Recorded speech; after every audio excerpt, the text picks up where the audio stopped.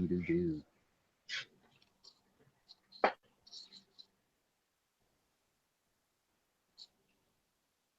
If this is even working today.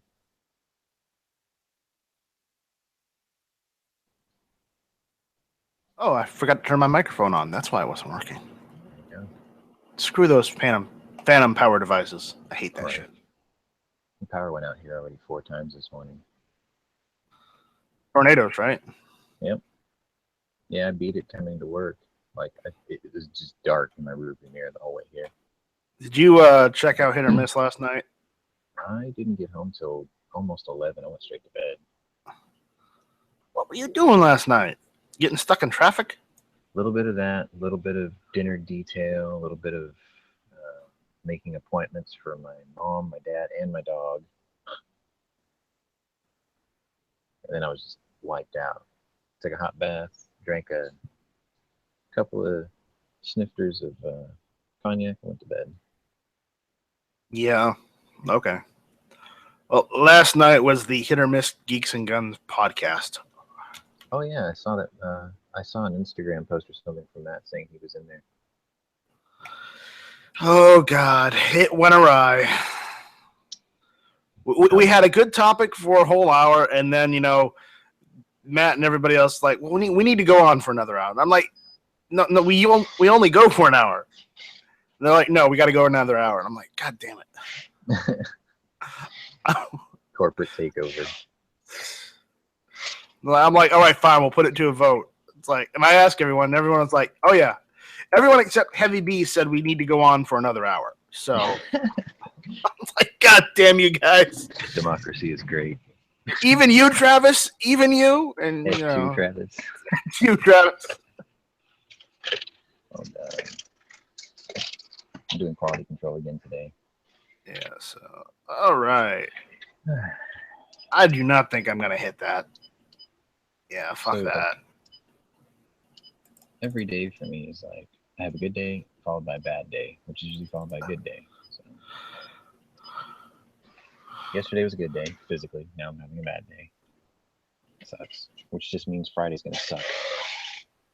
Oh, hey, I got hits on that in New York. Awesome. I heard the repeal Obamacare bill got pushed up again. That's good. See if they actually do something with it this time. I just want the South Korean M1 Garands and surplus rifles back in the country. That'd be cool. I'm down for that. They belong to the American people, technically. Oh, they belong to the U.S. government, apparently. No. They belong to the American people, not the U.S. government, because the people paid for that fucking shit. Right. Well, yeah, I guess they surplused it, but that's why they're still over there, right? What they did was they did a lend-lease loan type thing situation with that equipment, and the issue is our tax dollars paid for that shit. So, by design, there should be a bunch of P-39 era Cobras in Russia that we should be able to ask for back. Yeah, that's not gonna. I don't think Russia. I don't think Russia will give it back. No, I don't even think they kept them. They probably melted them down when they cloned the B-29. They're like, we need this for American uranium. But no, I mean aluminum.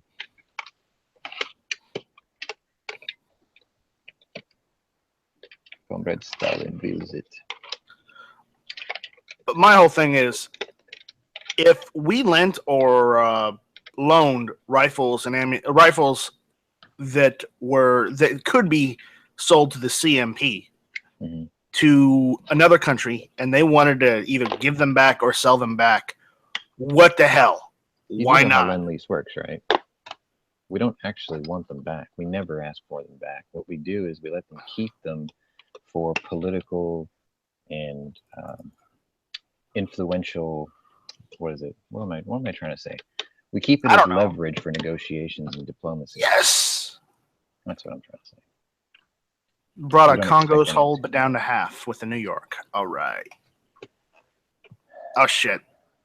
I wonder if Daewoo ever just cloned it and built them in house too. You know, because they do. Daewoo? I don't think so. I mean, some of their weapons are derived off of what we lent them, so it'd be cool.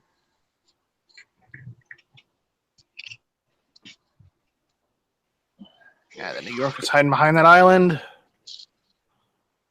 Fuck. Hit. Nah, shit. Ooh, that was a pretty good one. And yeah, I'm not doing anything today other than just, pull the warships because I don't have anything to do today. That's cool. Yeah, the update drops on Friday, and they're gonna give us a submarine on Friday. They're gonna get what? A submarine. Ah, shit. Here it goes. It's unplayable. They're trolling us, is what it is. 'Cause, players want submarines, but most players don't realize submarines never were real. Well, unless it was an ambush, they were really never used against warships. Mostly the commercial things. But they're putting it in there just to troll us. Kind of funny.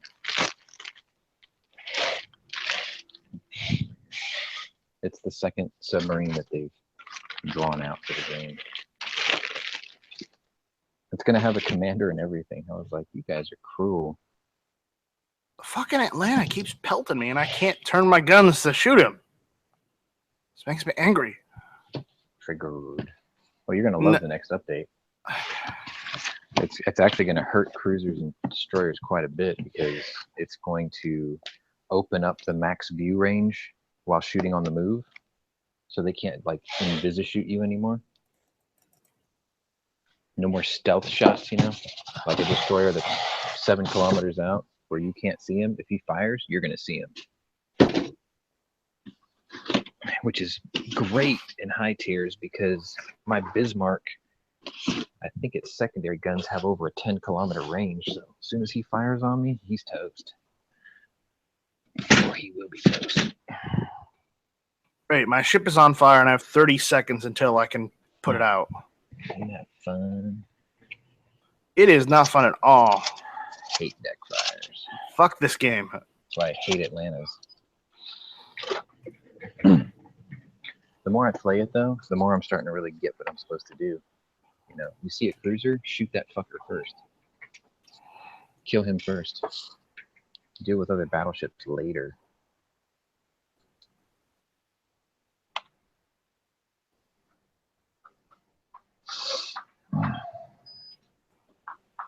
Unknown host. Okay. Yeah, apparently Luminate's down. Oh, it's back. Finally. It's been down for 2 hours. They're the ones who host the Yahoo Small Business stores and our website, surprisingly enough. And I'm fucked. Torpedoes. Just steer into them. No, one of them just hit me. Every fiber in your being tells you to turn away from them, but the actual thing to do is turn into them. Put your nose right into the spread. That way you can try to split the gap. It took me a long time to force my brain not to react, turn away. It's sort of like when you teach someone how to handle drifting or driving in snow or ice. You tell them steer into it. And I'm running from this Atlanta because I have literally no health left. I've got like 8,000 out of 42. Mm-hmm. Yeah, I'm good. Atlanta's and Flint's. Atlanta's are too fucking overpowered, especially when it can take down in New York. Oh God, no, dude. They're weak. Like I got one, and no, listen. And Atlanta is a tier 8. I'm in a tier 5. What? That's a matchmaker fail.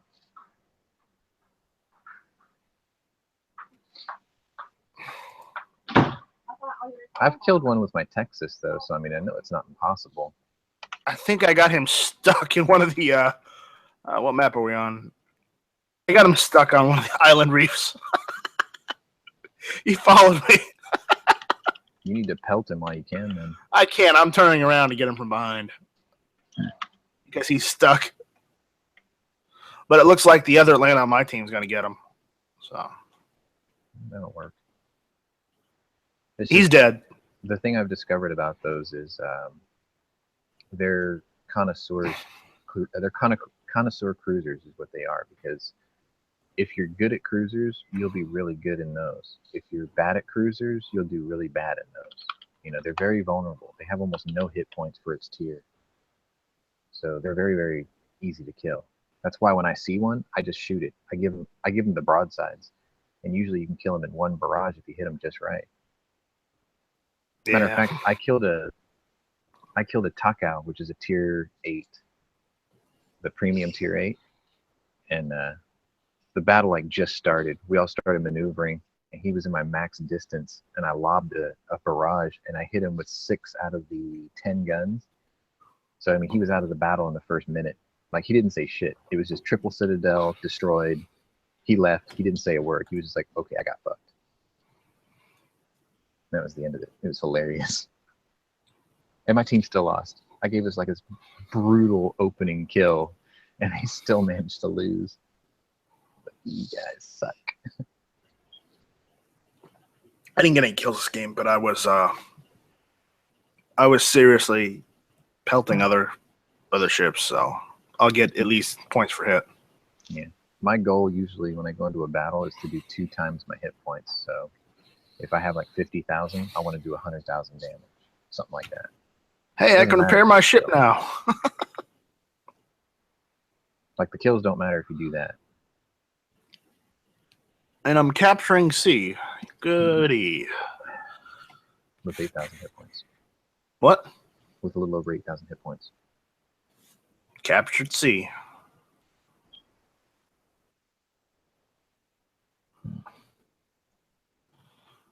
I managed to watch Sunday's episode of The Walking Dead. It sort of happened. I didn't get to hear what happened on Monday either, but as I was watching it, I literally thought, it's happening exactly like I thought it would. Except the Sasha part. That was a bit of a surprise.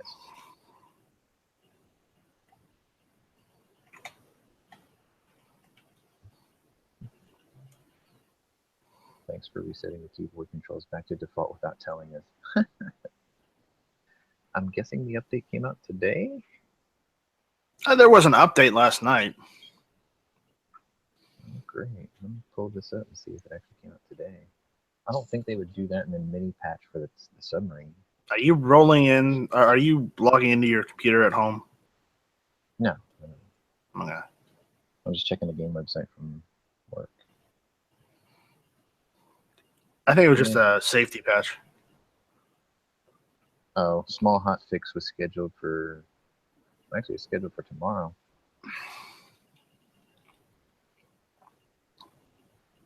New missions, retraining. There's 2 battleships and a aircraft carrier on my team, and the enemy team still only has 1 aircraft carrier left. But we haven't won the game left yet, so we're capturing all the points first. That's a good way to stop the bleeding. We weren't bleeding at all. It was one of those games where no one has a captured point or a flag area. It's just brawl, team versus team. It's so hard to explain that to people, though. It's you're up 4 ships, they're up 300 points. Go capture Go capture all the checkpoints so you can stop that bleeding, and then force them to come back to recapture, and then you just pounce on them when they come back. I've actually lost battles like that. We were up 4 ships and down 300 points, and nobody went to get the cap points. They were just chasing down looking for ships, and we lost by points. I was like, you guys are fucking retarded. I want to ram that aircraft carrier so bad. Let's see. 50% off. What? 50% off modifications, 95% off commander skill redistribution. Yeah, I saw that.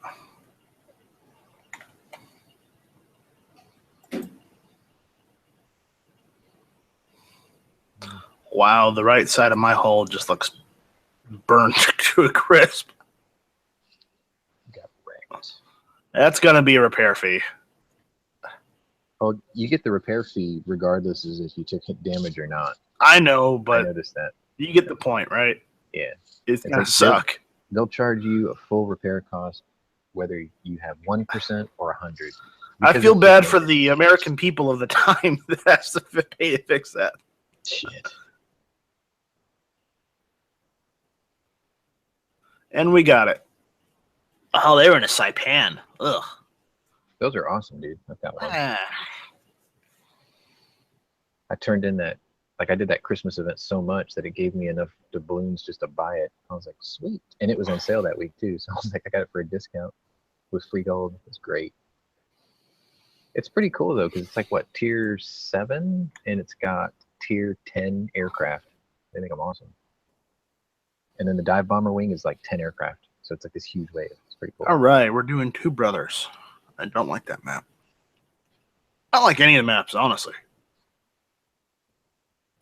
I'm not fond of them. I like ocean because there's nothing on it. It's just the ocean. I always jokingly tell people, I'm like, man, Wargaming really broke the budget developing this one. Wargaming made all the Russian ships better, and all the American ships crap.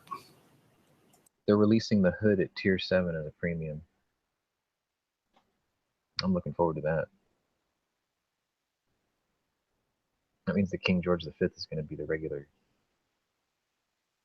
grind or whatever. Nah. I mean, I like Warspite, but it's slow.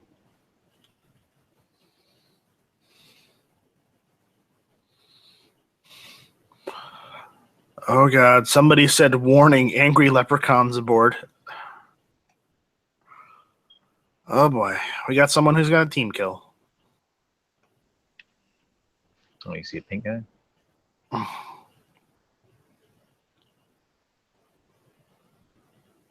Yep.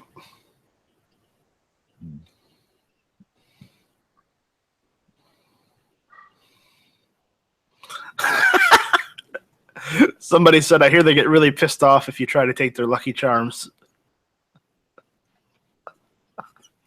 That would be their anti-aircraft guns. Oh. That's pretty funny.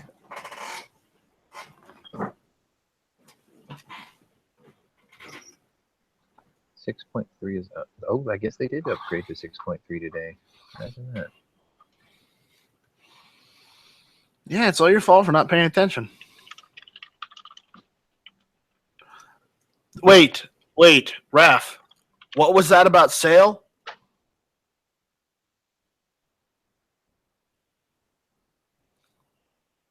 Raph says it's on sale. Sale? This? No.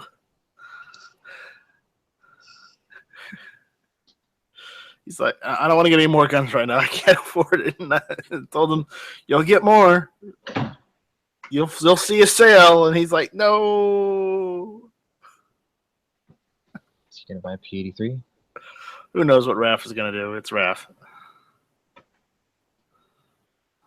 A second Alexa so they can talk to one another? He got that for Christmas. Like, hey, Alexa, meet Alexa. Nice to meet you. Likewise.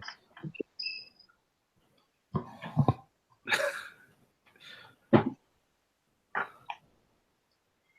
morning, boys and girls. Hey, Dana. Good morning, Dano.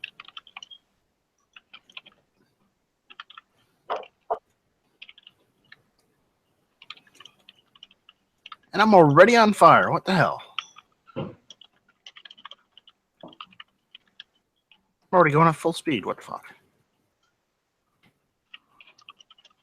Did you remotely crash somebody's business? No, I remotely crashed No, I didn't remotely crash anything, actually. I'm playing a game right now because I'm not doing anything today.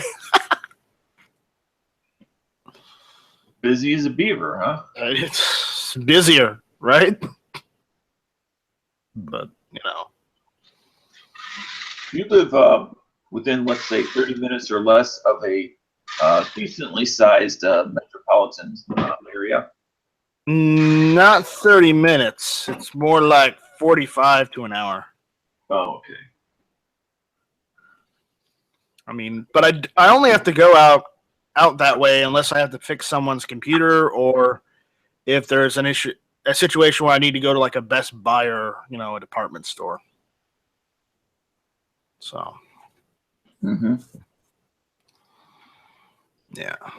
Oh my God, I gotta save this. I've got a Walmart in town, so I'm good. We also have a Belk, if you know what that is. It's a department store. You live in the United States. There's always a Walmart within 5 minutes of somebody. Exactly. You know. No. There are plenty of areas that don't have anything within an hour of anything. It's true.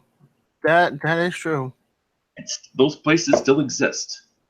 No, the trick. Well, I thought it was if you can't find a Walmart or a Starbucks within 5 minutes, you're not in America.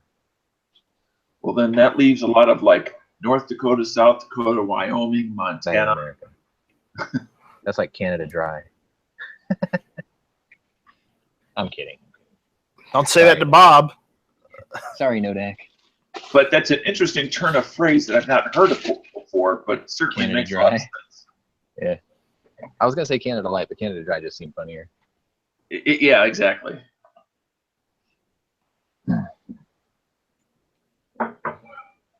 Okay. Tony asked yesterday if I had a gun list. I said I might, but I would not like to let anyone know in case someone listening found the stuff on sale. Oh. So I guess Raphael is buying a P83. But luck to you. Ralph, you mentioned that you weren't going to buy anything else yesterday. Buy it in good health. Enjoy it.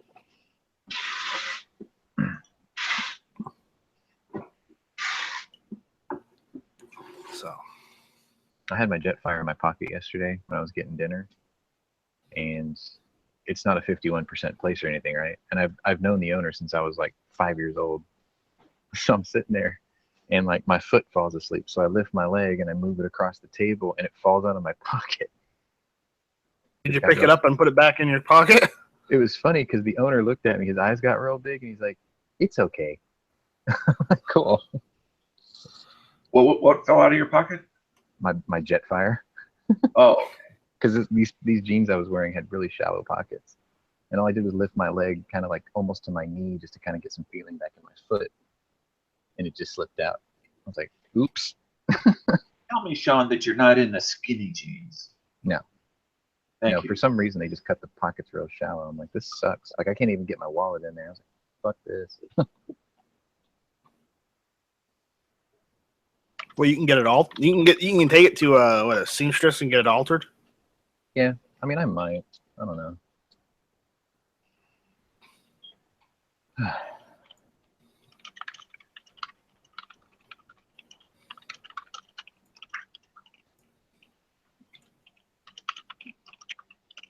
Locking my guns. Geekery.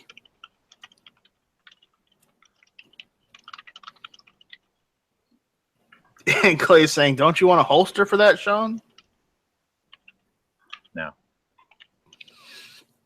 No, that's the point of pocket guns. You're I supposed to know. put them in your pocket. Well, that's like, yeah, that's the one thing I don't really care to put a holster on, to be honest, because I mean it's at half cock with a thumb safety. I thought I had one of the earlier models, but then I realized what it takes to what the later models had. I've got the one with the thumb safety, so it's actually a little later than I thought. But I mean, I can literally flip down the safety and cock the hammer at the same time, so it's not a big deal. Like I put the tip of my thumb on the safety and I put the knuckle of my thumb on the hammer. I can just do it all in one motion. In my pocket if I wanted to. So where'd you go eat for lunch yesterday? I had to pick up Chinese food for my mom because she was in the mood for chop suey or something. And you know the shop owner? Yeah. Oh. It was just really funny because I mean it fell like less than 2 feet. Did you say sorry? I just looked at him. I was like, "Oops." And he's like, "It's okay." It's like this Texas. This little Chinese guy. He's like, "It's okay." Well, I mean, it's more of a Well, as long as he doesn't have like a 30-06 or 30-7 sign, you're fine. yeah, I was gonna say courtesy, sort of politeness, sort of a thing.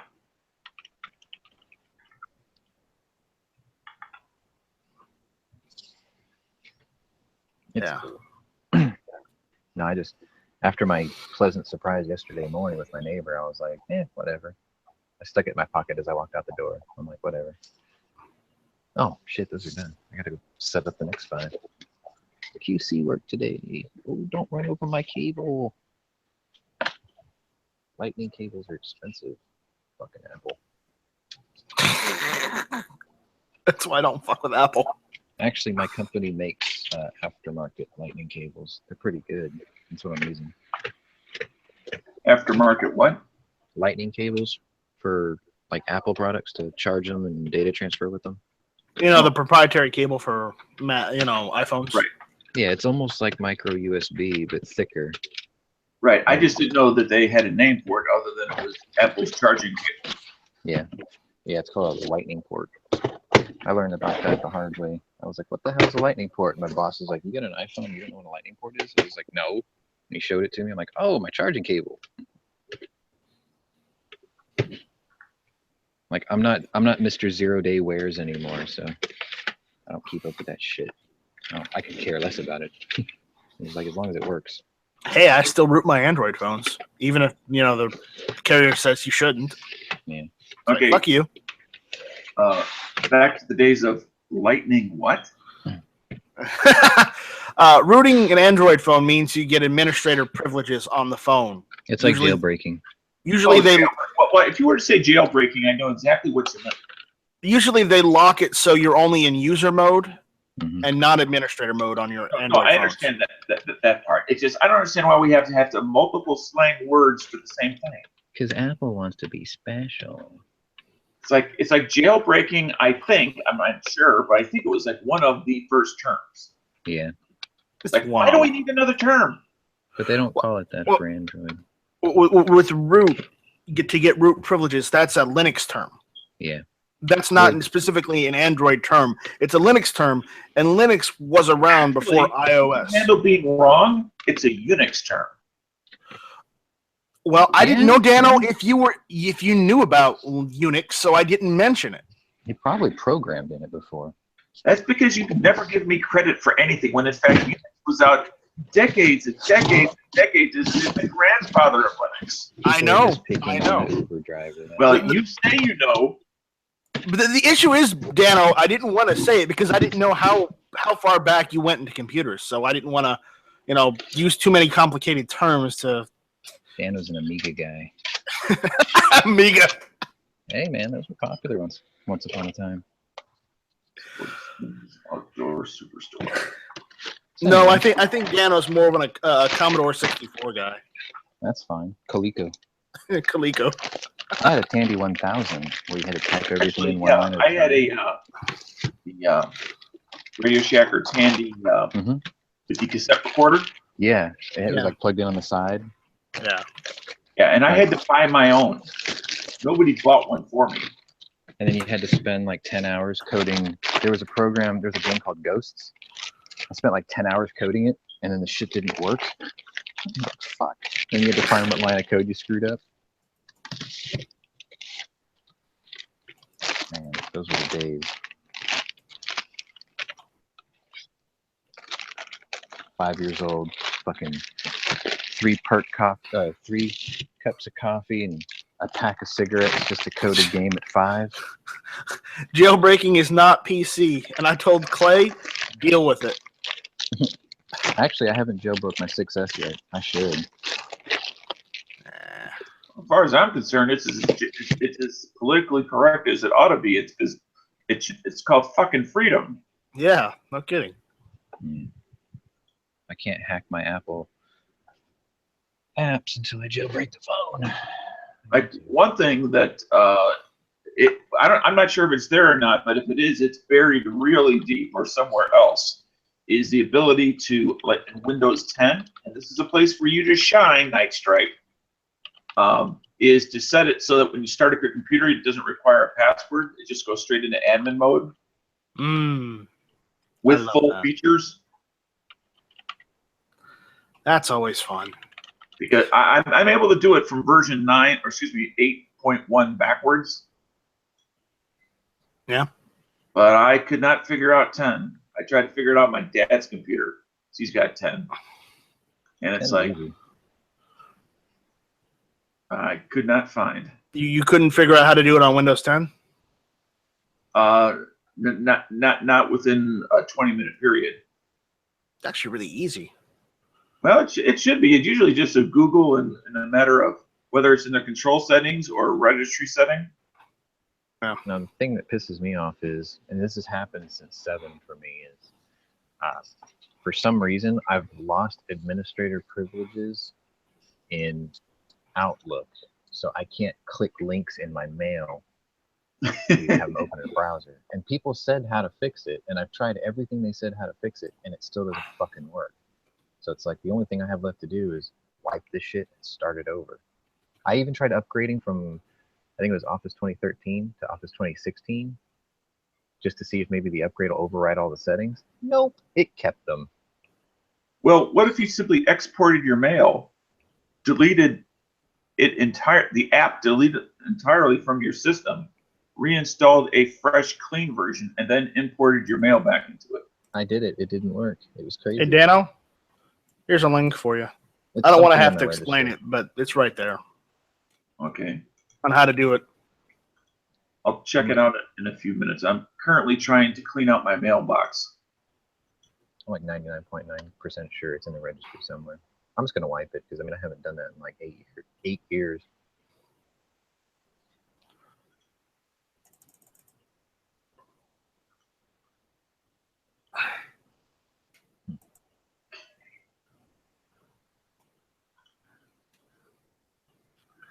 Better Call Saul is going to be season, I don't know what season it is, but another season.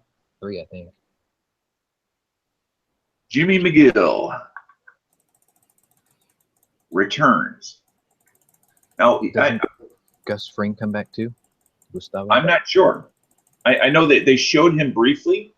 Yeah. But I know the guy's not getting any younger. Yeah. But on the other hand, I mean, once you get to a certain point where there's not a lot of roles available to you, and all of a sudden you can revive a classic and get pretty good coin for it, why not? Especially when you're the only one that can physically play the role. I wish another production company would have picked up Hannibal. Remember that show, Hannibal, with Mads Mikkelsen? Vaguely, I remember it. That show was awesome. And it was too dark, it was too violent and too gory for NBC. So they canceled it after the 3rd season. But like, it was one of their highest rated shows in their history, and they still canceled it anyway. And then Netflix was supposed to pick it up, and then they backed out. And then Amazon was supposed to pick it up, and they backed out. Makes you wonder if these people make a verbal commitment on checking it out before they actually bother to check it out. I don't know. It was masterfully done. But they say, well, we like the viewer numbers, but we haven't seen the show. They're claiming it was low ratings, but it's probably because people kept turning it off after the gore. I just remember it had a really strong start. Yeah, I have no interest in gore. I like the lore of the Lecter series in general. You know, I like the whole genius psychopath kind of genre.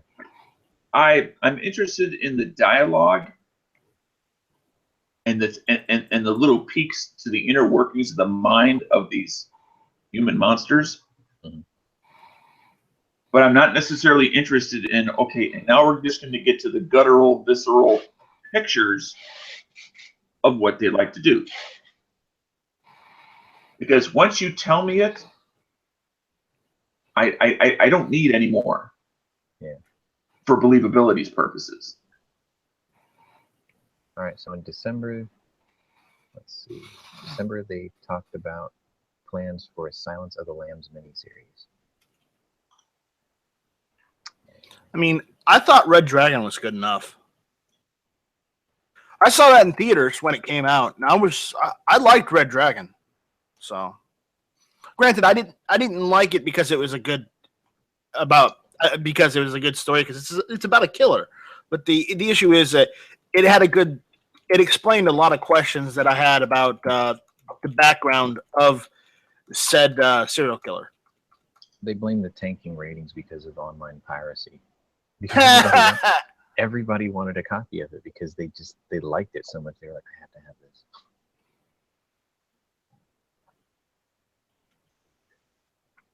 and they said, we know we could pick this up easily in 2 or 3 years. There are breaks in the stories, so we can actually pick this up for 4 years later if we really want to.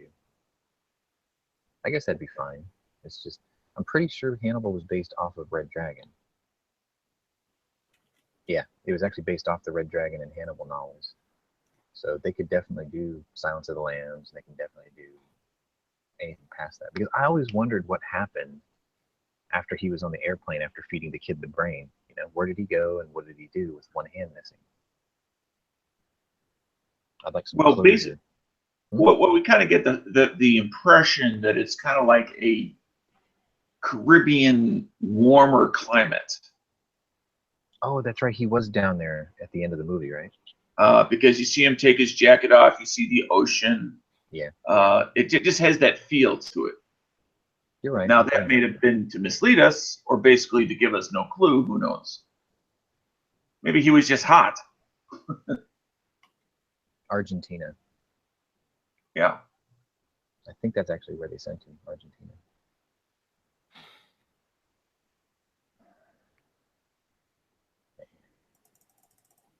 Yeah, that shit needs to come back. That was really good. It's like, I'm going to admit something that I'm probably going to get chased off by Matt later for, but I've never seen Firefly. I figured if it only lasted 1 season, it got canceled, it couldn't have been that good. But then again, I'm saying the same thing about Hannibal after 3 seasons, so I should probably watch it. No.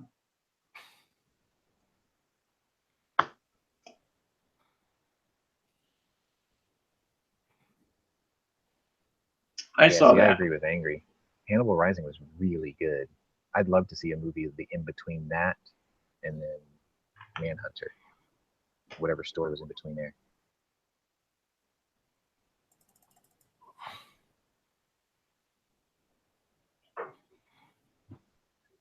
I was even okay with the guy that they had play the part. He was pretty good at it. Though his accent needed a little work. I don't know. I still need to watch Manhunter with Brian Cox. Everyone says it's really good.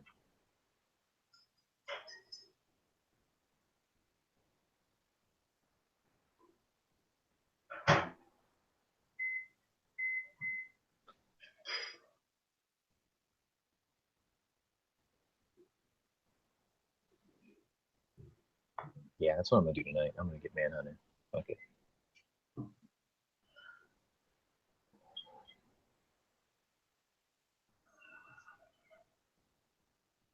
It's gonna be my movie of the day. 1986 Manhunter. But getting back to Firefly, as well I as survived with a sliver of health. there's a couple other movies that are kind of like 1-season wonders.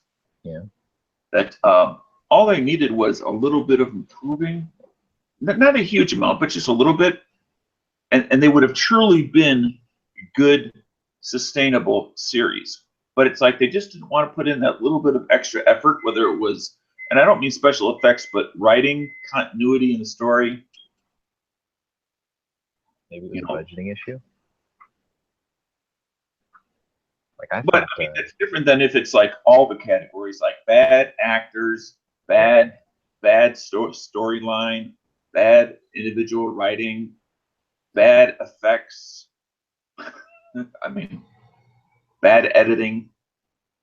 Dano, did you see that link I posted here on the side? Oh, I haven't gotten back. I just been listening while I was still in my mail. It's really simple. All you do is type in one command in the run line, and it'll bring up a thing. And Well, it's funny that you mention it, but like when I was talking to my father over the phone, and I was telling him about the command line. Yeah, that's Windows key and R. Well, because it doesn't, I know that. Thank you. But because it doesn't say, it used to say, CMD or something like that. Now it's just an empty box. Right. How many people don't know that empty box is actually for something? No, you can actually bring up the start bar. You can actually still bring up the run box in Windows 10 by just clicking the Windows key and the R key, and it'll bring up the old run box. And you can type in CMD, and it will give you command line. So yeah, I got rid of the Cortana and the blank thing. Yeah, I did too. I made it look as much as 7 as possible. I didn't do that. Mine still looks like 10, but I disabled all the spyware crap. Yeah, because the third-party ones are far better anyway. Yeah, I with my 8.1, I just set it up to come up with the old look by default rather than the new tile look. Oh, fuck tiles. I hate it's so stupid. I'm not a fan of 8.1. That's why I upgraded my laptop from 8.1 to 10 because I can deal with 10 more so than 8. Yeah, I hate 8. Even 8 if my was the laptop only came operating with system 8 that had on it, rollback. no. 8 was the only operating system that they actually offered a downgrade option for retail. Yeah. How shitty it was. Well, mine came with 8.1, so a lot of that stuff was patched. The stuff that just didn't quite work right. I mean, again, I don't prefer it because I'm also cheap, and I didn't have a free Be right full back. install of Frugal 10. now, frugal. Careful Like with your some money. people. So without that free uninstall or downgrade, which I would have taken gladly, it wouldn't let me do that either. Shit. I can't resell this. Dude drove screws through it. Yeah, I thought Hell on Wheels could have went a lot further. They rushed it. That really pissed me off. Because they never solved the mystery of who killed his wife and his son. They like had the writers had ADHD and they just went off on something else. They're like, fuck it, we'll just do this. Idiots.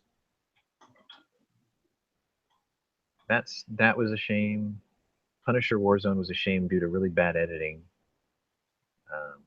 RIPD was a shame just because I guess people thought it was too comical, but it was a comic, so comic-based kind of thing. I thought RIPD would have done a lot better, but it didn't. It tanked. It was like a commercial failure. I just thought it was really well done, though.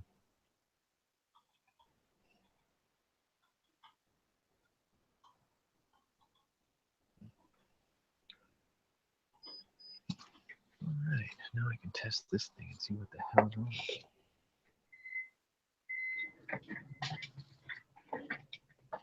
it. Pass 4. That's not good.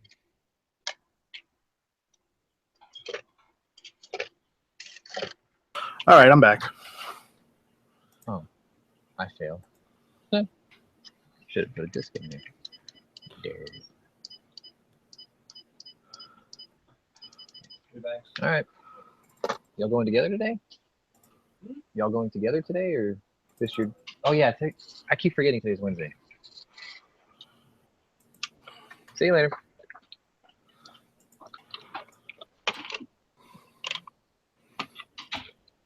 My boss does his own thing on Thursdays. I keep thinking today's Thursday. Nope, it's Wednesday. Sometimes it's nice to be the boss. Yeah. Yeah, I'd have a Carrera 2S in the out front too if I was the boss. Ah. What the hell?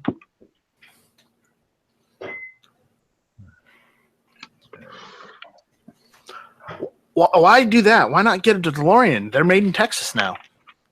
They're made here in Houston, as a matter of fact. Yeah, I know. That's why I mentioned it. I never liked them. Like, I'd rather have I think it was called the Subaru SVX. I like that better. Versus the WRX. Well, it was like a DeLorean. It had funky doors and wow, this thing drives fast. Like, If I got a DeLorean, I would get the whole Mr. Fusion and just fill the Mr. Fusion with biodiesel and remove the engine and put a diesel engine in it. I've been looking, and I think you can fit a Renault PRT engine in the DeLorean because it lines up perfectly. they have V8s you can fit in the DeLorean. Like the company that builds them here, they give you engine options if you want them. Awesome. Did you say Subaru SVX? I believe that's what it's called. I could be mistaken. I'm just looking at images. I mean, it's a two-door kind of semi-sporty looking car, but it doesn't look like anything. Yeah, that's the one. Like I like really, the look of that better. it just doesn't look like ooh. Yeah. Well, I mean, you got to remember that was from the late '90s, and styling was definitely different. And it's also a Subaru, which has never been known for their stylish cars. Right. But yeah, I mean, it's a big car, and they're rare. They're really rare out here.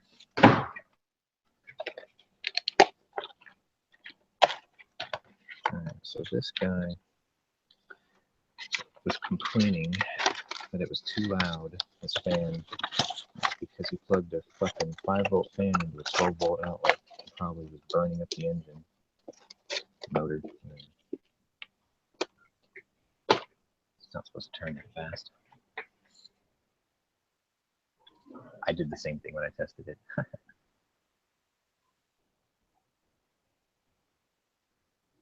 Angry wants an older MR2. Sean, I'm looking at the list, and they haven't released the Alabama yet, so that's still Friday. Yeah, that's for Friday. What do you mean, Alabama? World of Warships video game. Oh, Vigi game. The only MR2 I want, Angry, is the 2nd generation one, because you can make those look freaking badass. 1st generation ones are too. Okay, I'm gonna use a gaming reference here. If you've ever played Wing Commander 1, the original Wing Commander 1, that's what the 1st generation MR2 is. It's all angles. It's crude looking, and it's mechanically garbage. Gen 2s were nice. Really nice.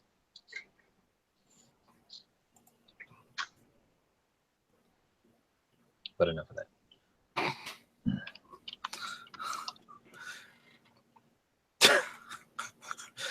Clay's like, Night Strike sounds like a fascist to me. And then Angry does hashtag fascist with a Y.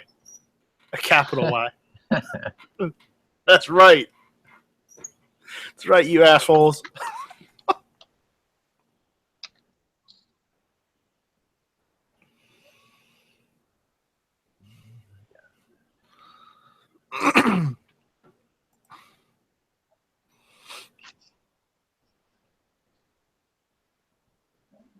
Is it bad of me to like the Chester and the St. Louis? No, I like the Chester. I kept it for a long time. I like the St. Louis a little better than the Chester just because there's more guns. Yeah, I still got that one. I kept it. Yeah, I've kept them all. I mean, I even got the South Carolina again just because of the factor that, you know, I had to get a tier 3 battleship to roll with my friends because I was getting tired of running with the St. Louis or the Chester. So I just bought another South Carolina, and yeah. How about the Montana class? Oh yeah.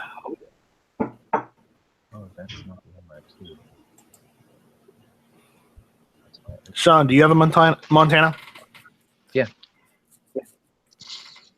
I got it, and I think I've only played it like 7 times. Yeah. It's just like the mouse. You don't ever use that in World of Tanks. Oh no, it's not that. I really like it. It's just I don't have anybody that I play with that has tier 10s yet, so I don't want to keep dragging them into battles. It's just too bad they don't have a tier 10 I can buy and use.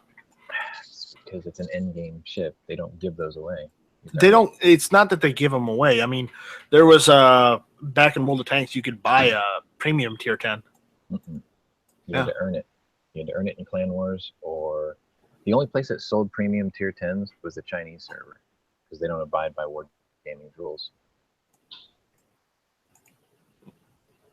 Okay, Sean, I'm giving you a heads up that it looks like the remaining basket full of tactical pop questions of the day, that the vast majority are ones I was trying to do, one from you, one from Angry, one from the general basket that was left over to kind of mix it up a little bit. But it looks like there's 7 left by you, 2 left by Angry, and 3 others. Okay. So I've been trying to make it home in time just to listen in, but like I can get home late. And I do really mean it when I say I really do appreciate people who send in questions. Yeah, sorry I dipped out yesterday. I had to go run an errand for my grandmother. Oh no, I figured you had something you had to do, so not a problem. She's in her mid-90s, so she can't drive anymore. So if she needs anything, more or less, I'd be the good grandson, and I go and get it for her.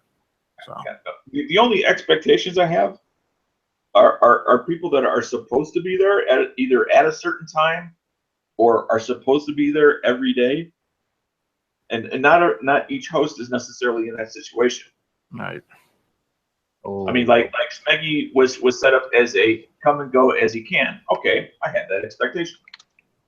Right. Well, I just wanted to let that be known because I didn't mean to just run out on you guys last night, but it was a last minute thing, and I had to go before the stores closed. Yeah, no problem at all. You're good. All right. So I've played 9 battles in Montana and 9 battles in Atlanta. I like the New York, but I want something bigger.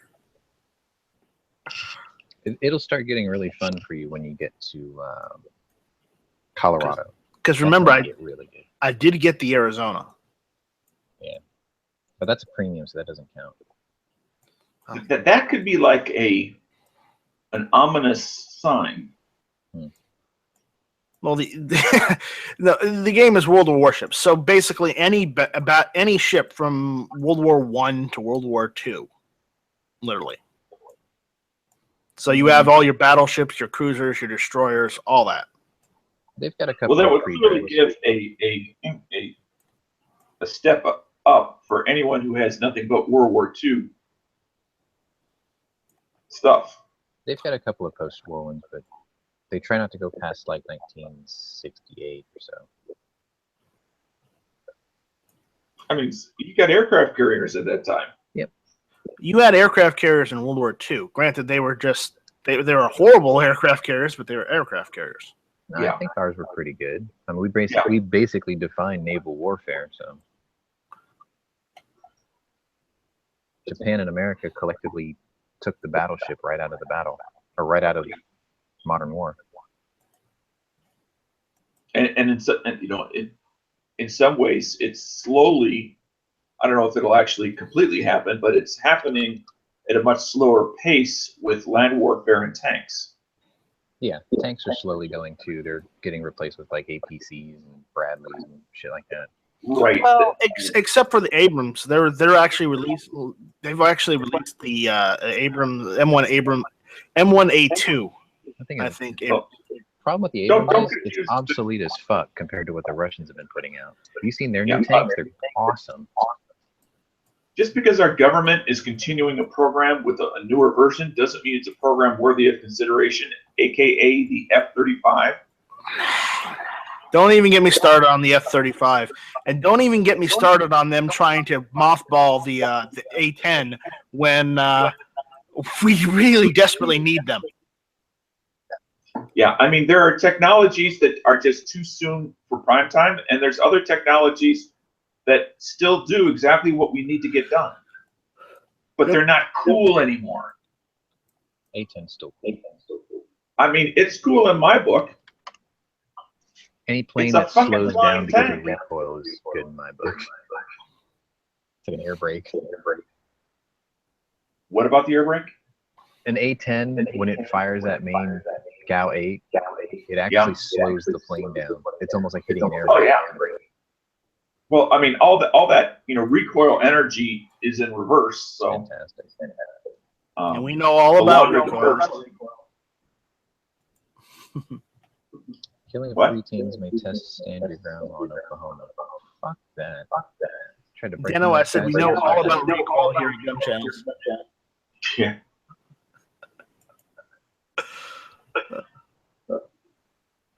What was that about Oklahoma? There was a teenager who stopped a robbery in his house. He killed 3 teenage burglars with an AR. And now they're saying that their, I guess, legal system is going to test the stand your ground law out there. And it's like, no, motherfucker, you broke into this guy's house. You're gonna get shot at. I mean, and that's an example of it only takes a few people in political positions to challenge the entire system. But in Oklahoma, of all places. Well, I mean, it's an example of where if they have an elected versus an appointed district attorney, he may not get reelected. But I don't know, has Oklahoma City started to turn purple? I mean, because that's usually where it starts. You should start in Texas and Austin's bleeding purple. I mean, I visited Tulsa, but I was at a major gun show. I have no idea if the city of Tulsa is reflective of the gun show.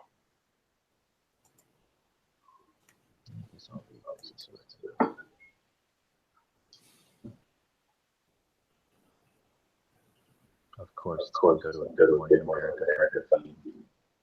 This will be so impartial, I'm sure. Oh yeah. Well, what about the safety of all those people that don't have anything to protect themselves except the police?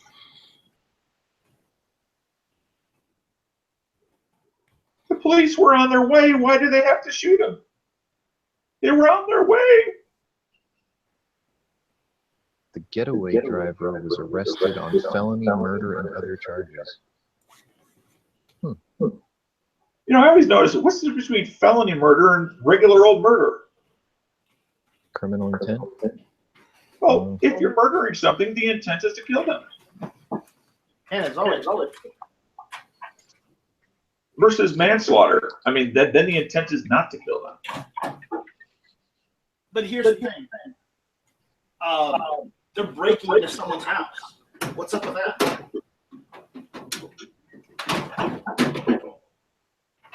Is somebody breaking into your house, Night Strike? Nah, I'm getting out of my safe. I'm messing with my safe right now because Angry mentioned on the Gunchannel size how many lugs on a AR-15 bolt.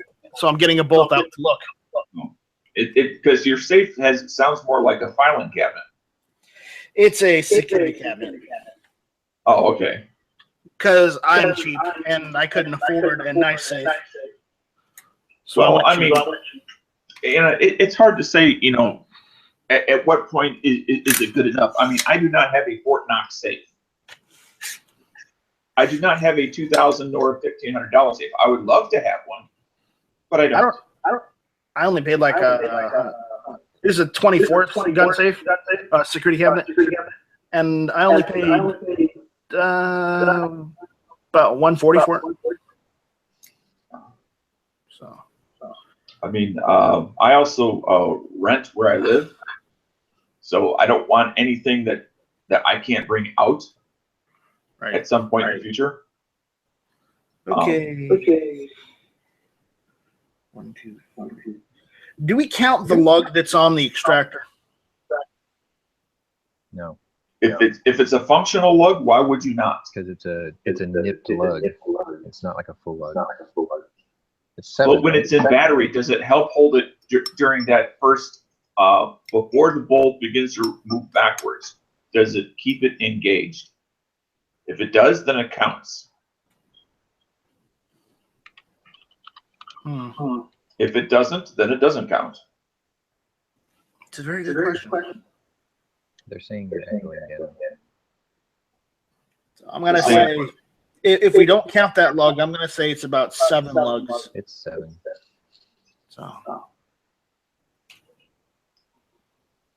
All right, Sean, what's your justification for not counting that lug?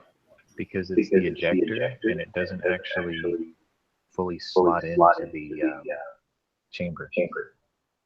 Like if you look at the back of an unlocked bolt carrier group, then you see a hole. I'll show you a picture. Well, no, you don't have to show me a picture. I don't need proof. I'm just asking for your words. So you are saying that it does not help. You're going to do it with the picture anyway, aren't you? Well, I just thought it would help, you know, have a visual aid or whatever to see that it doesn't actually go in there. Okay, so that answers the question, which I said if it does not keep it in battery, then it's not a locking lug. It's a lug, but not a locking lug. Dano, I have to say, what about the burden of proof? Oh, God. I'd like to think that Eugene Stoner designed it with lucky number 7 in mind. But I could be wrong.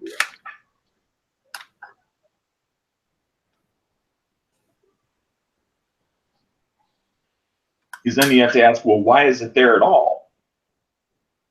Well, when it lips over the cartridge, it has to. It does go in there. It's just I don't think it's. I don't mean that piece. I just mean the lug part of the piece. Because it does actually ride in there just much shallowly than all the other ones. Like it has no locking string. Right. Which again, that's. Yeah, they're gonna this case out. There's no way they're gonna fucking charge this. No way. He killed two. He killed two in the kitchen, and the other guy actually made it out the door and died in the drive-by. So he was in the house. And unless they're going to try to make the case that he shot through an open window or something. Two of the deceased were armed. One had brass knuckles, the other had a knife. Well, even if they weren't, 3-on-1 is disparity of force, even if they're the same age. 16 to 18 years old, or what the dead are identified as. The getaway driver was arrested on 3 counts of felony and first-degree murder.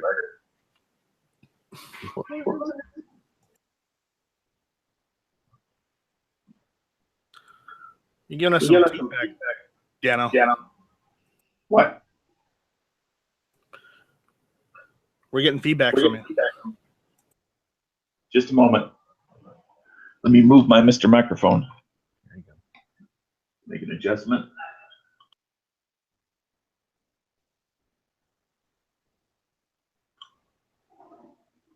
Okay, how about now? Oh, okay, I can tell you, it's quieter, it's fine. So, the felony first-degree murder is a charge that people get for deaths that occur during the commission of a felony. So what happened is the getaway driver is an accomplice to the 3 other people who died, and they were in the act of committing a felony. So their deaths hang on his head as first-degree felony murder, because it was premeditated to go in and break into the house and rob the place. Not on his part, it wasn't.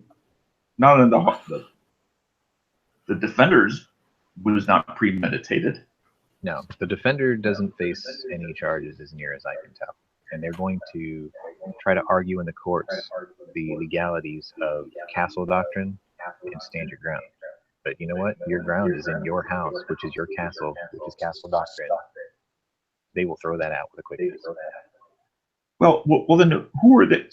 In order to bring it into case, they have to have a person that they're charging, right? They're charging the getaway driver, but they're looking into the legalities of the self-defense situation by the kid in the house that killed them. He lives there, and if he's supposed to be there and he lives there, he shouldn't have to go and run away just to defend himself. No, we know this. We know this. And Arizona has castle doctrine. They have their stand their ground laws. So what it is that the grand jury is determining the legalities of the whole situation. It's sort of like when the police have to determine whether a police-involved shooting was justified as a good shooting or a bad one. It's just a technicality. Well, but that's an investigation. But that's the difference between an investigation and a court proceeding. Right. This isn't in a court yet. This is just, I guess, a grand jury thinking about, is this a good shooting? Just like a cop would have to do that. Oh, okay. Then by itself, it really doesn't make a big deal out of it. Right. Only if they were to bring charges against the homeowner's son or daughter, whoever it was that shot and I killed don't think these he's facing thieves. anything.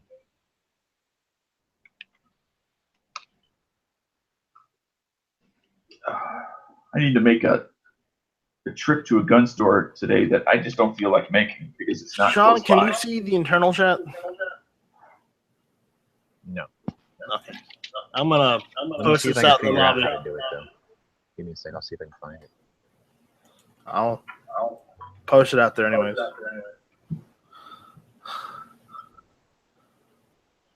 I see Smeggy's out there. Look at it. Smeggy, if you're still out there, if you could just type in the chat, do you think you might be able to pop in on the Daily Show or not? I see your text message. Like Yep. in a side chat there? Yeah. Yep. Okay, I know how to look at it then. Can you see it now? It says test? you're writing.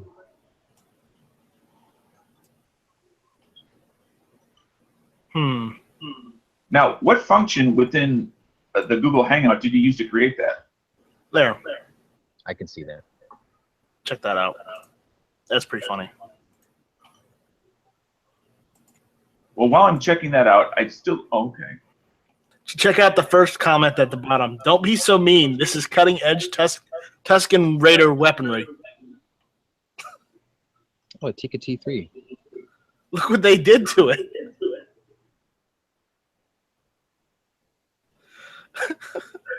What the fuck?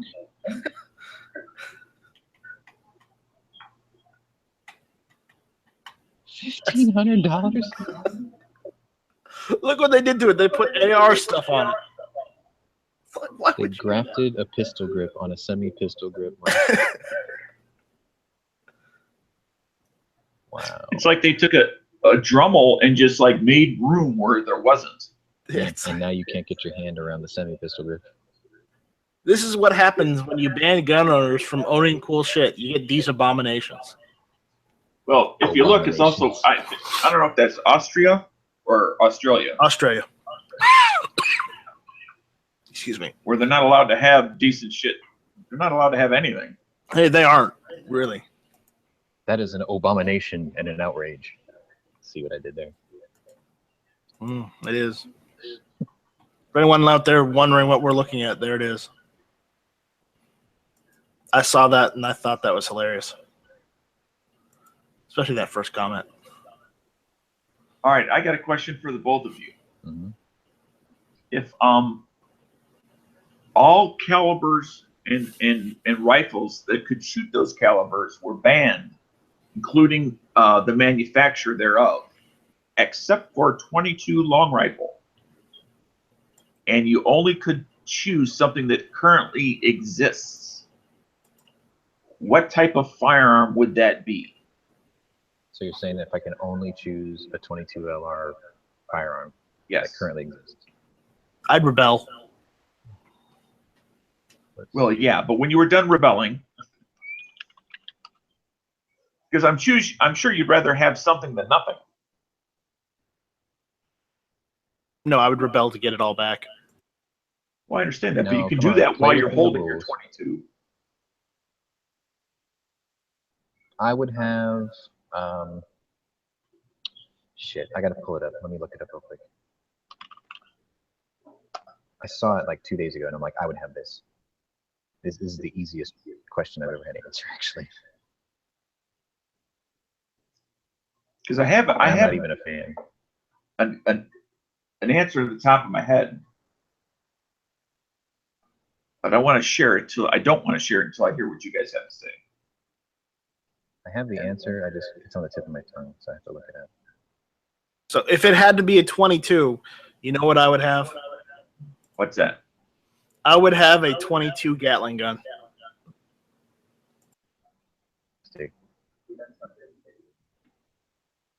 It's realistic. Is that have the utility that you would want? Be able to do multiple things, multiple roles? I could carry it around. It All depends right, I'm gonna put a link. on maybe you Putting a link got in the channel chat. That's what I'd have right there. The American 180.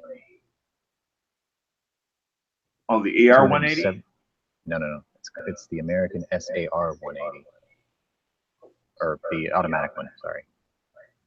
275 round drum Thompson based 22 LR. Are you screen sharing it I put it in the channel. or no?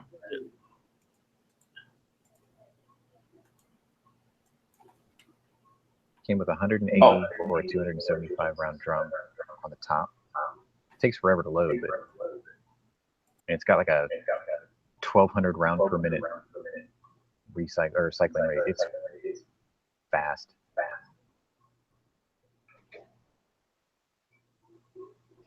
Oh, and it's also made by the guy who invented my 454 Casull. Ha!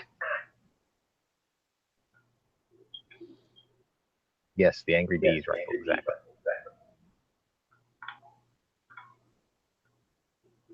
Ian just did a Richard- video on this on Forgotten Weapons.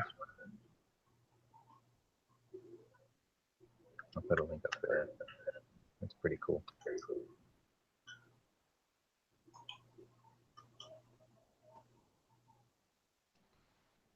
That'll give you an idea how fast it shoots. It's But yeah, I'd have a 22 Gatling gun. it's a lot of weight to carry. Well, you know what? I've got to lay it on me. Why not a few more pounds, right? I guess. And remember, with That a Gatling gun, AR-180 I'd still have to crank it. So what the That hell? American 180 is man portable.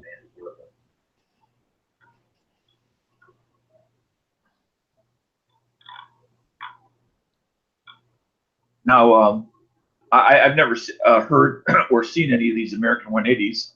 Definitely interesting.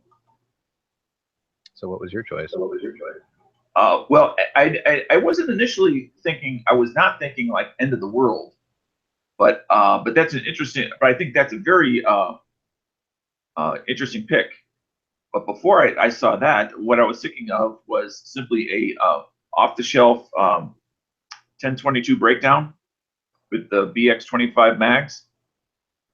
Okay. Yeah. You know, with the appropriate scope.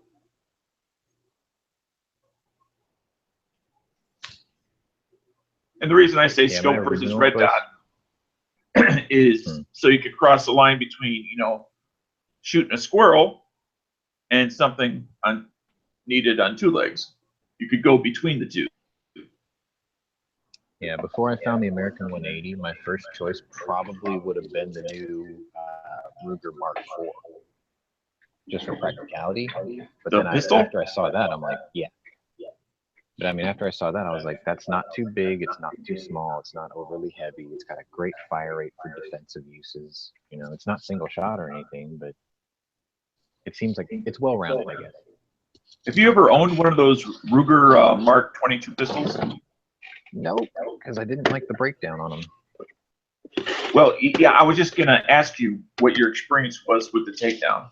Because I've heard it's like a bear and a half. Yeah, it's like you have to have a PhD and not losing your cool to do it. Right. And that definitely takes it. I've noticed, like, for me, granted, I have a number of Glock and Glock-like pistols, but, like, I've had other firearms that weren't quite so friendly, and it takes away from the, oh, do I want to take this out and shoot it? And when I'm done, I have to clean it, which means I have to break it down, and then I get that look on my face. Like, it's taken away Glock and Glock-like pistols. What? When you said a Glock and Glock-like pistols, all of a sudden, like in my head, I was thinking, if Hank Hill owned a gun store, I sell Glock and Glock-like pistol accessories. Whoa! Well, I was just simplifying what I was trying to say. No, I got you.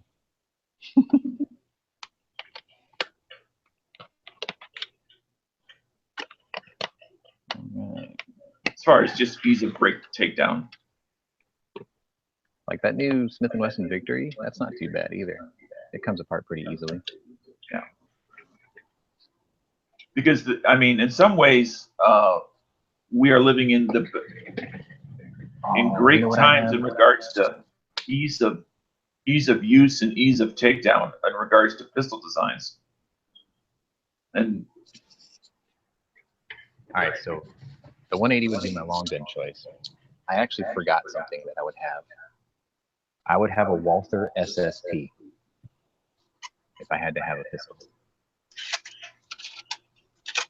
Those things are magical. It's what they use in the Olympics. Hyper accurate gun.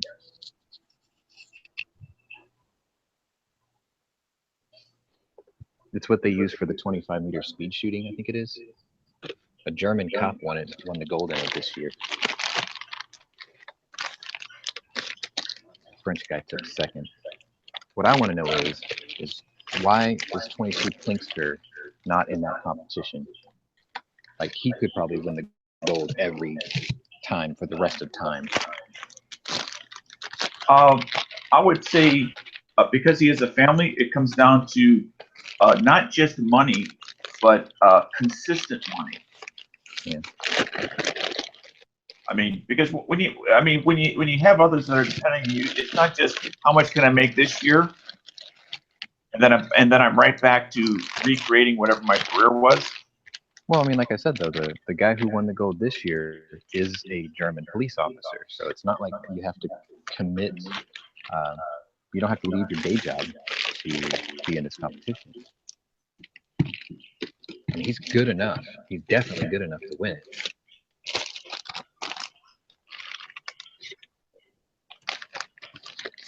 Well, you know, another thing is most of this stuff is single shot.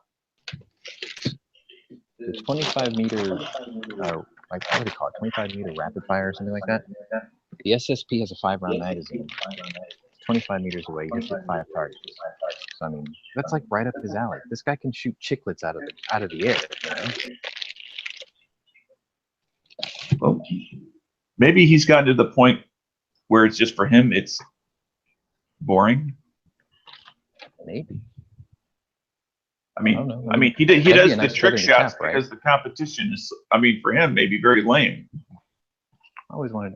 I really hope he does like an AMA session on Reddit or something. I want to ask him that. I'd love to know the answer because it's like whether it's fun or not, having your name in an almanac saying you won a gold medal in a World Olympics. That's a nice feather in your cap, you know.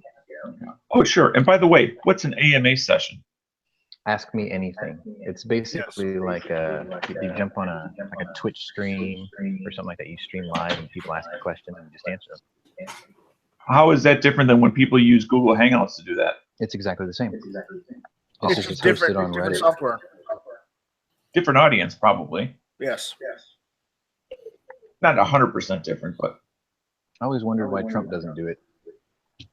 Because I do find it interesting how, and it's not always age groups, although sometimes it is, but how there'll be different groups that will use, like FaceTime and their video capabilities versus Reddit and their abilities, and what was the other one? Twitch.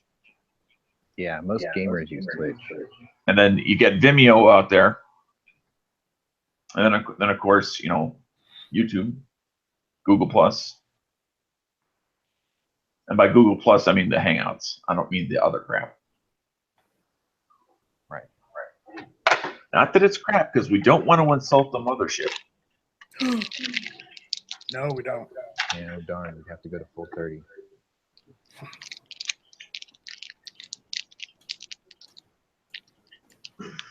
Bobby, give me that Glock pistol.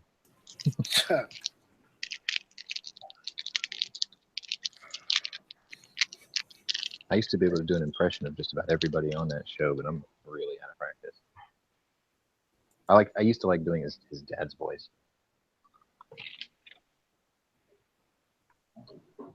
He always reminded me of Jerry Jones, the owner of the Cowboys. Crotchety old fuck. You talking about me behind my back? No, talking about the owner of the Dallas Cowboys. I'm gonna make a phone call. I'll be right back.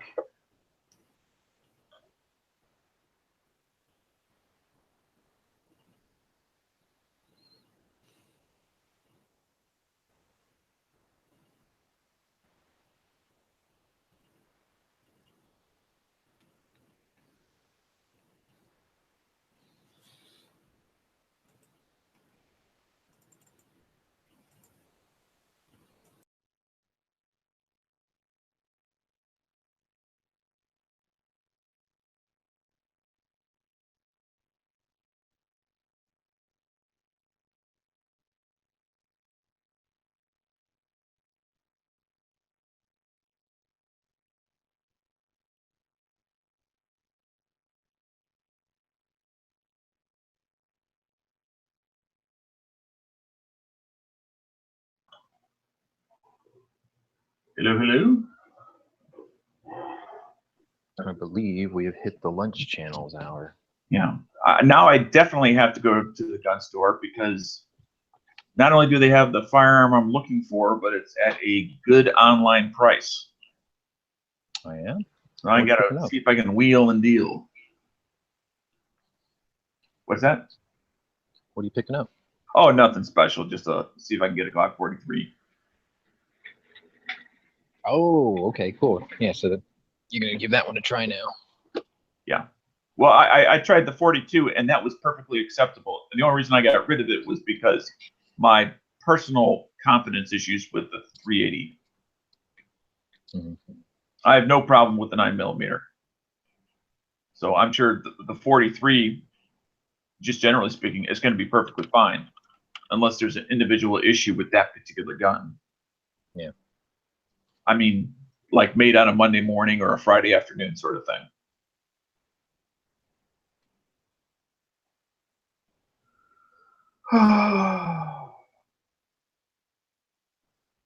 The drudgery I must live through. Oh darn. Struggle is real. And if I go there, then there's definitely no time for Helga's House of Pain. Oh, it's a couple hours out.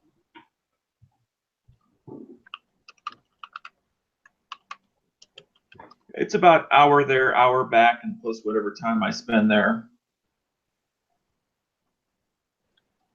What is it? Bond Arms has that new one, right?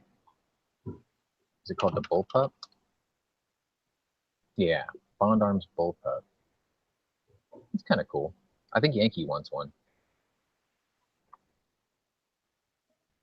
I haven't seen one in the flesh yet.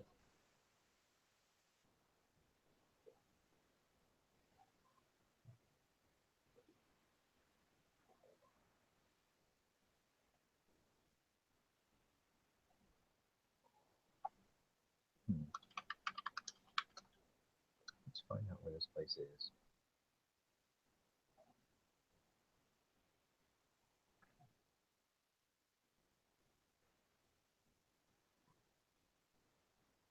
Wait, what?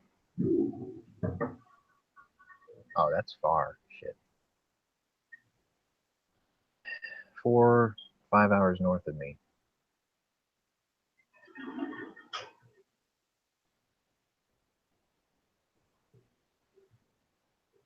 One, two, three. Does it hold 7?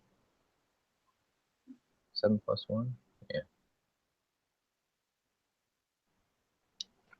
Damn, that might actually be a viable option if you end up not liking the 43.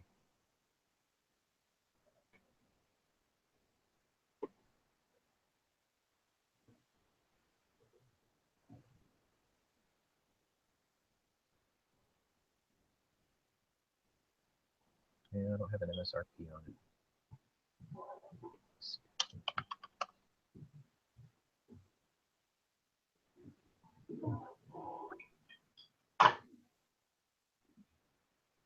Hmm.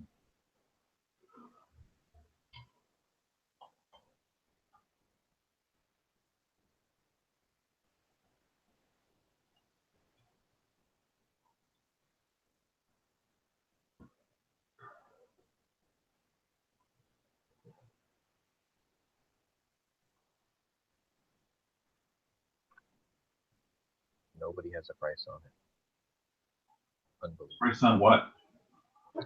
Well, I was just thinking, you know, if for some reason you get that 43 and then like you don't like it overall long term, you can always go after that Bond Arms bullpup.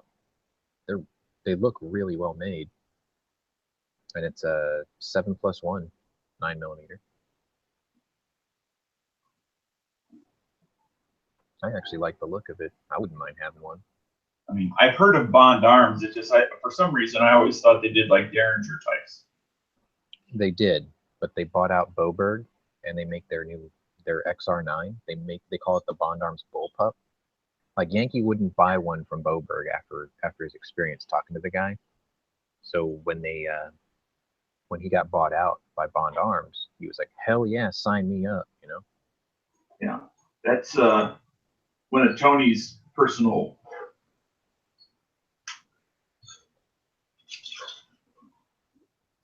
I don't know if it was because of his relationship with the guy, or whether he just liked the firearm that much. Artisan Tony. Yeah. Wow. All right, so whew, I could thought they buy were like a little pricey. they are. You could buy probably 2.5 Glock 43s for it. They said that the original MSRP was $1,300, but they're more likely to sell for about $900. Steep, but I mean it's metal. It looks pretty well made. Well, I mean, there's a lot of guns ahead of that one that I would buy for that kind of money. and weight is, after reliability is probably right up there, equal with size as far as priorities for Yeah. my usage. Well, from what I can tell, it looks like a polymer bottom. Or no, actually, you know what? Probably not. It's probably all metal. I see two different versions of it. One of them looks like it has a polymer lower, and I've seen one with an all metal lower. So I guess it's going to come down to which model you really want. Right. But they look well made, that's for sure. Oh yeah. I never heard anything negative in regards to their manufacturing or their quality standards. It was just in regards to being a little bit of a pricey gun. Oh yeah. And then it was a new model with an unknown history in regards reliability. To, yeah. Well, I mean, the Boberg was around for a while, but I guess that guy I'm saying compared to Smith & Wesson M&P. I mean, you go down the traditional ones. Yeah. I gotta post another. I'm gonna attempt to switch over to my phone. I'm attempting a switch. Now, I'm not. What do the kids say these days? I'm not self-identifying differently. I thought it was pretty funny. I saw this picture of like a gender table. It had the original male and female symbol, and then it had like a bunch of all these other ones, like 40 other different quote genders. And this guy took that picture and he circled the original male and female one. And he said genders, and he circled all the other ones, and he wrote mental disorders. Well, the DSM-3, which is now the DSM-4, I think, maybe even DSM-5, homosexuality was a mental disorder. Yeah. Martin Luther King thought it was too, but they don't mention that. He was like, that can be taught out of people, with enough love and attention and dedication to God or something like that. He had a whole speech about it, and they never ever mention it because it'll tarnish his name forever if you talk about it. Oh yeah, no different than aspects of his personal life and how it was very different than his either spiritual life on the pulpit or his political life on the streets. Let's see. My local as an LCR 38.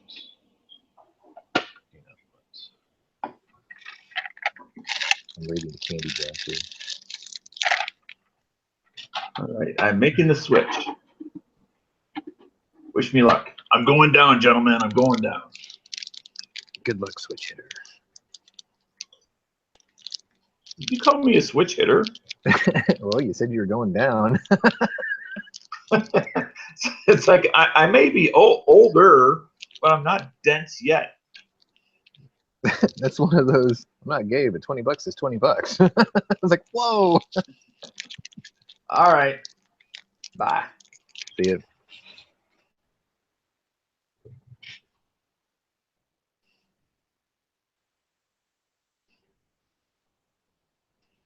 He's heading to the gun store, FL.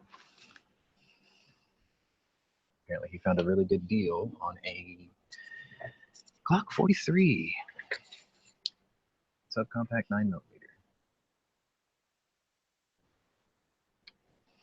Next year at SHOT Show, the Glock 44 and 357 SIG. Wouldn't that be cool?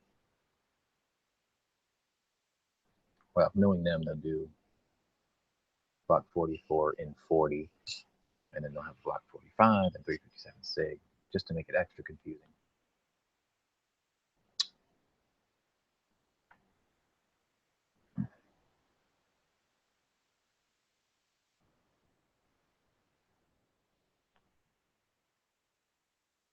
I'm surprised we don't have a Tony today.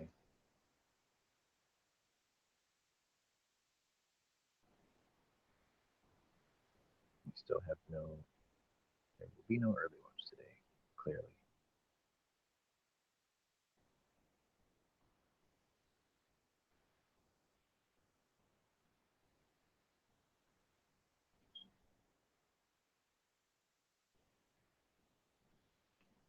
What's a Mossberg Silver Reserve?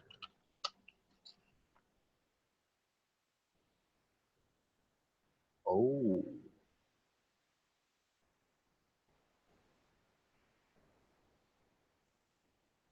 That's pretty nice.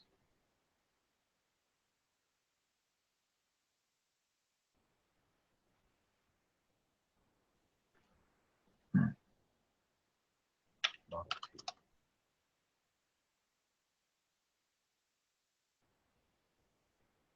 Do I really want an over-under shotgun with engravings?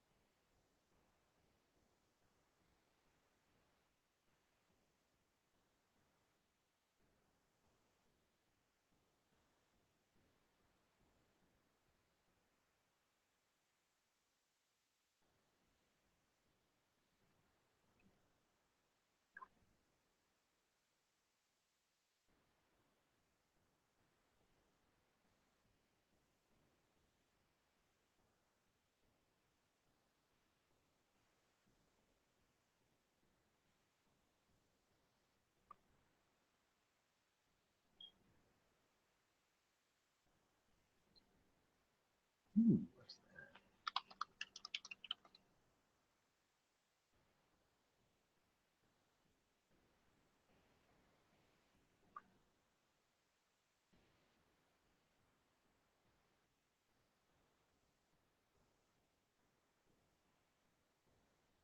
Mauser S42 Luger,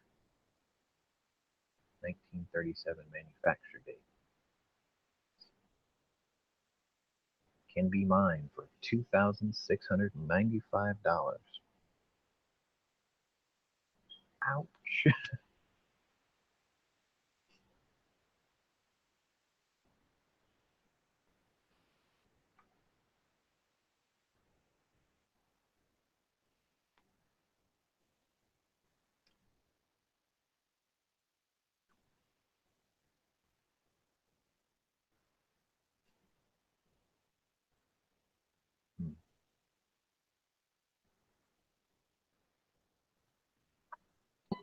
Ho he ho ho whoa whoa.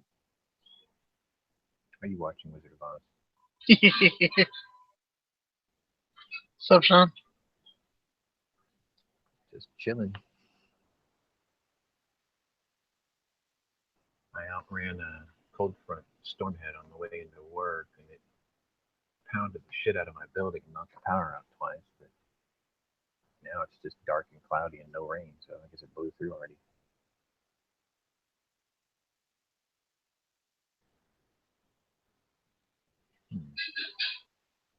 Yeah, 686 plus.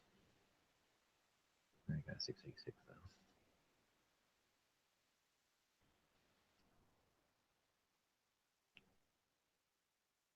I got 2 Colt Pythons. Yeah, What's the big deal about? What's the big deal about Colt Python? They're the Rolls Royce of revolvers, basically. They're like the classic Lamborghini of revolvers. Okay. Expertly made. Everybody wants one. Gorgeous classic lines. No longer manufactured. And everybody wants one.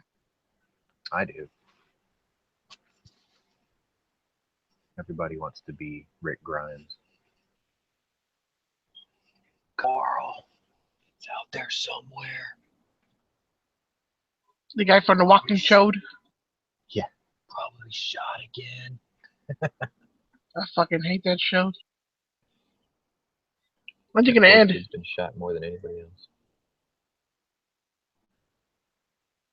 Ain't that The a one thing bitch? that I gotta frustrates hear me this about from the Matt. show is, well, the thing that frustrates me about the show is Kirkman said that they're never going to find out what caused it and what will kill it, what will cure it.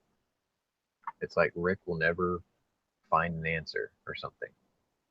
And I think that's kind of lame. It's like, it's a great show, yes. It's well written, yes. It's had some twists and turns, yes. But eventually, all good things have to come to an end. Or at least they have to start working their way towards finding more answers, you know? It's like, they could go global with this shit. They could be like, we went to Washington and we found out that it didn't even start here. And then they'll discover that, oh shit, it's in Europe too, or something, you know? They could go global if they just don't. So it's gonna be like the days of our lives. Running for But like they could 20 blame the years. Russians. Where are we going global with? Oh, The Walking Dead. It's like, you know, eventually they need to get to Washington. Eventually they need to find out whether or not it was originated here, or if they don't know where the origination is, you know? They want to stretch the story out and say, well, we can go check New York, or they'll say, oh yeah, it's happening in Europe too, you know, just whatever. And they don't do that. They're so self-contained in this current arc, and the creator already said that they're not going to ever resolve it, that it's just perpetually going to end up being the same thing over and over. Like, my dad quit watching it because he said it's just the same shit every day, and I'm like, well, Well, I thought at the CDC, if I remember correctly, that they gave hints in regards to, I don't remember if it was Paris or not, but reporting issues on the European continent. they did. And that kind of tells us, I'd like them to touch that again. and I mean, just that one episode, but that kind of tells us there's no need for that, because we kind of already, for people who have seen the whole thing, kind of know that it's planet-wide. It's, yeah. I mean, I'd like to see them find more information on it, you know? Instead of just dealing with it, Well, actually find out what caused it or something. if the CDC didn't have the information, what's the likelihood someone else with the level of technology required would? Well, the guy that was running that place said that after the world went to crap, that they all sort of went rogue. Like every station went rogue, so they weren't interconnected anymore. So he says, what I know may not be known somewhere else, but what they know might be more than I know. That type of thing. Well, they all started getting isolated. That's more philosophical than scientific. Right. I mean, it's true, but I get it. There was a reason why they wanted to go to Washington. Why are they still not there? They're in Virginia right now, so it's like, take the trip. It's not very far. I think they don't want to CGI a wasteland of Washington D.C. because they're afraid Bethesda's going to get up, go all up their ass about it. They're like, "Hey, you copied our looks from Fallout 3 or something." I don't know. Yeah. Well, I mean, they did Leisure City. They did that. Yep. But well, it's because it was produced in Georgia, so I mean, it was probably easy to get that permission. Right. Do that Sunday morning downtown shoot. Yeah. I remember watching that scene, and I was looking at all the other buildings, trying to find out some guy just out there waving his hand out the window. Oh, try to catch a continuity issue? Yeah. Yeah. But, I'm sure they had people scouring it for that same thing. Yeah, especially like when they borrowed the bridges in some of those scenes where they had to trash the bridge and everything. They had the roads closed for miles. Right.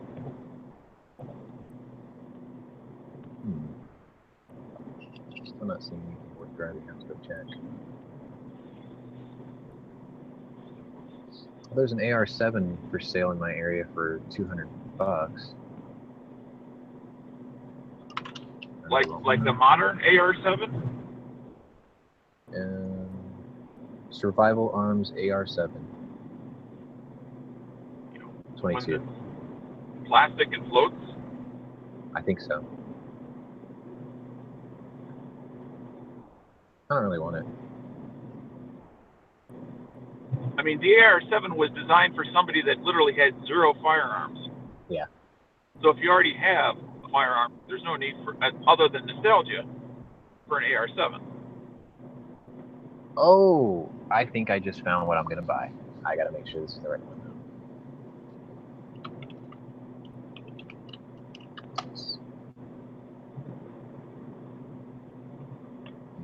Yes, I think I'm gonna buy this.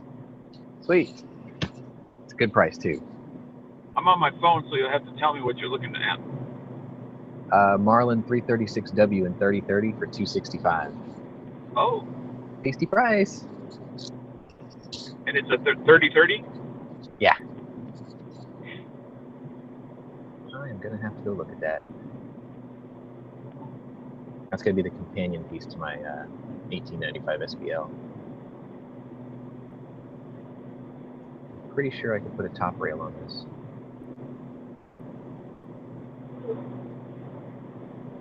Yeah, I can put the rail on it too.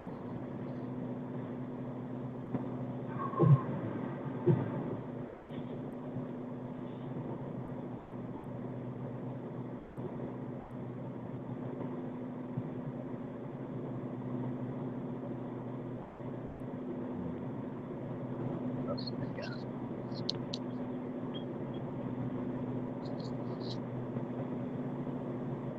Beretta Nano. Nope.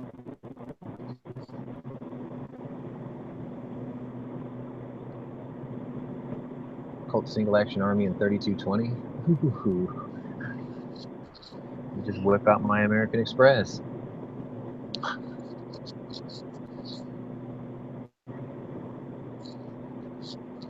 Andy Boss Knives.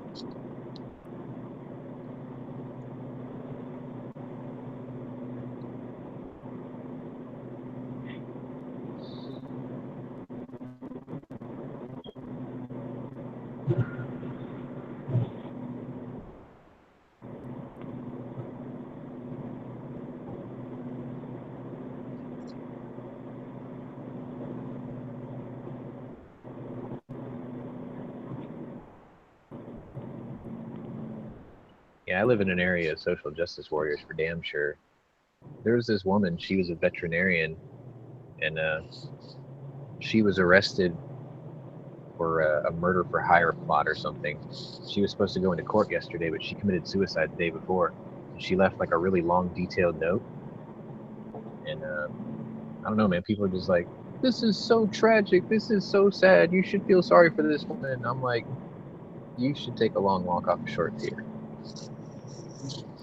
Like, she was trying to pay somebody to kill somebody. Do not pity this woman at all. Right. I'll start up the wood chipper. You push her through it. You know? Let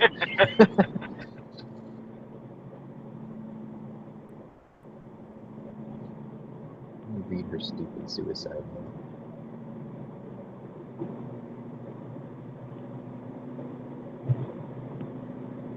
Yeah, no matter how many pages you write out, no matter how well you compose your words, there is no justification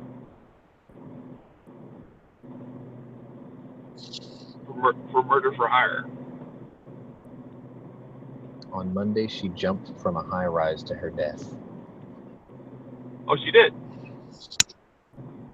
She Well, tried to fly. I think I know for sure one regret she had, and that was about the last 6 to 8 seconds, depending on the height of the building. Yeah. Because there was no going back.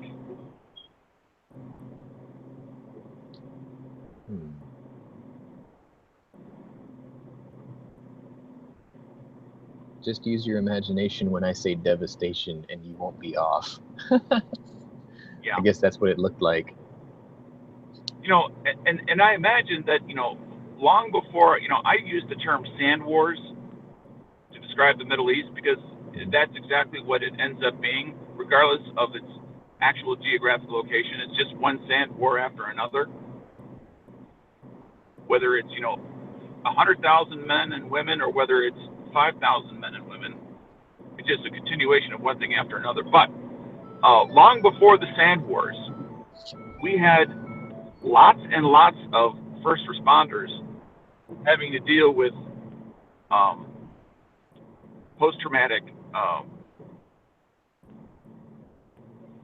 not shock, post-traumatic, from when they would literally have to come with an eyedropper and a mop to clean up after people who had jumped off buildings, etc., or been in the water for a month, 2 or 3. I mean, the water, the bacteria and the creatures in it will do incredibly disgusting things to a body.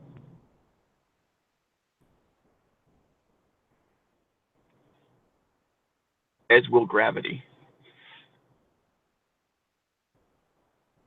And I often think of the men and women that deal with the aftermath of that stuff.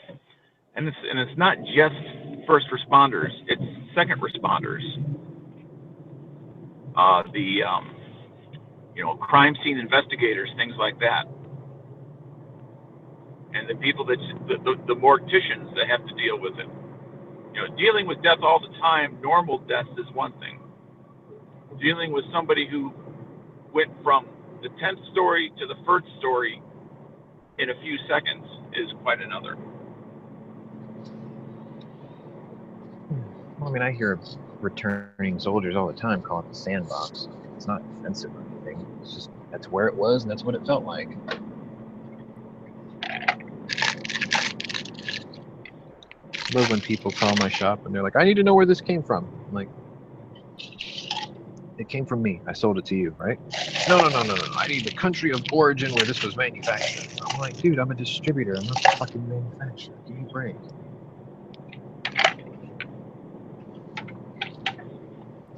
Well, there are some companies that have guidelines from their customers in regards to percent of parts or the process, whether it's made here, made somewhere else. Yeah, it's true.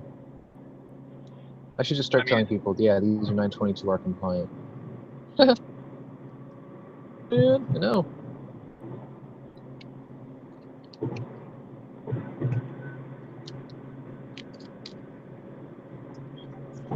I'm just being harsh.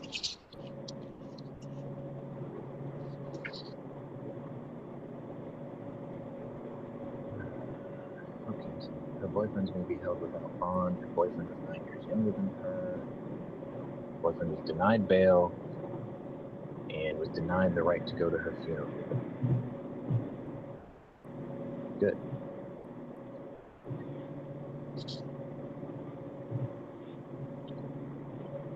She offered to pay $20,000 and give 2 of her Cartier watches to have her ex-husband and his ex-girlfriend killed.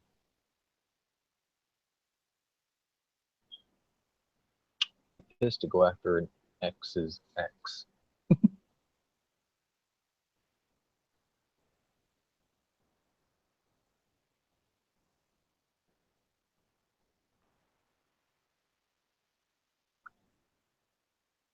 Yep, so it's another slow news day.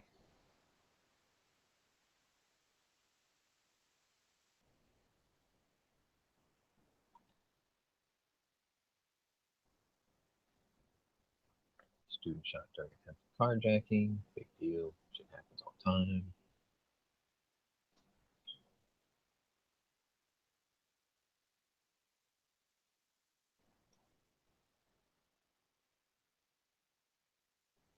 Oh, they're going to demolish the Pontiac Silverdome.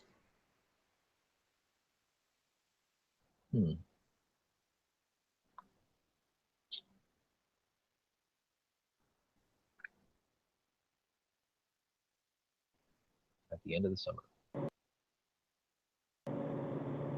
They must have built a replacement FEMA camp.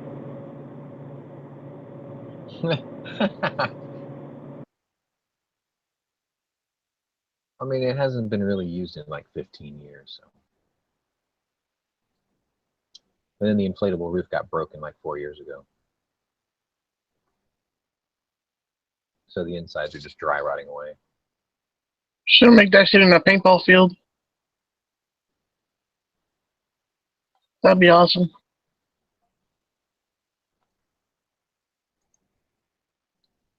Because they moved to Ford Field back in like 2003, I think.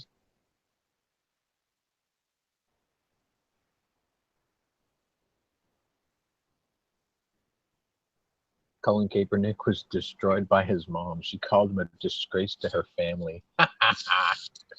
Take that, social justice warriors.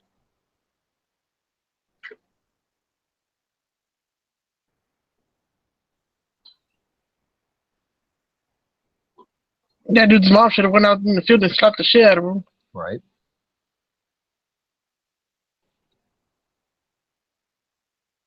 Stand your ass up, boy.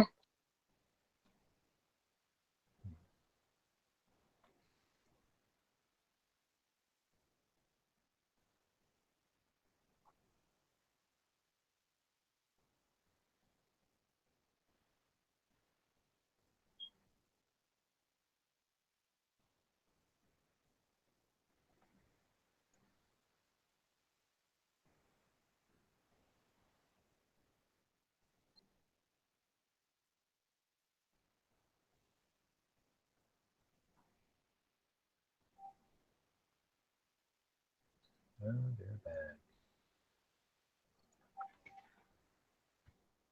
That's good because I gotta move my next one anyway.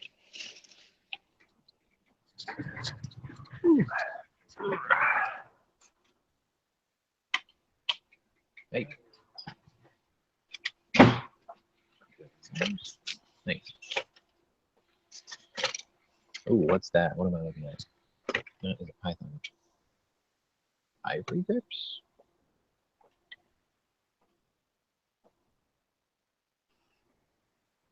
Price isn't exactly into the stratosphere either. It's a surprise.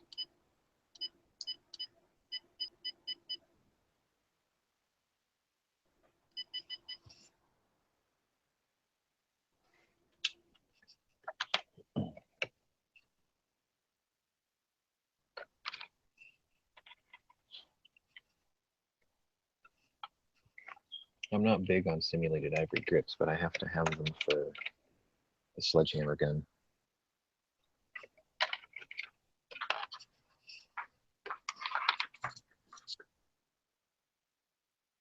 Trust me, I know what I'm doing.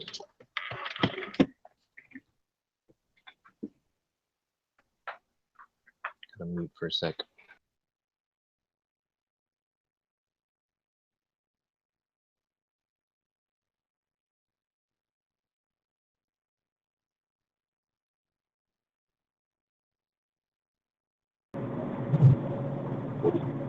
My local gun store isn't quite so local.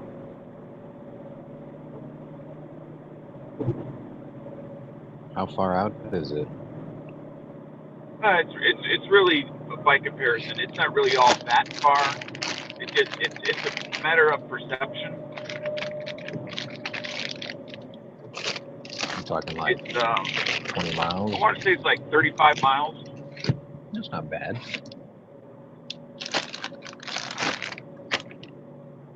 It's But about the most people, equivalent distance when of you me think of driving a local downtown. gun store, you think like within your town, Yeah, or 5 or 10 minutes out of your town.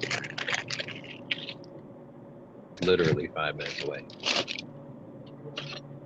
But, I mean, I go to this place in Conroe. It's like the city north of Houston. And I get, it's called Shooter Station. That's the place I was going to talk about. Maybe do a review on someday. But it's like 54 miles away or something like that. I don't mind. And that's where I got my competitor and my night guard from. He was the only guy who had them.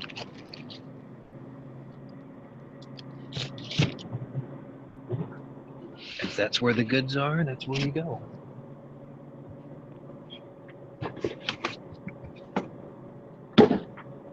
Man, my phone gets really hot when I do these.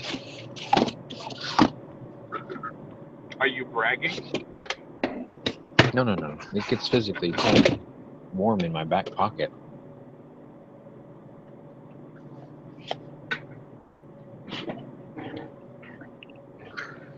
I thought I was running the battery down faster than the charger can keep up. It only happens when I have my camera on. I mean, otherwise it's pretty solid. Bandwidth at the track was terrible, though. I was another city over, out in the middle of nowhere, in the country.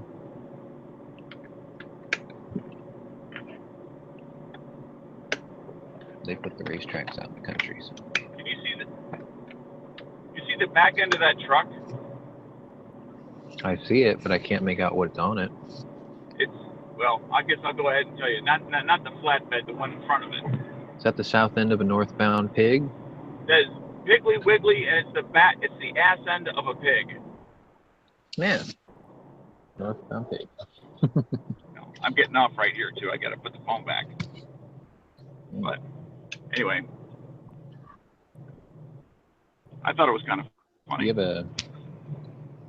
That's the car you Uber into, right? The one I'm driving now? Yeah. Yeah. Do you have a dash cam in there? No. I should. I heard you get an insurance break if you install one.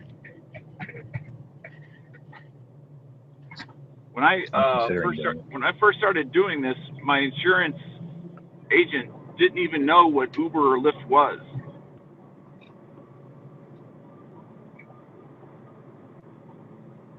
And then when I explained that it's a ride-sharing business where I am a contractor, not an employee, it's kind of like a taxi, except I'm not an employee. Yeah. My vehicle, my time, my risk.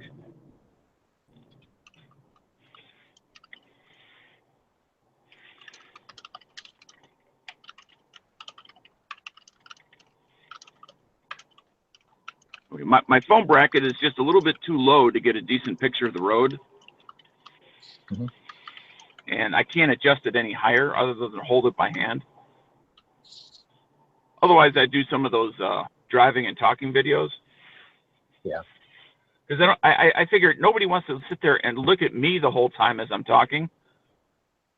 It's much more interesting to watch the scenery go by, even if it's ordinary. There's some dude in Florida. His channel's called Custom Channel. He does that. He calls them Florida drive-bys and talk about, whatever's on his mind that day. What's the name of the channel again? I think it's called Custom Channel. Custom Channel? Yeah. He was one of the first guys to get a AF 2011. That double barrel 1911. I mean, he's obviously, whatever he does for a living, it paid really good because, I mean, he has some insanely expensive toys. Oh yeah, this looks good.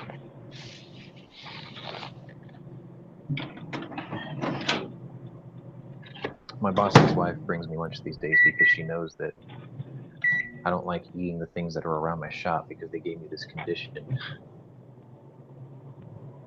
Try not to eat out around the shop because it's all garbage.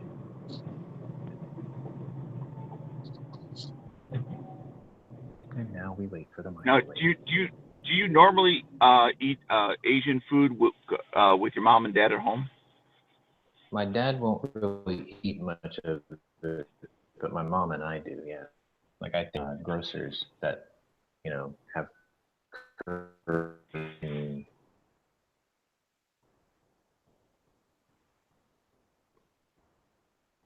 and she tries to teach me how to make most of this stuff too.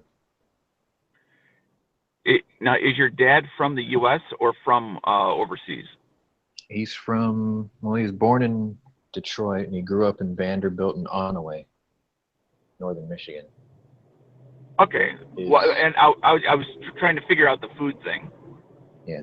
And then some of his greater relatives own the largest brewery in, I think he said, either West Virginia or Kentucky. And yes, they are part of that family feud thing that Night Strike talks about. I thought that was kind of cool. Matter of fact, his father was an upholsterer for the mafia, so. Yikes.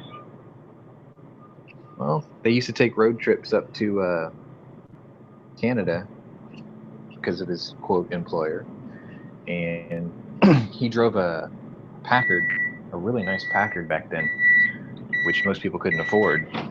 And he would drive the car, go out and go shopping, have some fun in Canada, talking to people.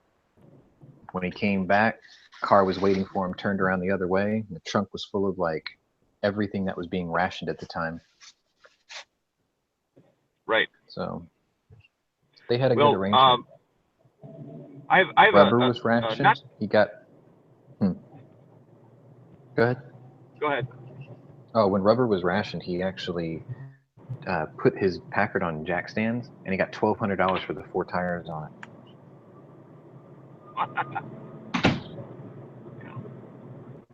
Which is insane. My grandfather was an adult. He was born in 1905, so he went through the full Depression. Yeah. And was married during that time. And he worked for the city of Chicago as amongst many other jobs during that era. A lot of people don't I know you know, but other people don't understand that the Great Depression wasn't like 2 or 3 years.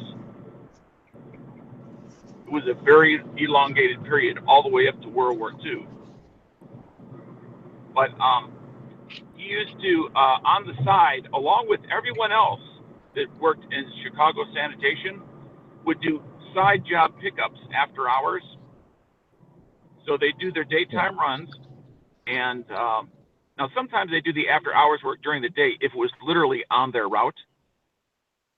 And they'd come up and do special pickups for people that they didn't want to pay the city rate for garbage pickup. Right. And of course, it was all cash. Using the city truck, the city gas, their time. And the city dump. That's where it all went.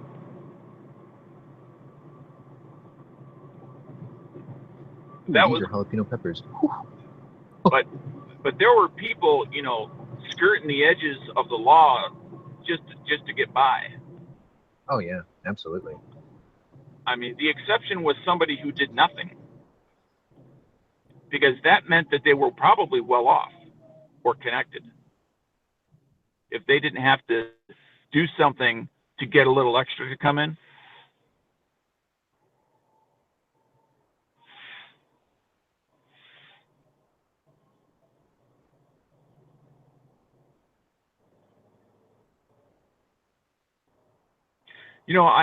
I've often wondered when, I think it was Roosevelt who made gold coinage illegal to hold, except in the form of jewelry. How many of those gold pieces simply got turned into extra large rings? Oh yeah, I'm a ring collector, and I've got 32 1-ounce rings.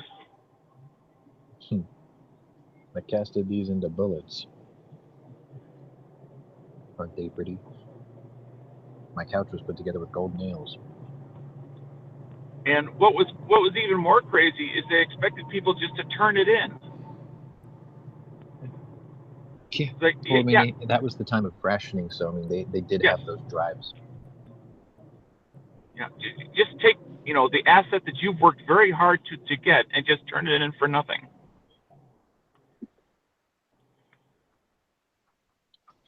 And it's not like the people around you would benefit. No, that was merely for the benefit of the government.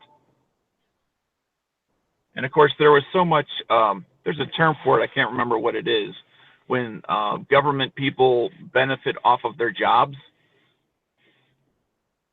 not only by hiring all the nepotism that goes on, but also like side jobs. stealing out of whether it be the city or the state, supplies that you would sell after hours. Even a secretary could find ways to get little things. You want some brand new pens? I mean, because and get it for less than what you could get it for if it was even available. Yeah, my dad's dad worked for Packard as an upholsterer, and then he moonlighted for the mob as an upholsterer. His mom worked for Ford Motor Company, installing windows. And then when my dad graduated high school, he came back down to Detroit, and he worked for Ford for a couple of years before he joined the Army. And he was like quality control for axle flanges. He had to like smack the flanges with a hammer to make sure that the welds held. Sometimes the guys would just tack weld them in place. You have to smack them with a hammer, put a tag on it, pull it off by hand, put it on a pallet. He said one day he got up to 60 axles on a pallet, and he had to stop the line, which is a gigantic no-no. And the foreman came out and chewed his ass, and he was like, what the fuck am I supposed to do with these 60 axles? So then the foreman walked down the line and fired everybody who welded them. He's like, you made that guy stop the line because you didn't do your job. Now you don't have one. He's like, wow. Fucking Viper. Sorry about that. I just saw is it a Dodge Viper or Chrysler Viper? All black? Dodge. He came up behind me in the left-hand turning lane, so I didn't see him until I just saw his ass end. I've only seen maybe 3 or 4 of them. Yep, in a couple of years it'd be seen a lot less because I think this year. Oh. Now, are they still standard with the V10, or is that V10 an option? No, it's the only engine it came with. Okay. I think the reason they pulled the plug on it was because their Hellcat V8 puts out more power than their premier V10 engine. So they're like, we better just let this have a graceful exit.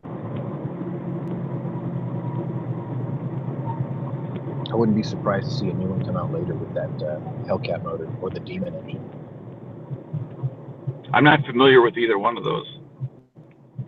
The Hellcat is a Dodge Challenger with a 707 horsepower factory V8. Okay. I'm assuming that was like a NASCAR type engine? Nope. That was actually, they would sell it as an option? Mm-hmm. You could buy them right now. Wow. You see like a Cougar head on. It's a good thing I'm not 26 years old anymore. Because that's exactly the sort of thing that I would do. Oh, yeah. Is I'd find whatever car had the most horsepower that was available. Because I told you the story about my Mustang GT and the Grand National. Yeah. 6 months after I bought my Mustang GT, out came an article about this brand new vehicle coming called the Buick Grand National. And I was like, holy fuck. Well, they killed the Corvette of the same year. And and at that time, when I bought, this is 1986, it was February when I bought my Mustang. The Corvette at that point only had a 305. Yep. Now later, it went right back to a 350. But they were bouncing back and forth between the 305s and the 350s. Yeah, they were just coming off a crossfire injection. They went to tune port. Most of the 305s got the tune port injection. Same thing as the IROC Camaro at the time. Right. In fact, the reason I bought 86. the Mustang over the IROC is because, again, I got fucked by that same 6-month thing. 6 months after I bought the Mustang, again, they come up with the fucking 350 IROC. They only had a fucking 305 in it when I bought my Mustang GT. So at the moment I bought I was really butthurt. Can you tell? Do I still have feelings?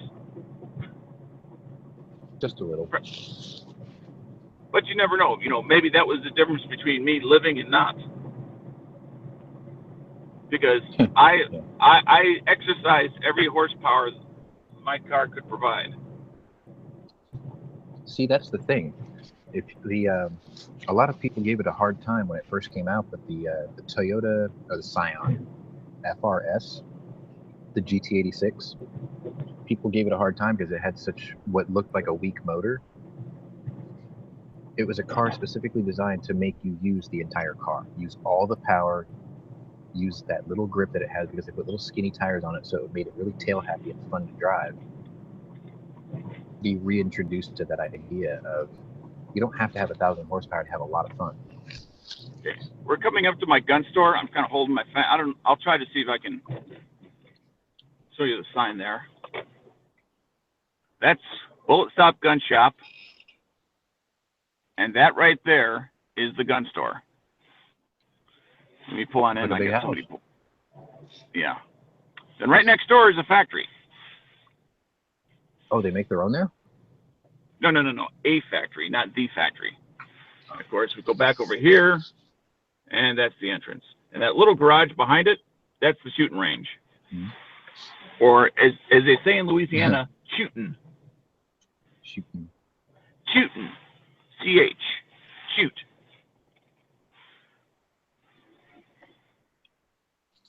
Now I got some guy walking. Good luck to you. Some guy walking around my car. Seems like whenever I want to do something, like with the camera, there's either a car or a person that's like in my way. Dun,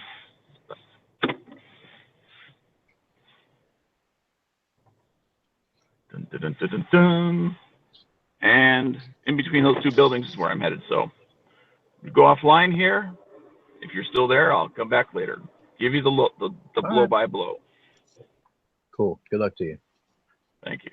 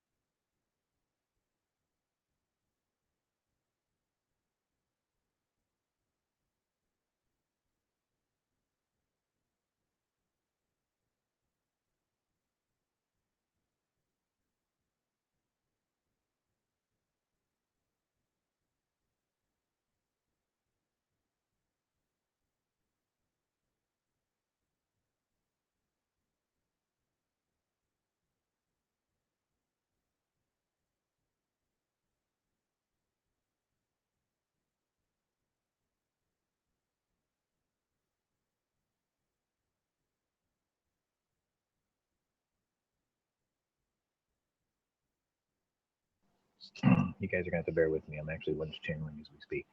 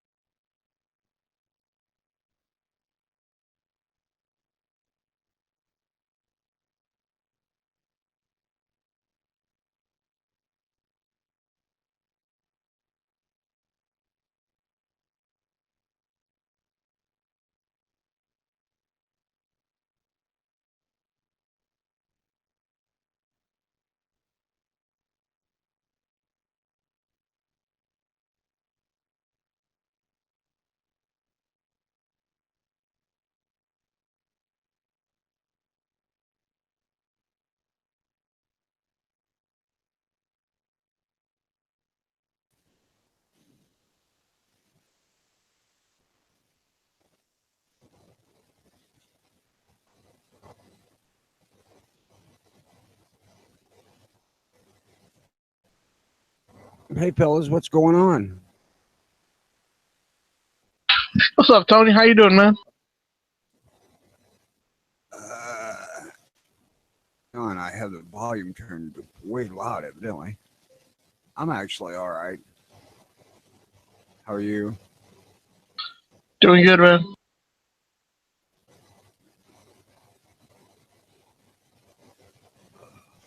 Well, look who finally decided to show up to work today. If you get up earlier, I'd be here.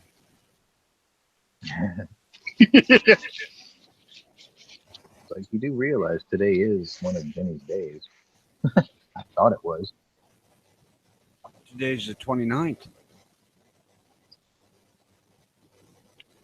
Today is also Wednesday. I thought today was one of his broadcast days, but he was nowhere to be found. Jimmy had to work today. Oh man, he's gonna be tired.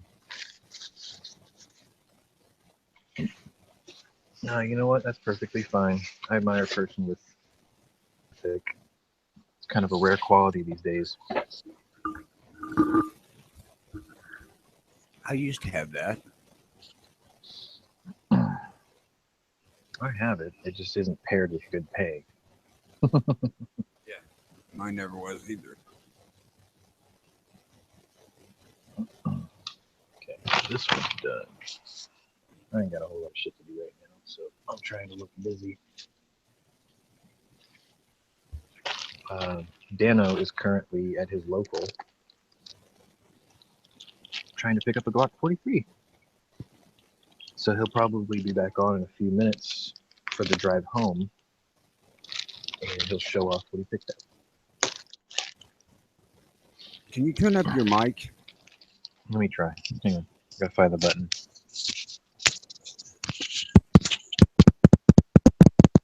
No promises if that fixed it or anything, but it's a cheap mic, so output is limited, I guess.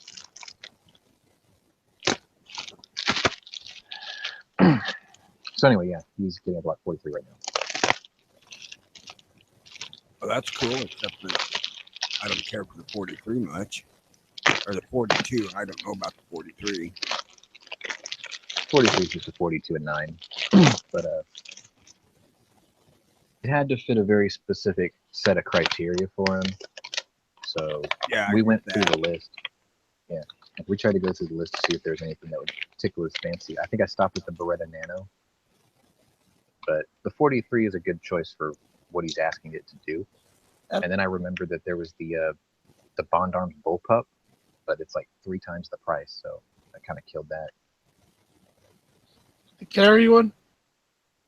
Yeah, you remember the old Bowbird, the one that Yankee wanted? Yeah. Bond Arms is selling that. Original MSRP was $1,200, but now it's like down to $900. But it's pretty expensive for a 7+1.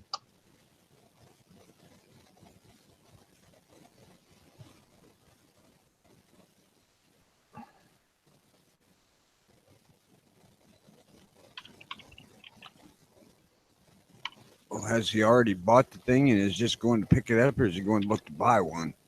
He was just pulling into the store when he logged out. Do you guys have to like pay and then wait and come back? Yep. Oh, that's 72-hour wait on a handgun. That's crazy. So like gun shows don't really make sense for you guys then, right? Like you go to them, you have to pay, and then go to their shop days later in another town or something. That's it. That sucks. Yes, it does.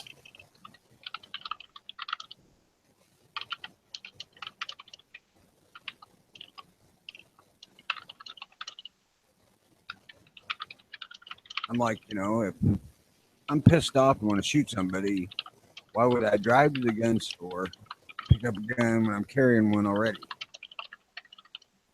Right. Yeah, so I guess that makes sense. I guess gun shows out there are not really gun shows. They're more just like exhibitions. Yeah, like a 21? I go to a gun show. I'll tell you the funniest story, the quickest gun show I've ever been to. It took me an hour and a half to get there, and I was only inside for 9 minutes. Like, my business was done in 9 minutes. I walked in. It was the first booth. It had my Beretta. I saw it. I was like, first one there, and the guy was like, "Good morning." I'm like, "This is gonna be the shortest trip I've ever had, dude." I was like, "Just give me the paperwork now. I'll fill it out." And I paid him, and I walked out. And my dad looked at me, and he goes, "We drove all that way just for that?" And I'm like, "No, we drove all that way for this." And I held it. And he's like, "Oh." I was like, "Shit, it's too early to even go get lunch." Damn, I might have walked through the place at least. He asked me if I wanted to do that, and I was like, "No," because I already blew my budget for the day. So Yep, there's no sense in finding some other thing you want and can't get. a strip club, you can see, but you're not taking any of it home. It's like, nah, what's the point? Yep, that's the same thing I think of. Let's see. I don't know what's the meaning of those places. You know how many cup of noodles I can buy with that shit? Overpriced drinks and shit? Nope, I'm good.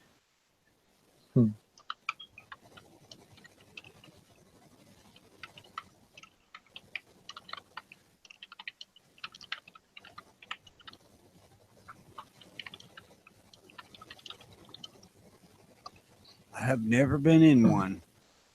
Either way, So- gun show or strip club. I've got this friend who wrote this post today. He says it's hard to find a girl that's got a job, smokes, drinks, likes cars and bikes, loud ass music, and building shit. And he was like, but it's like they say, a build a bitch workshop doesn't exist. Your problem is so easily solved. Just find a girl in the army that likes to, or a girl in the army that works on Bradleys or Abrams tanks. You'll have everything you've ever wanted.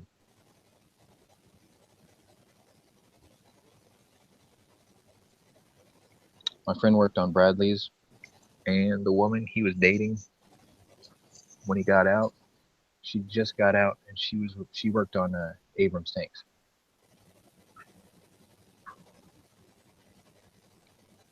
And I was like, she did everything. She smoked, she drank, she liked cars and trucks. She could put shit together faster and better than he could. And she probably invented every cuss word you could imagine. God, that sounds like the perfect woman.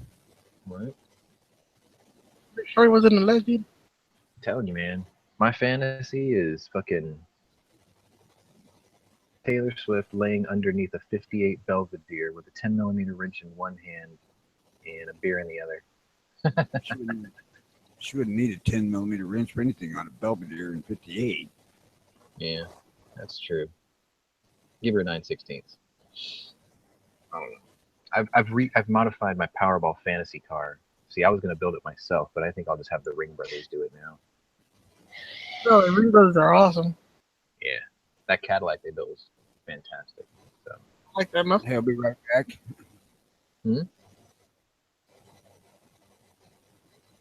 I just call them up and say, look, I want you to take a 58 Belvedere. I want you to paint it bright red with a white top. I want the license plate CQB 241 on the front. And I want it to have a 707 horsepower Hellcat motor and a Dana 60 rear. And I want it to look stock on the outside. About the transmission, the T56 Magnum.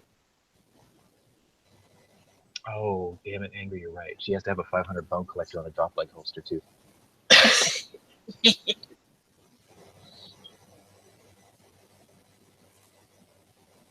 I used to want to build a car like Christine with a 426 Hemi, but now I think I want the Hellcat motor instead.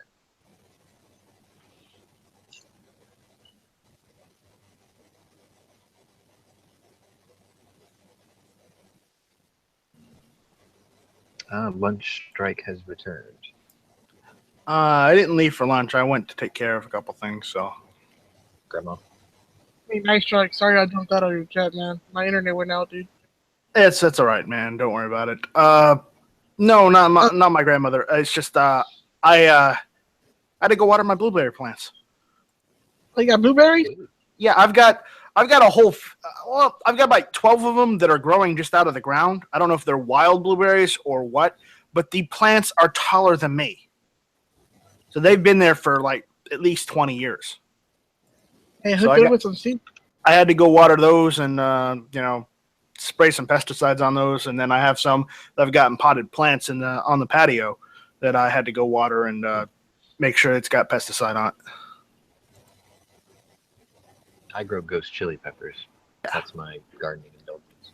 Well, we get a lot of water here in South Carolina, so blueberries actually work out great because you just have to make sure you're able to keep the pests away from them and keep them watered. But more or less, they tend to themselves until they're ready to pick. I don't have to mess too much with those, and they come back every year, and I don't have to buy the plants every year just to grow them. So,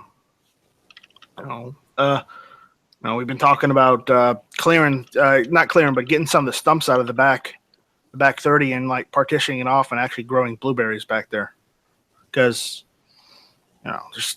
it's the only thing that grows in South Carolina. Now you're officially a farm. Yeah, we've already got it. We've already got it registered as a farm, but we just haven't farmed anything.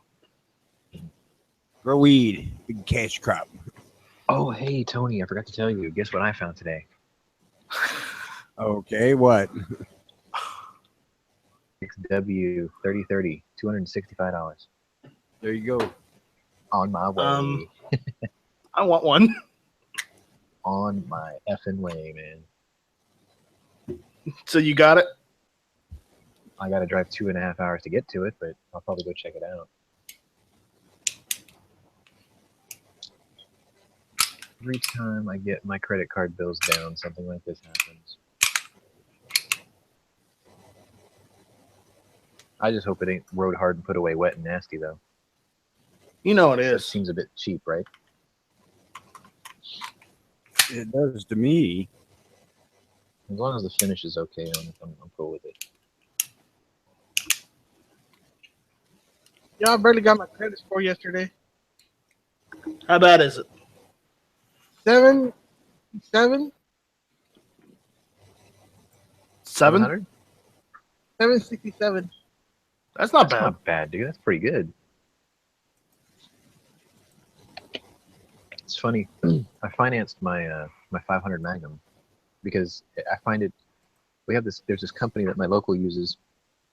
It's called Sandbar Loan or something. They're out in like Massachusetts, and I figured it was a good way to build credit. It's like I could buy them outright, but I'd rather just go ahead and pay a little bit of interest and show that I'm paying on time and all that good stuff. So when I was paying my 500 Magnum, my credit score was down to like 680 something, and as soon as I finished paying it off, it jumped up to like 780. I'm like, cool, good deal. And then I put the Marlin on it next. And then when that's paid off in January, then I'll probably finance a Spencer, 1860 Spencer, the Chiappa remake or whatever. It's like $1,400. I'm gonna have one. I'm gonna be Morgan Freeman, damn it. If you're going to be Morgan Freeman, you need the red crowbar.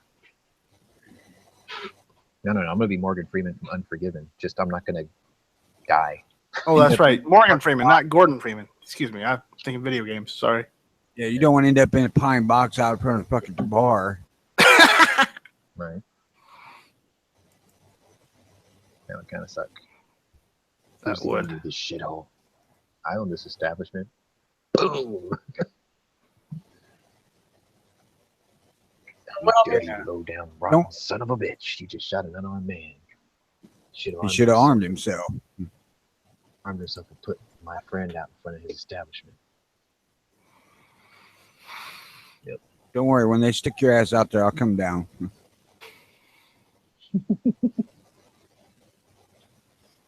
Hey, Clint Eastwood.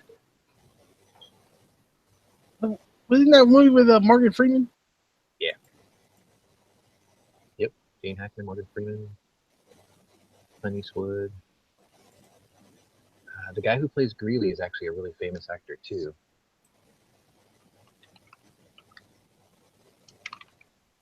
He was in an episode of Sledgehammer actually too. Anthony James.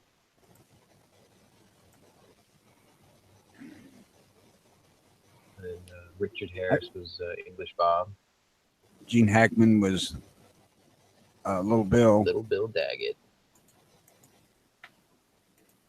Hackman does good playing a mean fucking cowboy. Oh yeah, yeah. I mean, it was like almost that was around the same time as. Well, that was 3 years before Quick and the Dead. He played the same damn guy. But pretty much. More outlaw, less lawman, but yeah, definitely. It was the same flavor. He was good at it. Yeah. Have you seen him in Bite the Bullet? Nope. Mm-mm. That's actually pretty damn good.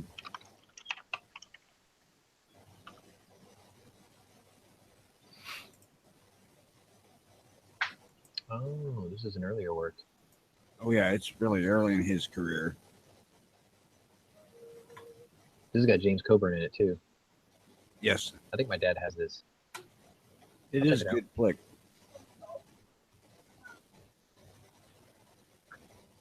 It's also got Candice Bergen in it. A very young Candice Bergen. She was a pretty lady, man. She That was drive pretty no in that. good, I'm certain of it.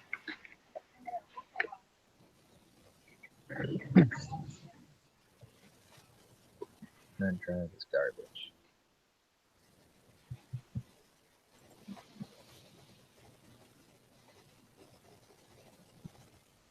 So you know that today being the 29th, this has to be Smith & Wesson Model 29.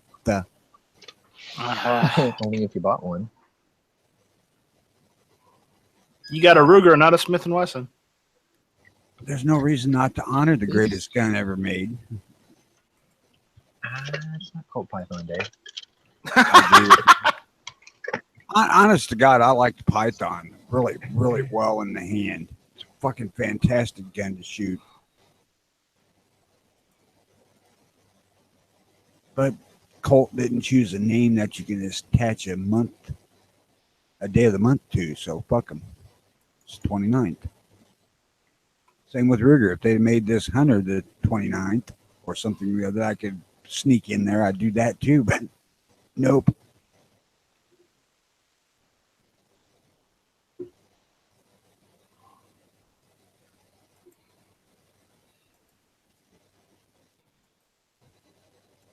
I got a whole fucking shitload of stuff for the damn show today too. Really? Yeah. Cool. Oh, it'd be cool if Jimmy didn't have to work. Jimmy was Monday, Wednesday, Friday. His boss asked him to fill in today. Oh, snap. He at least did message me and tell me. Hey, there's the first.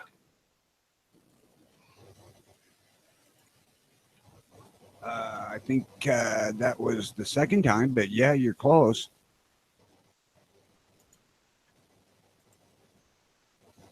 Tomato, tomato.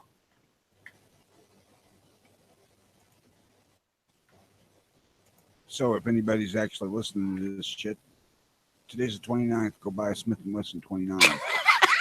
Yes, everybody just shell out the money and go full Sledgehammer. I will accept 629 as a substitution.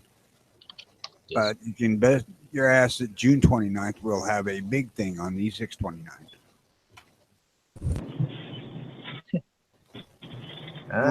He has returned. Hello, So Tony hello. brushed me up on your gun laws out there.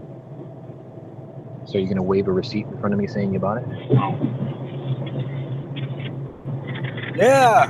There it is. There it is. 3 days from now. So Saturday's the car gonna be is good. no longer, and the Glock 43 is on its way. Fantastic. We got to wait 3 days. Saturday will be a good day. Yeah, you'll have an excuse to spend more time at the range Saturday than normal. Is In it fact, brand new? Yeah, it's new. I can pick it up on Saturday, but I may not pick it up till next week. Because they close early on Saturday, and my Uber deal. A lot of times I get home about 3 o'clock in the morning, but a lot of times I can't fall asleep right away because your body is kind of doesn't always want to change with the hours, and so I may not fall asleep until 5 or 6 in the morning. I can't ever fall asleep when I got a gun waiting for me to get it. Neither can I.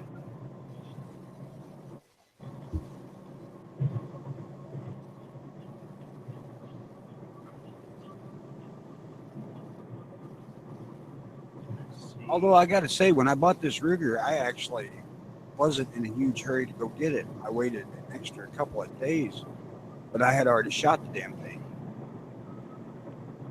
Right. And what I bought is a concealed carry gun. So although it's new to me, I won't be using it in its role until, just like the car, until it proves itself to me. Right, that's why you need to spend the whole day at the range Saturday, rolling bullets to it. Well, there's this thing I do on the weekends. It's called work. There's excuses that are legitimate to blow off work. New gun is one.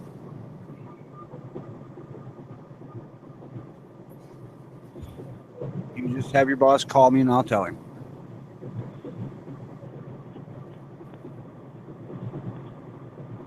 That always works.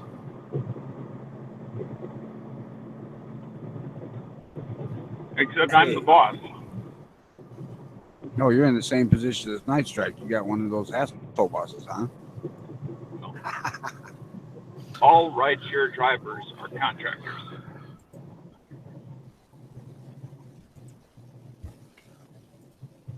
I think that's a cool gig, actually.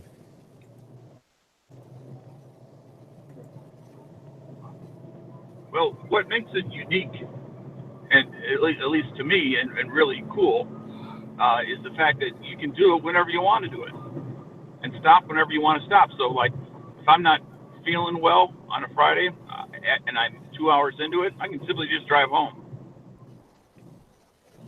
I don't have to, push my way through it because I got to be there till a certain time.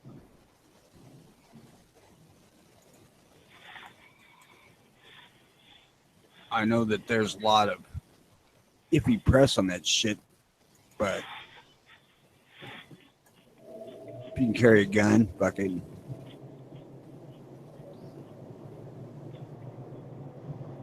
I wouldn't do it because, one, I don't want the extra miles on my old vehicle, and for two, it gets 14 miles a gallon on its best day. Oh yeah, you definitely have to have a high mileage vehicle, like especially in my market, because we only have the entry level Uber cars, which is the cheapest ones to get a ride on. Where, let's say, in Chicago, if you have a luxury car or an SUV or a minivan, you will get a higher rate per mile than if you have a little car. Where I'm at, it's the same rate no matter what you're driving. So you have to have Uber with my Fiat. Is it 4 doors? No, it's a 2-door. It does have to be 4 doors. Aww. So 2-door Prius can't count, but the Prius 5 can count. The one with the 4 doors and a hatch. Well, unless you're in a market that allows 2 doors. I got you. I've just not seen it. Texas has been unreceptive, very unreceptive to Uber for some reason. Like they don't want it.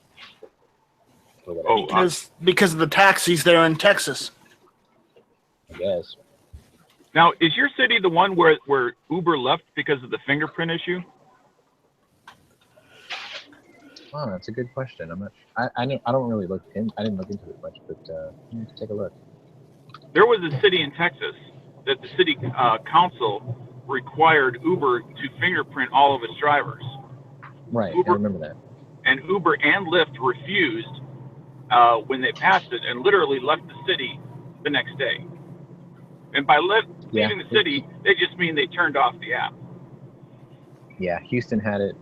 They had that fingerprinting thing back in November, and they kind of let loose for the Super Bowl, and I don't think it's ever been resolved since. Right. And That's the probably what it reason Uber did it has nothing to do with security. It all has to do with money. There are millions of drivers throughout the U.S. And if you allow a city to set a precedent for your business model, now it's going to cost you millions times 50, 60 bucks each. So the price tag to suddenly say, well, now everybody's doing fingerprints would be absolutely huge. Ooh. And what doesn't make any sense to me is once I myself, I have a full background check as far as criminal background check, civil background check, driving background check. What does the fingerprints give them that they don't already have on me? Right. I Moon just was saying that. other than it's a way for taxi companies to discourage ride-sharing companies. And I am not pro-Uber as far as the company's concerned. They do what they can to get every nickel for them and screw the driver. Yeah. Like, oh, you've become successful. We need to add regulations so we can skim off the top of your success. Right. And the taxi companies likes it because it discourages companies from coming into new markets, and the governments like it because it's a way for them to make more money as a revenue stream.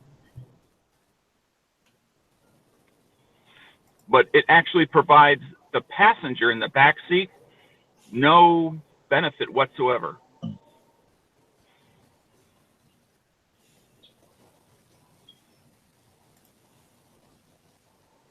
I mean, they already know who's sitting up here in the front seat driving every single passenger. Right. We also have these periodic where you have to do a facial recognition authentication to the network, where it happens randomly. Where to go online, I'll have to take a picture of myself at that moment and submit it through the app. Wait for the facial recognition software to approve it that I am the person with the account, and then it'll let me go online. Right. It's to keep someone else from just making the money for you. Right. So, because there are people who would hand their phones to other people. That's a Of course, great that's way. not- That's a great.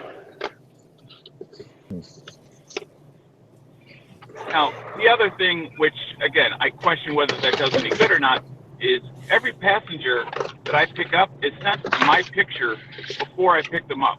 So they already know what I Right. look So like. they know who to look for. So it's like, well, so what advantage is it if Uber verifies I am who I am when the passenger already has that information? They're going to say, wait a minute, you don't look like the guy in the picture.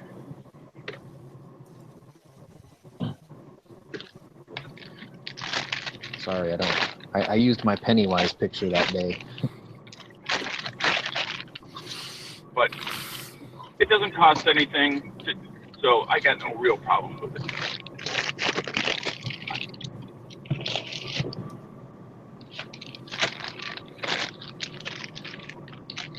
All right. So Moon is getting. His shop's getting 10 Ruger Super Blackhawks and 44 Magnum. for he said what, 450. But they're not the hunter, so they're gonna look like an old single action army type. Walnut grips, no scope mounts, single action. It'll get you in the big board club.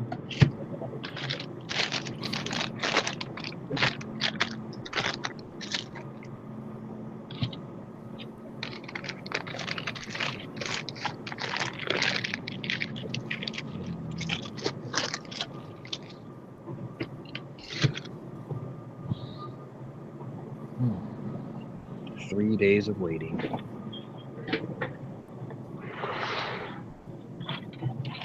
Most of the time that sucks. It's 1 day for a rifle. Shotgun, long gun. I guess the most irritating part of that would be like in Dano's situation where he's got to drive a good distance to even go pay for it, you know, then has to make the second trip just to go pick it up. I can understand that there'd be some frustration there. Well, it's definitely more All in the name convenient. of what? I can order a gun online and drive 5 minutes from my house to an FFL to pick Right. it up. But that FFL only does transfers. That's his angle of the business. So I couldn't buy a Glock from him.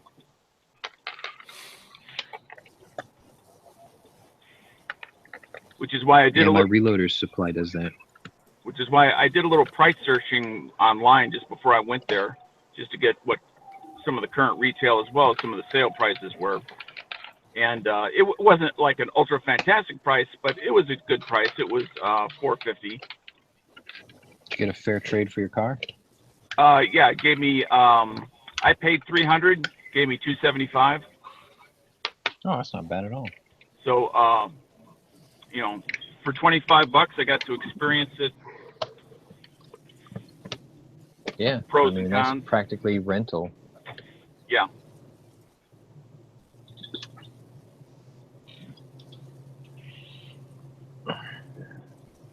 Yeah, trading values in my area are freaking brutal. I think I paid about $680 for my SR 1911. The guy only gave me $450 for it. I was like, damn, got me bent over a barrel. But Yeah, they're pretty brutal around here too. Normally in my area, they are as well.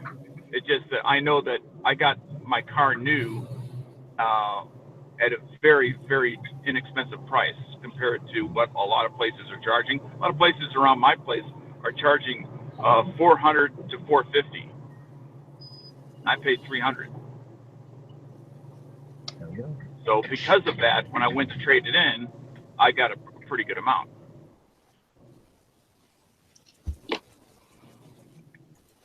Oh, wait, I'll be right back. I gotta get something.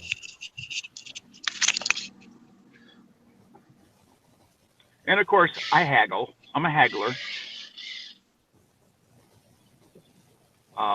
Well, I shouldn't say I'm a haggler. He says, how much you want to get out? And I give him a number. And if he says, that works for me, then we're done.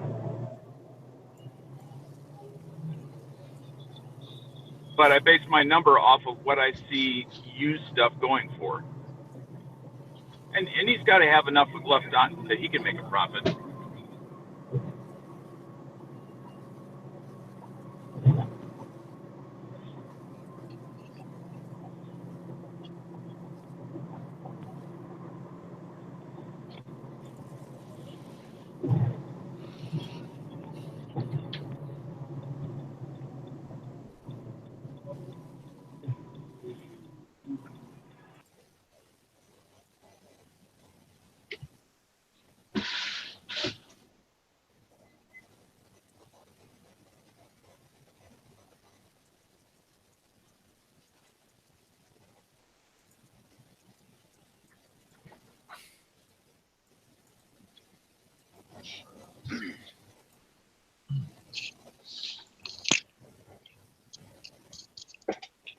Is it raining up there, Dano?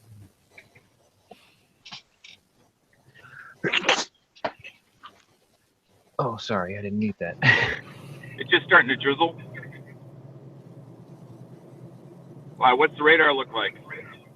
I haven't looked at it. It's raining here. Oh, Yeah, that's the western one. yeah. Hey, Sean. Bless you. Hmm? Bless you. So, anything interesting going on?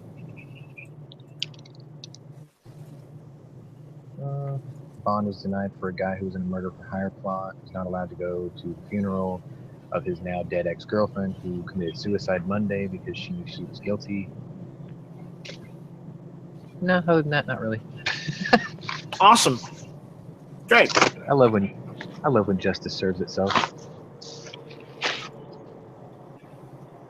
They had to scrape her off the concrete with a spatula and a freaking power washer. She jumped off a high-rise. Now, is that the chick that was murder for hire? Yeah. She wanted her ex-husband and his ex-girlfriend killed.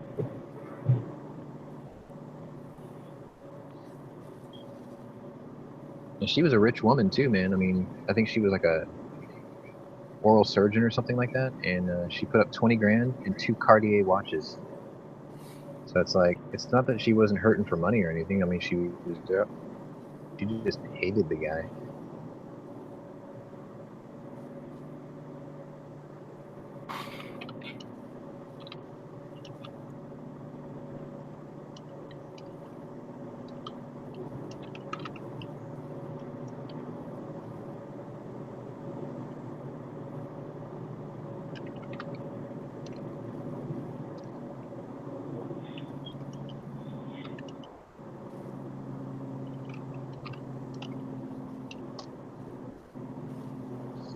Damn it, Angry, you made me play into that.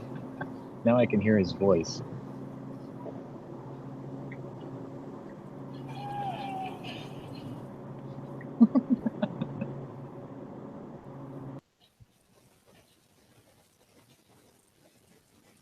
Yeah, her defense attorney was the same guy who defended Andrea Yates, the wife of another dentist who I think she drowned all her children in the tub or something like that. That was over 15 years ago, if I'm not mistaken. It was a long time ago. She was crazy. Straight up.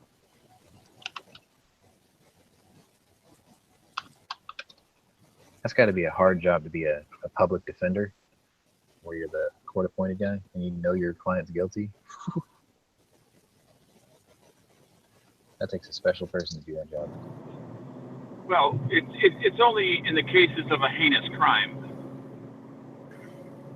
Yeah, but I mean, it's this guy always does murders, so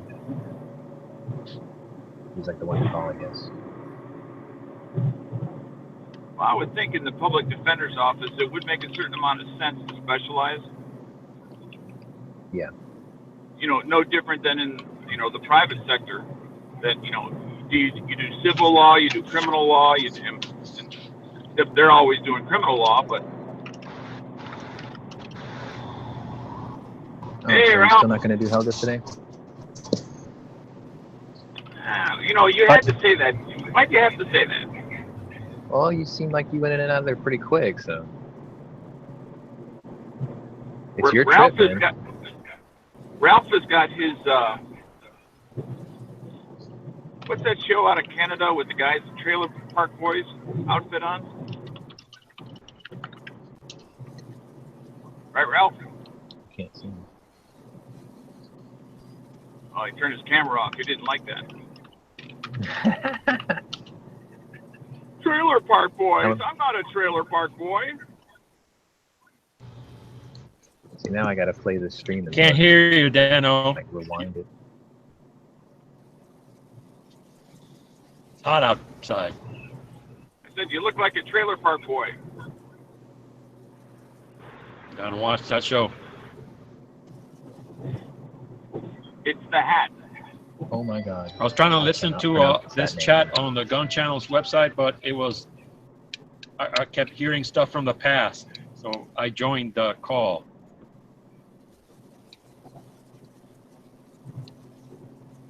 All this talk about cars It's got me in the working mood. I want to make my car run again. You want to make your car great again? No, run it. Run.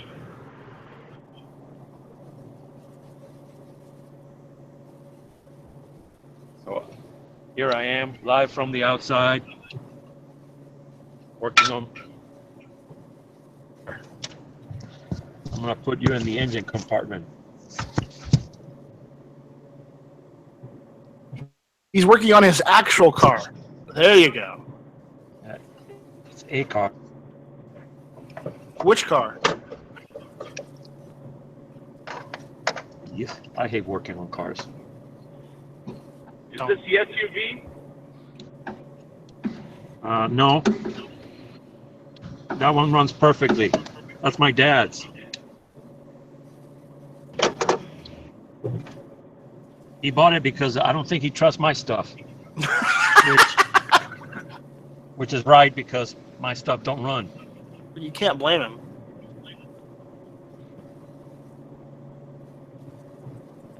Well, technically, you can blame him all you want, whether it's true or not. You know.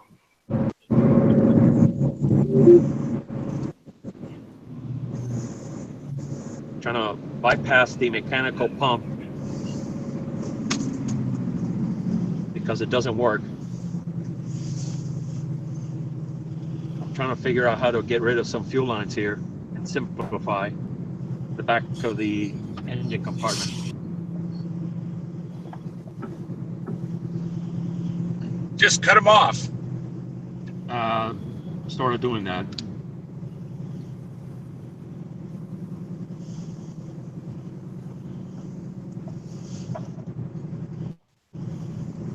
Be right back. That call made me nobody. I'll be here, I think. There's some bit of fuel line. I might save that. That's still in good shape.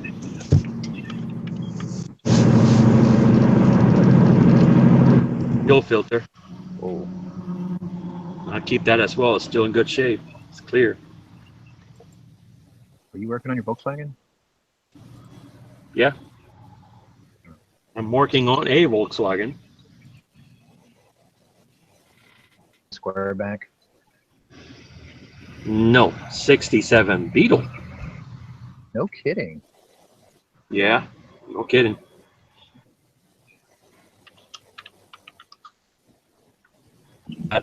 I never had a square back.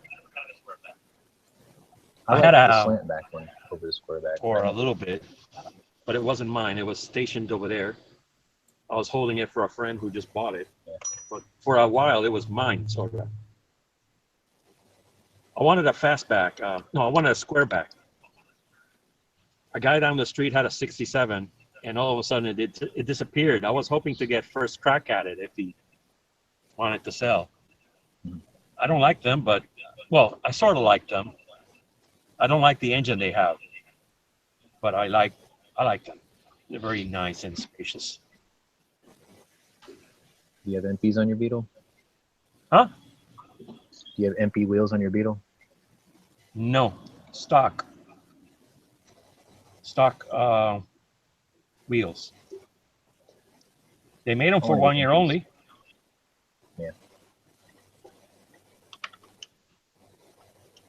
This fuel line is tight. I wonder if I can get these for my 500. That's a good thing. Fuel line, a tight fuel line is a fuel line that won't come undone.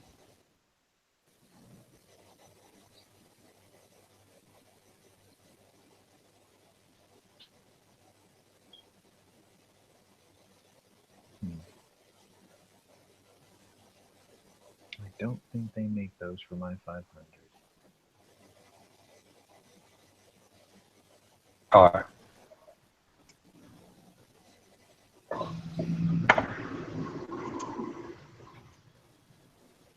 I hate working on cars. It's very therapeutic as long as it's not uncomfortable. I love working on cars.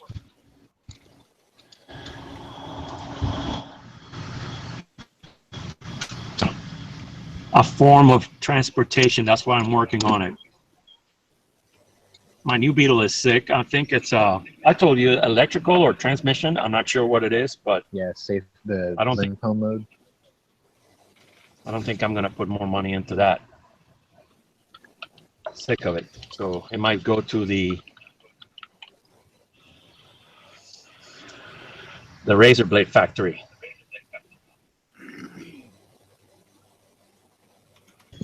Over there. There's supposedly a way to reset that, by the way. Huh? There's supposed to be a way to reset that. I might take it to a mechanic who is good. He's a good mechanic. I'm gonna have him look at it before I do anything rash, like scrapping it. So I gotta show you this. Hold on, I'll be right back. I gotta show you what is wrong, sort of, with the fuel pump. Let's see if I can turn off my camera. You're going to show me a For this wore video. out cam built into the pump, aren't you?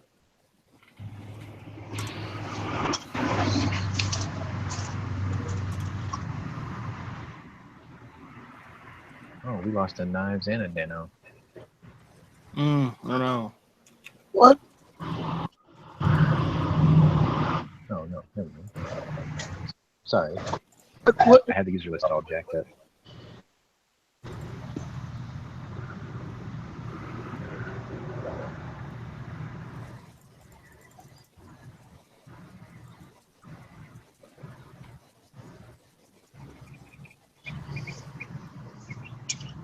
Well, this is the stand-off thing for the fuel pump, and it broke because it did this to this push rod that makes the fuel pump work. I told you he's going to show me that. So it should be like this. Oh, you've Sean seen this knows before? all. I don't know if I showed anybody this thing. Did good. So now I gotta drain the oil. That to look for this bit that's somewhere in the engine compartment inside the engine block or case. That bit somewhere in there. In the pan. So I got to make sure that everything past the fuel pump that will be in the front of the car has a clamp, because it will be on the pressure side, so I don't get fuel going everywhere if something comes undone.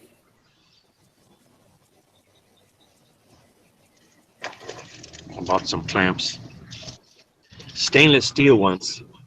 Clamps, but I'm clamps. Get stainless steel clamps at Lowe's. Don't get this just cheap ones. Go for the stainless steel. Car channels.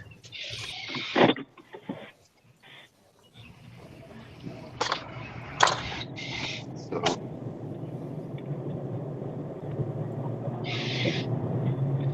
I've done step number one. I'm gonna get underneath the car and see if I have to put more clamps. You got your hazard lights on?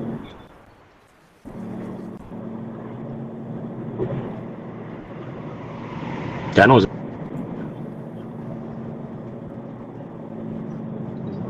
Okay, can you not hear me?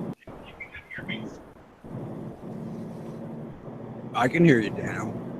Okay. So Ralph, you have your hazard lights on? No, he's in his driveway.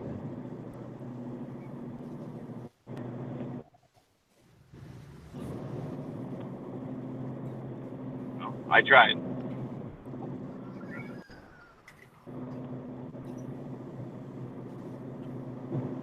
car.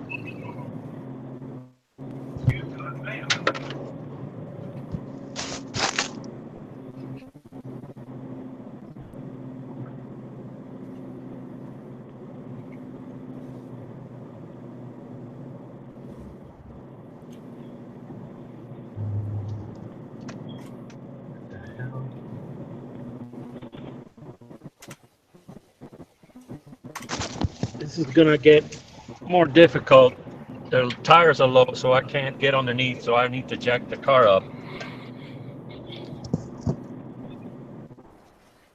Safe. Okay, I got witnesses next door.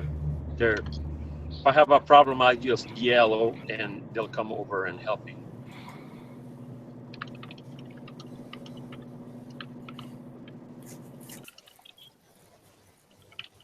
Uh, sorry, I misspoke. The guys who wash cars next door are gone. Witnesses gone. Witnesses are gone. Well, if something happens to me, avenge me. Yeah, but this is a different kind of avenging.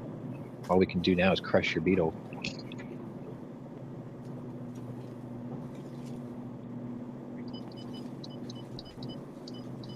Don't crush the beetle. See? Sell it for high Revenge. price on one of those auction things. I mean, I would have a hard time crushing a 67 Beetle. We'll turn it into a Baja beetle. no Baja. Don't make it into a Baja now. I'll come back and haunt you. Totally Is that making what into you a really- Baja. Is that what Ralph is actually driving? No. He is now because his main died.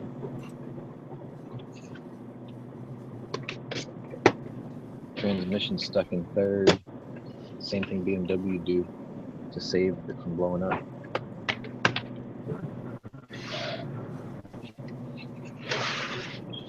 They call it the limp home mode.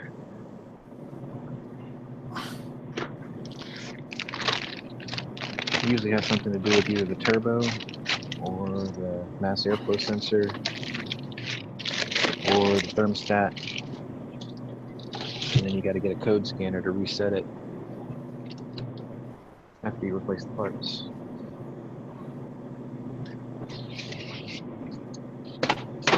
Damn it. That's two.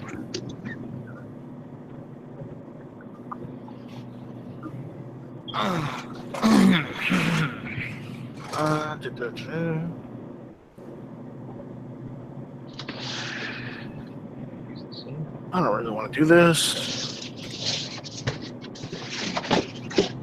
Yeah, you do.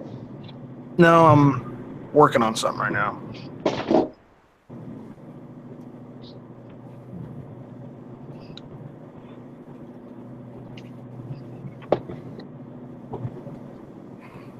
Nice little box. Okay, looks like I get to wander into my warehouse.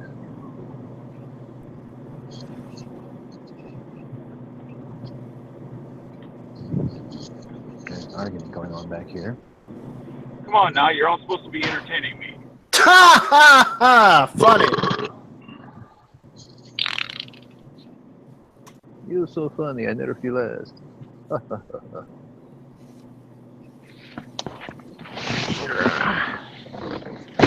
Shit, that box ain't even close to empty. Fuck. I'm gonna troll my warehouse guy now. Ooh, here we go. Damn it.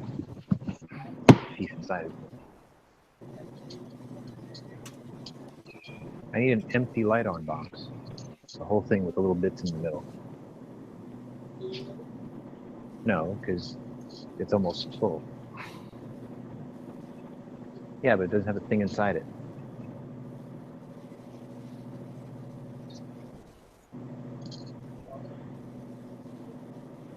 BRB.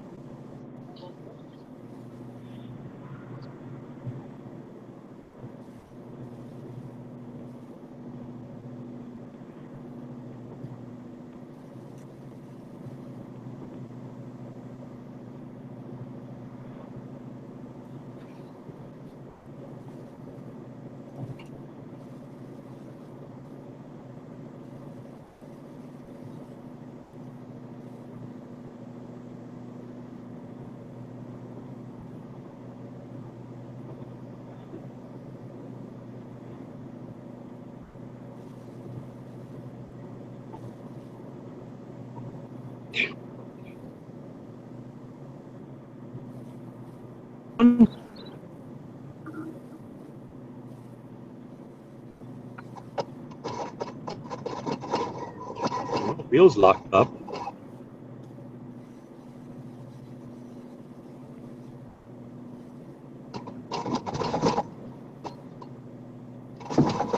Maybe it's in You're gear. cutting out pretty bad. I'm roboting. Yes. Not surprising though, because you're outside. Switching to another server. What group? Princess is in another castle. What did the group? What was the name of the group that did the Mr. Roboto song? Six. Damn. That's quick.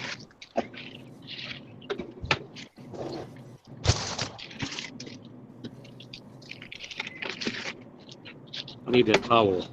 Get under the Tony car. is there.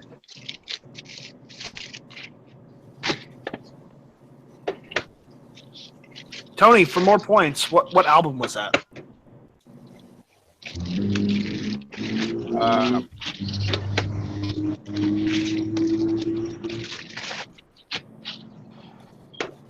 I can't Can't think tell of it. you. It was the one that came right after Grand Illusion. Kilroy was here. That's it.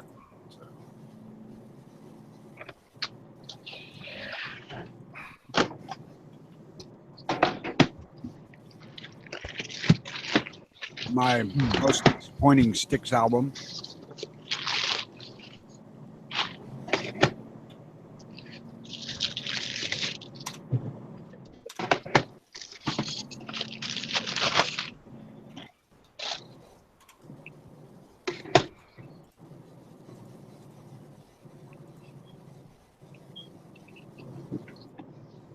Oh, he's been nabbed by ice again.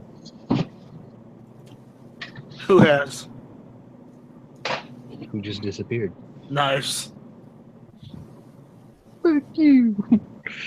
Fuck you, John.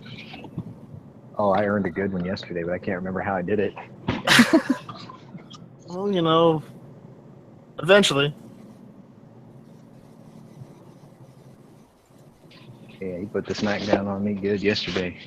I was like, oh shit, I earned it a fuck you. What did I do? How did I do that? So I can remember to do it next time.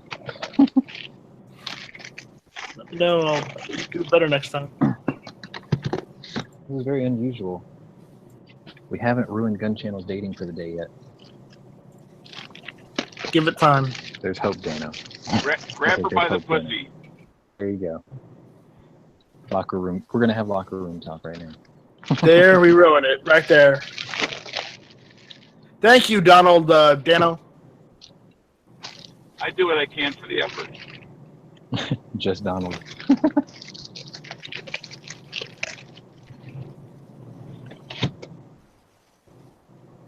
Okay. Need two more.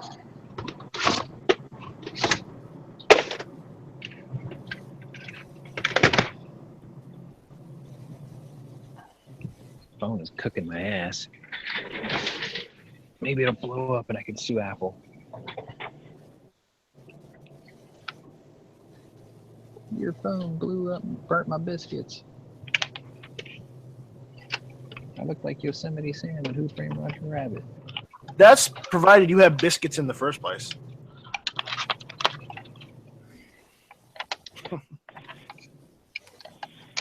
Yeah, they're more like croissants. Croissants. That's pretty good.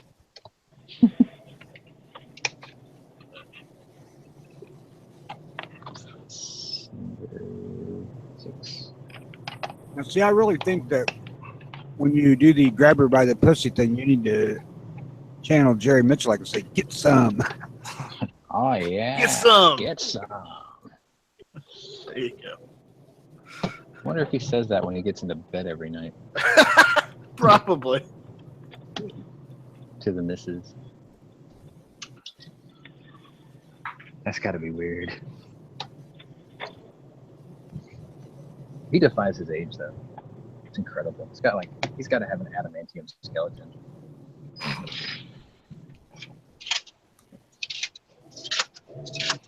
Well, didn't you see that? He's totally a Terminator. It's gotta be. Uh-oh. I left the call. The host machine left the call. There you That go. happened. We're done. Is Thanks it everybody for overheating? watching. Is it overheating No. again? Not that I can tell. No, it still says I'm here. I don't know what the deal is. Just grab it by Jiggle the the pussy.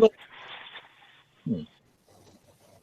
Grab it by the the dongle. There you go. Listen. I have a gun question, if you don't mind. No. We mind. Have it. Go for it. Okay, if you were going to carry a Bond Arms Derringer, how would you do it? Like the Snake Slayer type one?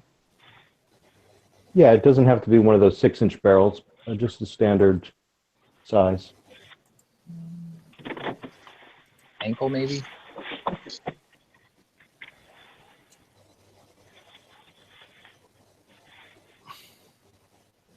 Yeah, pocket or ankle, I think. Now, wouldn't that hammer jab you in the pocket? It could. And I'm sure they make one of those Remora type holsters if you really wanted to address that. But okay, what's it? Okay, Angry's going for. He's going for that justified thing where it's on a little retracting thing on your sleeve. That. Nah, realistically speaking, yeah, I would probably carry it on the ankle, but pocket carry is probably not undoable. I mean, I intended to carry the Cop 357 in a pocket holsters. That's quite a bit heavier. But it's striker fired, so. Well, if it were the 19th century in American West, when everyone was wearing long sleeves all the time, Yeah. I could see that retractable wrist holster dealio. But I'm thinking about for summer carry, I'm thinking about pocket carry. It's just curious if that hammer isn't going to get hung up on a holster if you try and pull it out. I don't know if they make an ankle holster for those, but that would make sense, wouldn't it? Yeah. See, the thing that I get from Bond Arms is that they want their guns to be really big and beefy and durable, and they're almost like a subcompact size pistol or revolver. So I'm thinking, you know, an outside the waistband holster might even be reasonable, especially if you get one with a 6-inch barrel or the extended barrel, however long they are. I'm sorry. They call it the ankle biter, but I put the link in the channel chat for you. I would go, if they had a holster, I'd go inside the waistband, but that's because I'm in a place. If you where hadn't keep bought the open. gun yet, consider a C-Camp. That solves everything. So, I mean, a Derringer is traditionally a carry gun, but I'm thinking maybe these Bond Arms guns aren't really carry so much as just range novelty type. It's a carryable novelty, but it's not a practical carry because you're right, they're kind of chunky.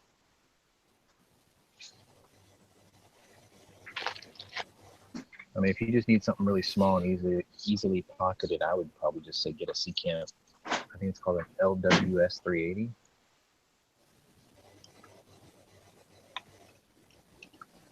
Well, that's an auto, right? No, it's hammer. Well, yeah, it's semi-auto hammer fired. I like the concept of the Derringer is there's as few moving parts as possible, and so the reliability has got to be the highest of any carry gun out there. That's true.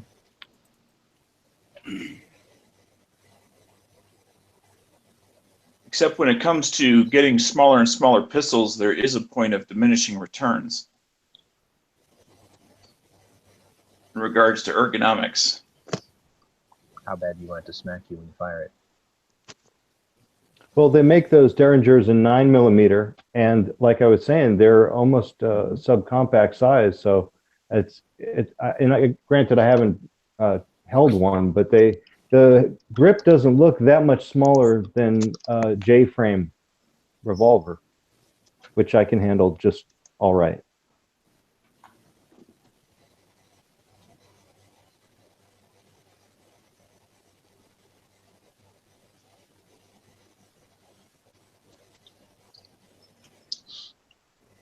Ooh, my favorite time of turn.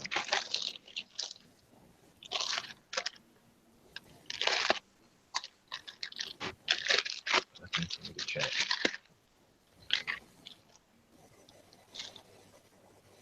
And I'm pretty sure those Bond Arms Derringers are of the highest quality because they have They a are good well made. reputation, and their price tag is comparable to a Smith & Wesson J-frame. They are very well made. I'm telling you, Dano's gonna end up getting one. He's gonna get that bullpup before Yankee does, and the jealousy will be endless. The envy will be eternal.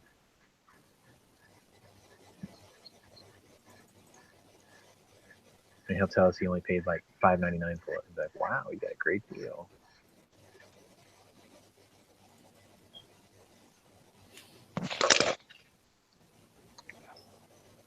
Yeah, I've seen those Derringers for 400, 450, something like that.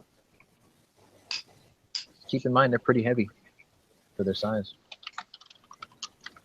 Yeah, that's what I'm thinking. A waistband holster might make the perfect. I mean, you'd need like a sweat guard for that hammer, but it may be the perfect solution. Is it Alienware? What is it called? Alien Gear? Alienware, I think it is.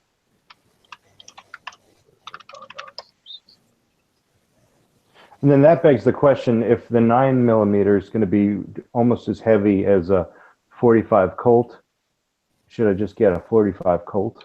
And I'm not going to be shooting that many rounds through it, so if the cost of the ammo isn't going to be that much of a factor. I'll say this about the 45 Colt Derringer. You need to talk to Jimmy about that one. It's a friggin' handful. You got one? Jimmy had one. Had. Yeah, I was right. It's Alien Gear.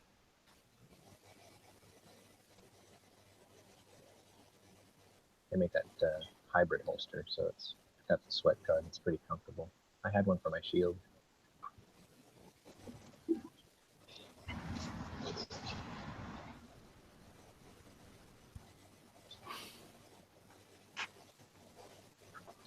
According to Jimmy, that 45 Colt is a pretty potent round in a Derringer. It is, because there's almost nothing to keep it from going everywhere.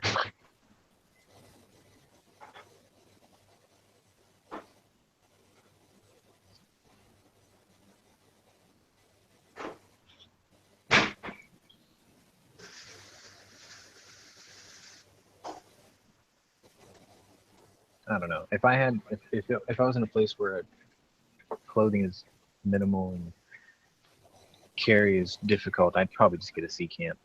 I mean, they've been around long enough to where all the kinks have been worked out. Plus, the hammer is flat to the back of the frame, so it doesn't catch on anything. It's got a pretty decent double action trigger on it. So. It ain't bad. And they're thin too. And you can make some pretty nasty 380 rounds from Lehigh.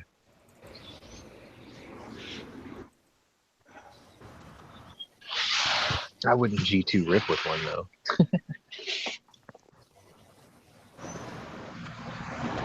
I think that was a gimmick, unfortunately. Like maybe it would be more valid if they used less pedals, like if it's split into 6 pieces instead of like 10 or whatever it is. Well, I saw that they have a new product that is the same concept, but instead of the pedals separating independently, all the pedals stay intact to the core, and they just open up really wide and Oh, sharp. like an oath round. Yeah, I guess. But there's still the same number of pedals, I think. And they're still very expensive. And they only make them for 9mm. And they changed the name. The name is a little less aggressive. Civic Duty. Yeah, that's what it is. Yeah. It looks decent, but These look good. I mean, I don't know what you're trying to do with ammo, you know? It's like hollow, just like the cheapest hollow points you can get are going to be all you need.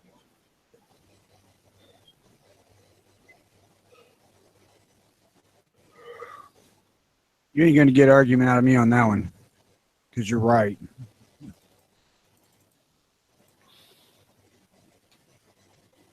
Oh, VIPs are tracer rounds. What the hell is this so cool? What makes this so great? North American Arms, Guardian, double action only, micro compact. Ooh. Show me this. Oh yeah, okay. I can see that. That's very sea campish. In 32 also. They make a well. I just go with LWS 380 at that point, and then those Civic Duty rounds. I think that would do pretty good.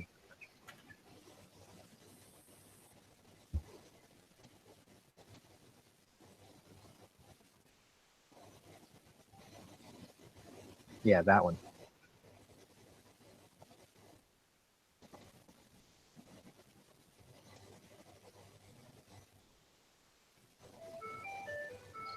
Yay, phone calls.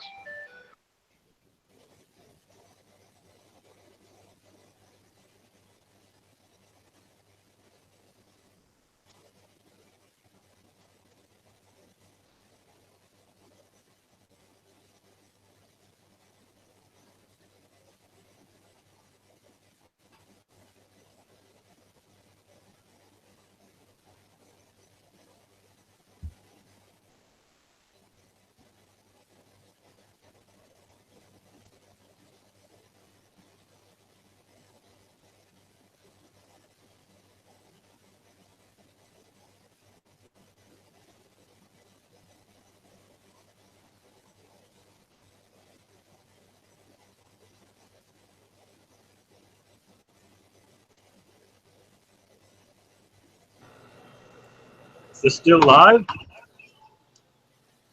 No, it's Sorta. not live.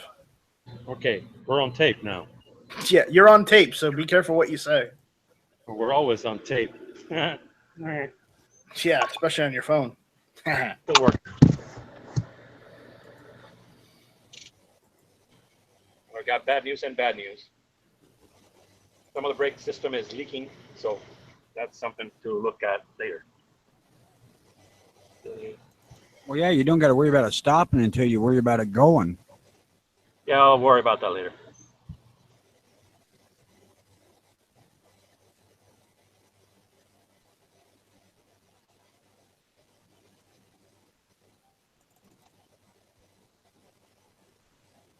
Got a dual master cylinder, so maybe the front or the back will stop. I'm 50% brakes now.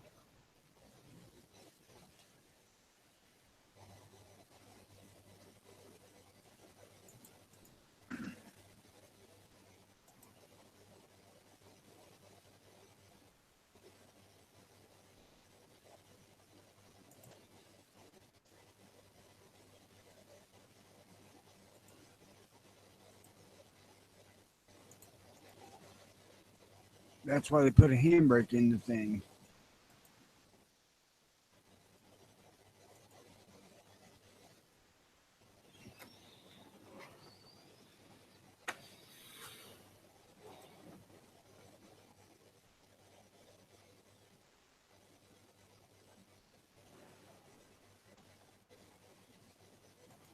Not to mention all them Hollywood style turns, power slides.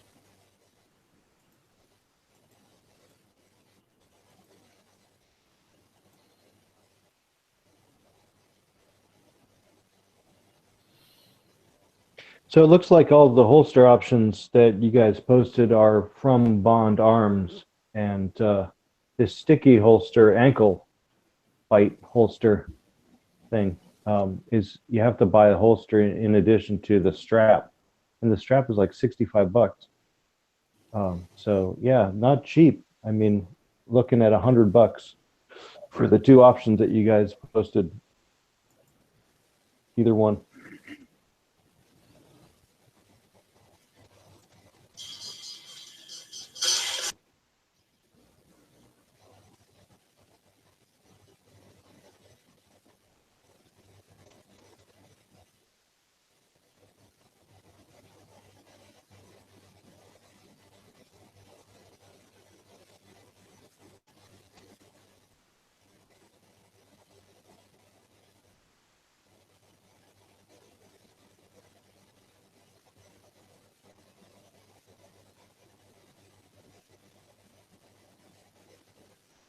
No, I take that back. It's only 45 for this ankle biter, and then the holster is 35. That's only $80. I don't usually pay that much for a holster. Yeah, ankle is special. There's an extra rig. You're basically buying a belt with the holster. So I don't know though. I usually wear shorts summertime. So I'm thinking maybe I just get this pocket holster. This sticky. Is this a? Are these sticky holsters pocket holsters, or are they inside the waistband holsters? Or is they make Stickies one I've of each? seen are in pocket. Bond Arms holsters. Because I've seen some people on the interwebs take a pocket holster and wear it inside waistband, and like the manufacturer reposting their photo of that, almost to give it credence or validity. And I'm not so sure that's a good idea.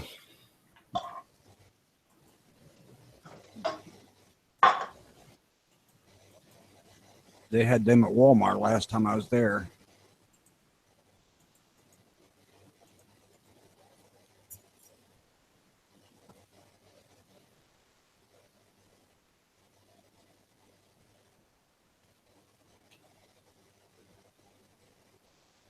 Self-securing, modular, state-of-the-art in the waistband and pocket holsters. Okay.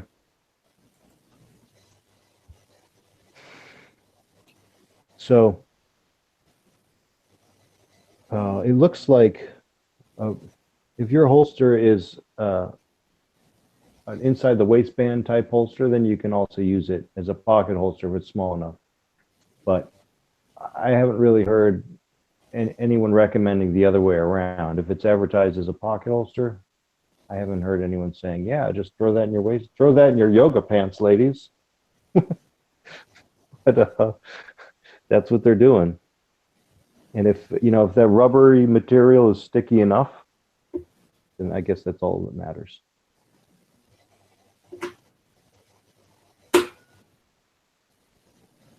Yay, I dodged a bullet. And while I was out in my warehouse, I remembered, or I forgot to take my pills. As I was climbing up pallets, I'm like, wait a minute, I didn't take my pills for the day. That's why I feel like shit. Surprised you ain't dead yet. All right. Where's my camera? Is it working? Camera. This tiny little pill. See that? It's like 2.5 milligrams. Little shit.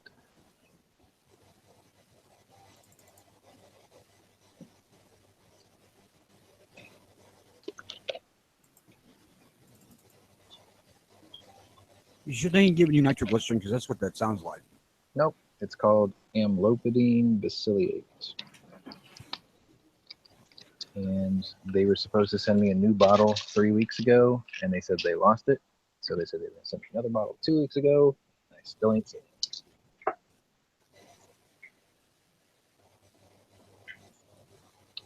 What the fuck? It says 90% of my data usage has been used. I'm on my fucking wireless network. Stupid thing.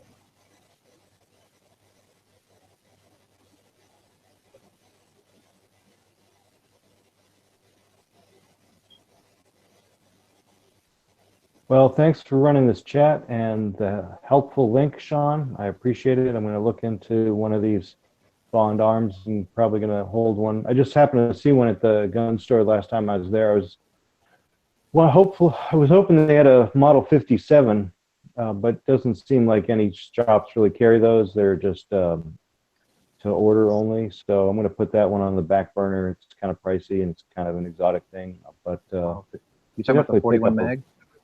Yeah, I definitely want to take a look at those because I'm not going to be shooting it that much. So if I can only find a couple of boxes of ammo at one time, that's fine because I'm just going to reload it. Now the question is, can I find bullets? And I'm not even going to need that many bullets for it. Oh yeah, I got a Yes, source. you can find bullets. I That's got a not a source. problem. I just send them back. Yeah. They sell them on Midway. Really? Barry's Bullets makes them. Matt's Bullets makes a good hard cast one. They're out there. I think Rainier makes them too. And they're not like twice as expensive. I No, imagine. no, they're just as cheap as any other one. Yeah, they go by weight, man. It don't matter. You know, Cool. Let me just check that real quick. Yeah, so that's going to go on the back burner, but I've wanted a Derringer for a little while, and I like the pocket carry, so I think I'm going to take a look at one of those. And if it's only a 9mm, then that's fine. If it's for a snake gun, that's perfect. I'm telling for you, right? 500. Well, I'll tell you right now, if you're thinking 41 Magnum per carry, try one before you buy it, if you can.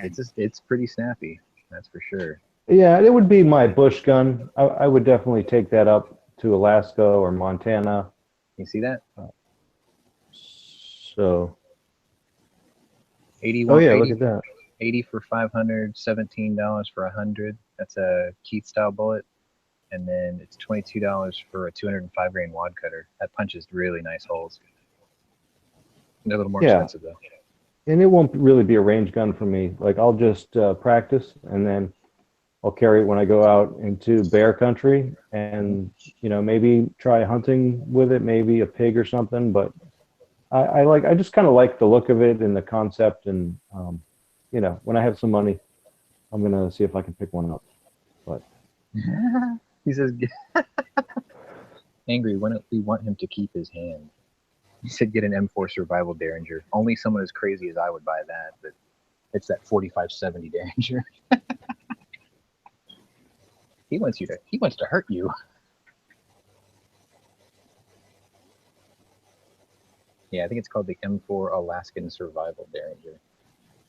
well, I just picked up some bear spray, so I got a couple big cans of bear spray. I'll always have one of those on me, but then the 57 would be backup to the bear spray. My guide always makes this joke about this dude who comes up there a couple of times a year, and he says that he has a fully transferable BAR, and it's on the side of the stock. It's engraved bear spray. He's gonna bear spray it with 30-06. I was like, holy shit.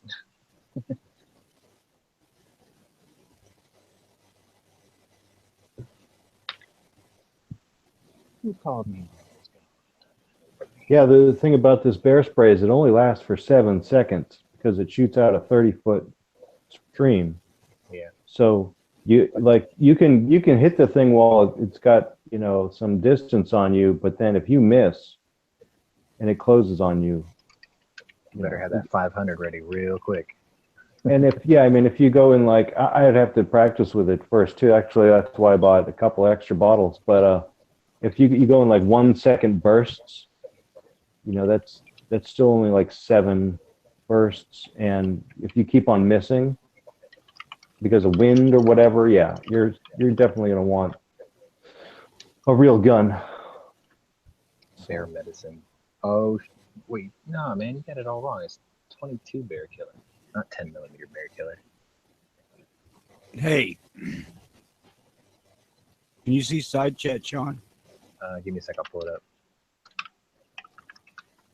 There you go. 187 GC. Let's see. Right now, all I can see is the who joined and who left. Hang on a second. I'm getting there. All right.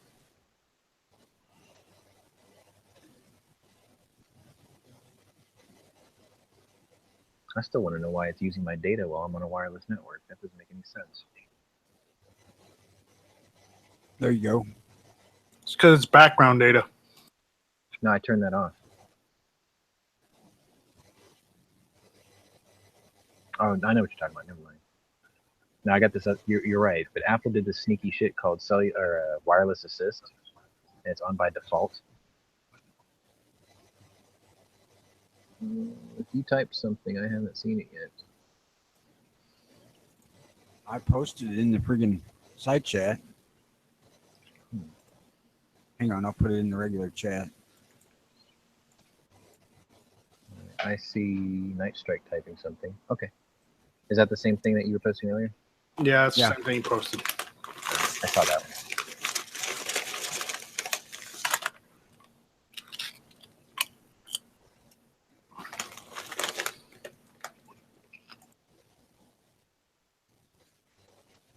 Oh my god.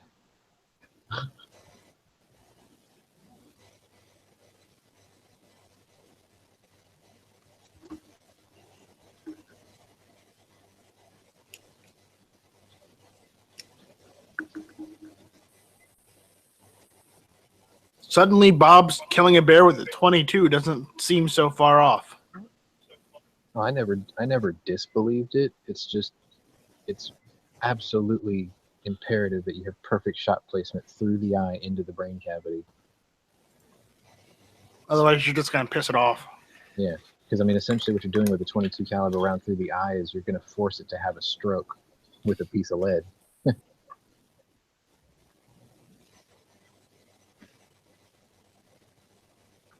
I just seen that pop up and I had to save that one. It said that the bear's skull had 9 holes. Yeah, because she shot it 8 more times after she killed it. Just make sure. She was using I would too. She was using a single shot 22 rifle.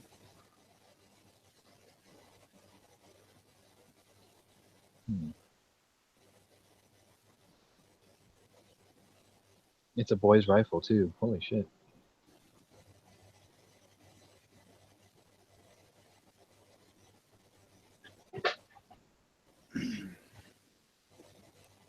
Welcome back, Knives. That's definitely a cool story, man, but I wouldn't try it. I wouldn't either. Yo, No, Sean, I'd try it, but I'd only try it with that 22 you were talking about earlier. Oh shit, I'd try it. I'd try it from like the side of a helicopter. Like, it didn't work. Take off. It's all right. Just be glad it's not Dova Bear. I mean, then again, you can always use a 12 gauge with one of those oath rounds and just aim, you know, a quarter of an inch underneath its little tail. If you know what I mean.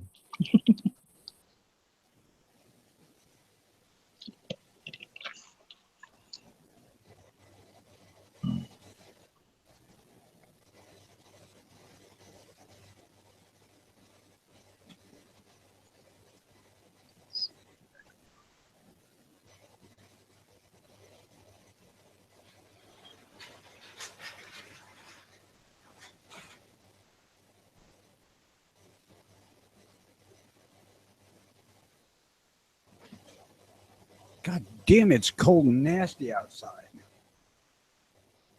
Wah, wah. Says I have. I opened my garage door for a minute to kind of get some fresh air in this thing, and wow, all my fucking heaters come on. Oh, I wonder if it counted me streaming The Walking Dead yesterday. I was on my wireless network at the house. I don't get it. Whatever. It'll be all right.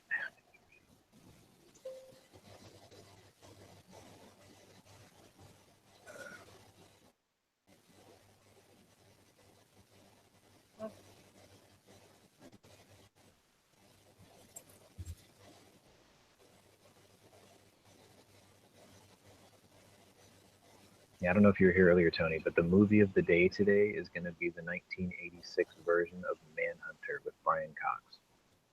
I have not seen it. I need to. I'm going to get it tonight.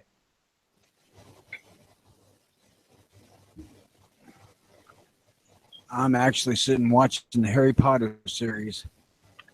Sure. DMG is an outstanding success. There we go.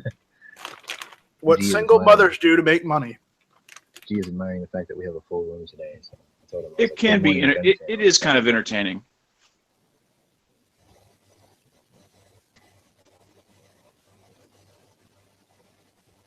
Actually, G, if you want to get in on here, I got to recharge the battery on my phone anyway. I can hop out.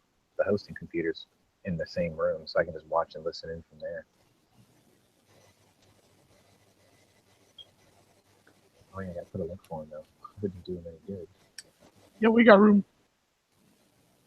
Oh, what is that you are screen sharing? Oh, there's only 8 in here. Is that a 460? Oh, okay. Okay, I know what it is now. 629.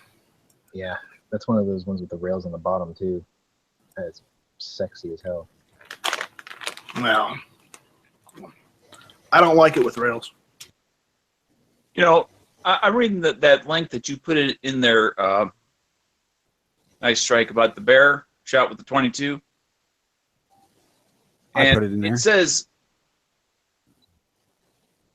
with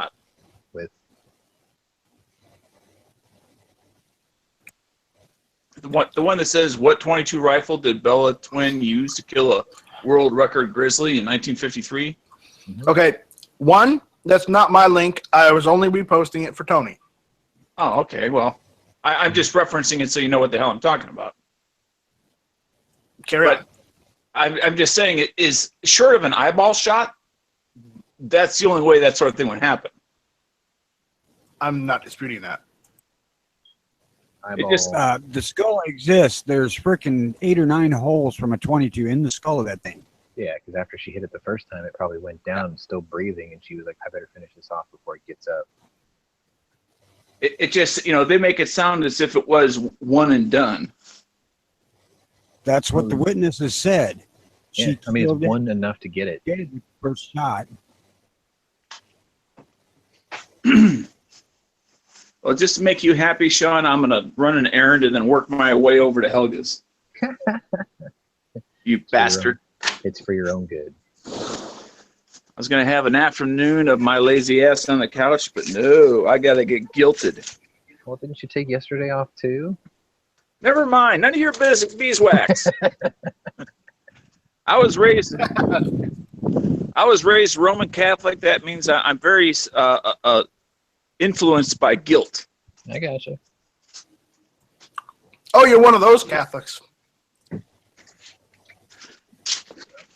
You'll be Unfortunately, grateful all the girls I knew were also Roman Catholic. later. Aw. That always ruins it. I understand. And yes, it did.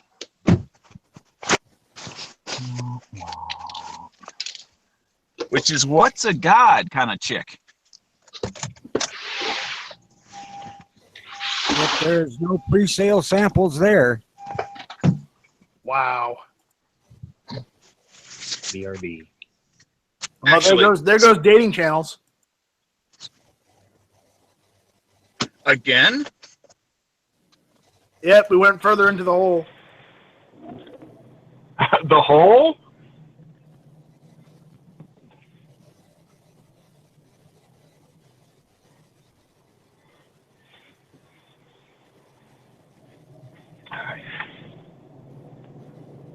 Back on the road.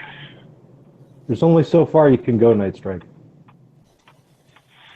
I don't know. I give up.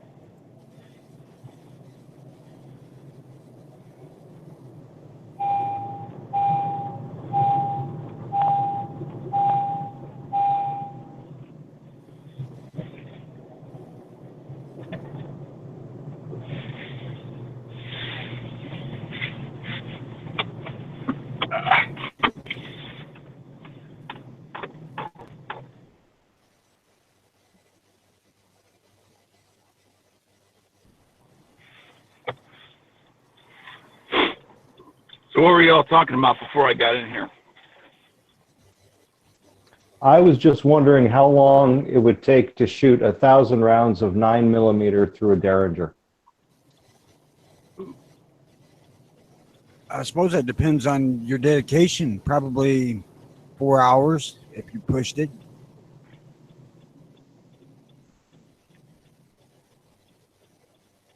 I would think if you simply timed how long to load it initially, give it a second or two to pull the trigger, and then actually unload it without actually ever firing it, and then reload it, times 1,000. Would be the bare minimum. Or you mean 500? Or 500. Yeah. Because you have to keep, it's rinse, lather, repeat, so you have to keep getting back to that next round in the chamber. Because it's 2 rounds. Oh, it is 2 rounds. Okay. Yeah, times 500. Because like with my Ruger, I can shoot it 24 times before my wrist starts hurting, and then I have to rest. So it's going to take me a long damn time.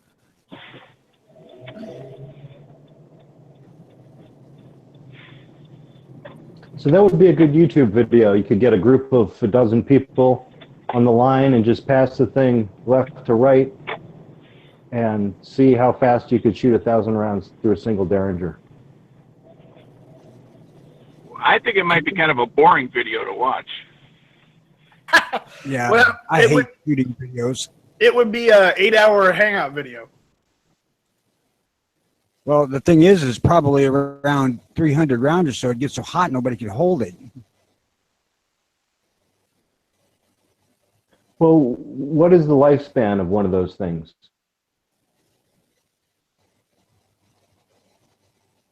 Hell, I'd imagine they go probably good for 20,000 rounds at least. Really? A lot of hand cramping. A lot of Bengay.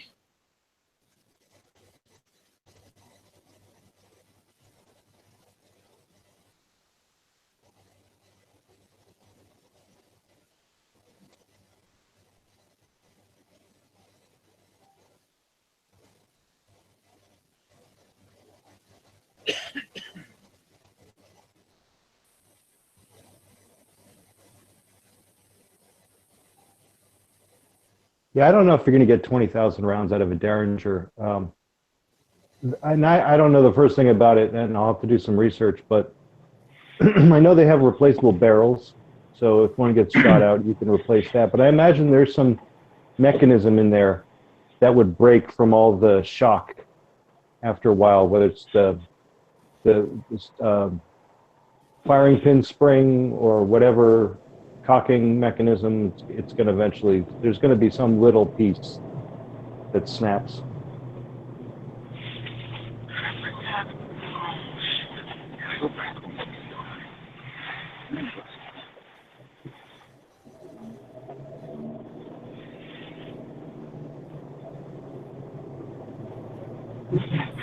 Barrel life depends on the caliber. Hey, did you guys see the wild turkey through the windshield? Depends on the type of steel that the barrel's made out of.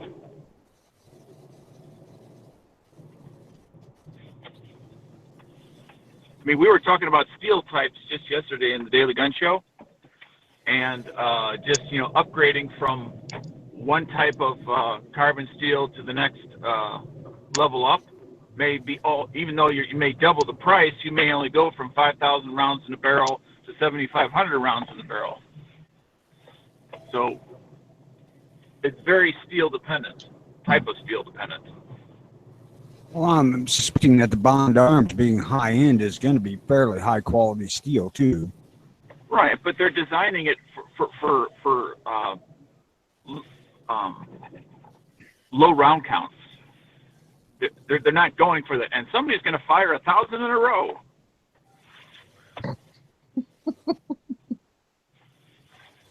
I'm just going to show you guys this. That turkey got wrecked, dude. Look at that shit. I'll be right back. I'm sorry, but that shit is funny. In a rental car, no less. I can't even see it. Check the link in the channel chat. It's hilarious. I thought that safety glass was supposed to stop impacts from going through. Yeah, well, when you're doing 70 mile an hour against a 30-pound bird, it's not rated for bird strike. Well, it's rated for rocks. Taliban turkey. It's rated for a rock, but try it with a brick. We should just say American does his part by taking down the Turkish Taliban.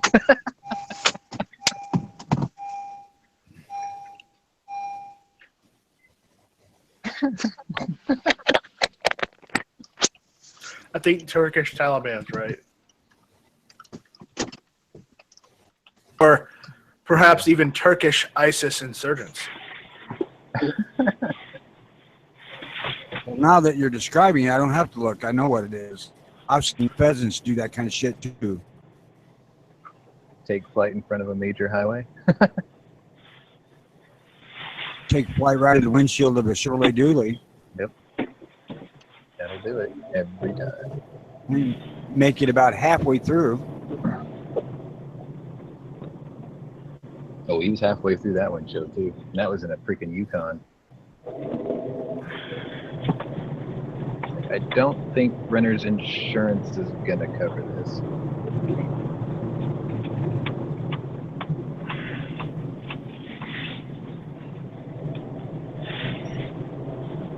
I can tell you this much. I hit a freaking blackbird doing about 70 mile an hour motorcycle.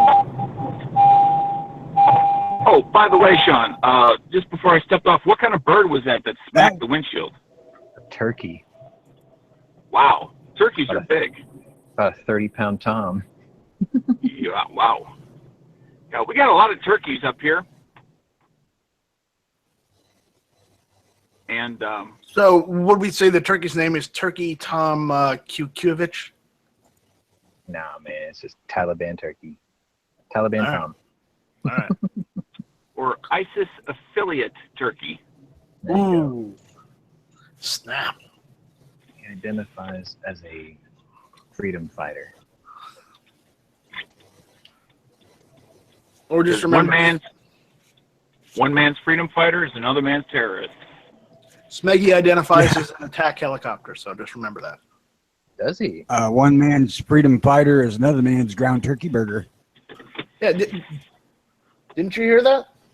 He said it many times before.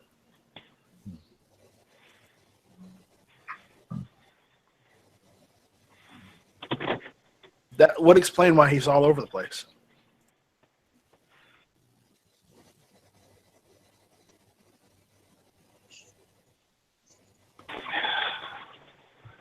All right, Helga, here I come.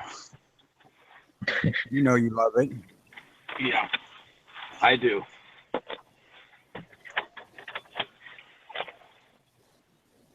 Only if she fed him brats when he was done. Well, I think that kind of goes against the weight loss goal. Right. I'm going to ask two questions. How much weight have you lost, and have you lost it? I don't know if I've lost weight or not, but I'm really not interested in that aspect. I'm more interested in the muscular strength in and around the joints. He's building up endurance for his training course coming up in 2 months. Just a moment. Working on the core. He don't want to get his ass handed to him in training. He just wants to be able to keep up with everybody. That's a good Yeah. idea. I don't blame him either. But if you're going to work out or at least do aerobic exercise, which is what I believe he's doing, you can expect to lose weight, right? It's a mutual benefit.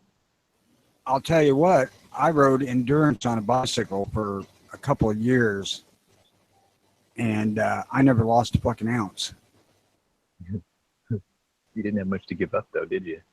Yes, I was 40 pounds heavier than I am now. Oh. I had a bit of a paunch. I never lost a goddamn ounce. I may have lost a fair amount of body fat, but you tend to eat enough to keep your weight.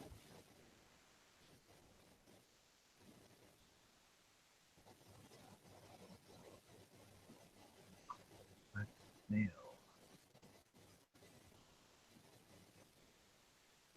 Yo, did that Indiegogo end yesterday? What, for the Gen 3 Gunchannels patches? Yeah, one of that glow in the dark one. Yeah. Yeah, the warning went out yesterday. Well, you should have bought it. You should. You'll have to contact Snags. He probably bought them all. Gonna overprice them. No, he'll probably trade you for an orange. Racist motherfucker. You knock that shit off. Just playing along. Hold on. Here we go.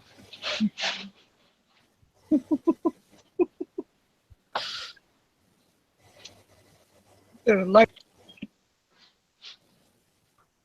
No. Besides, it's fucking That's Florida okay. that's known for oranges. That's okay. Am No. I offending oranges? No, you're not offending Orange, and you really shouldn't offend Knives because Knives lives in one of those sanctuary cities, right? Oh, shit. Shots fired. fuck you, nice, right? Just sending them out all day today. Okay. So what happened? Let to me know. PBR? It was totally worth it. Let me know if it gets too loud in here. That was a quick trip. Oh, was he in Matt's chat last night? I don't know. I ain't seen him in like weeks. So. Well, yeah, either have I. That's why I was curious if he had stopped in. Matt's chat. Or anybody's chat, for that matter. I mean, my chat. Okay. Let's Don't admit, insult Matt. the people who were there watching the chat were there to watch Matt. They were. Oh, you're saying you had a viewership explosion last night? It's only like we only got almost 30 views. Of course, Normally we Matt get like wa- 20.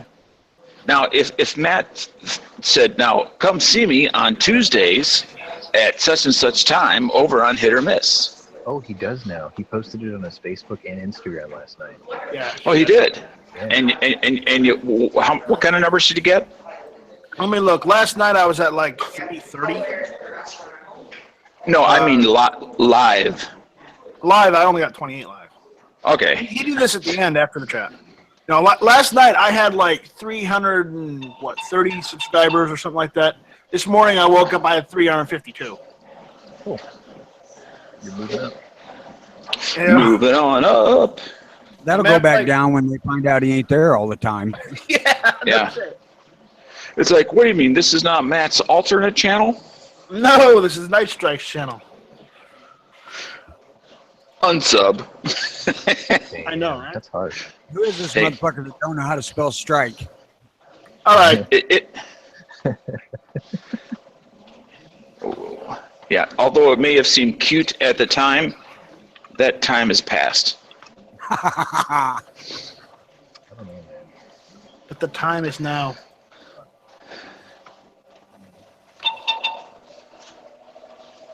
Maybe if you change your name from Night Strike to Night Moves, you can get more viewers. Bob Seger. Coming on down. So, I'll load it up in a second. Well, Clay, maybe if you started doing videos and changed your name from New Throne Clay to Appreciate it. Broken Throne Clay, Last name you'd before. get a lot of viewers too. Or Old Dirty Clay. Yeah. All right, here we go. You could spell it Moovys.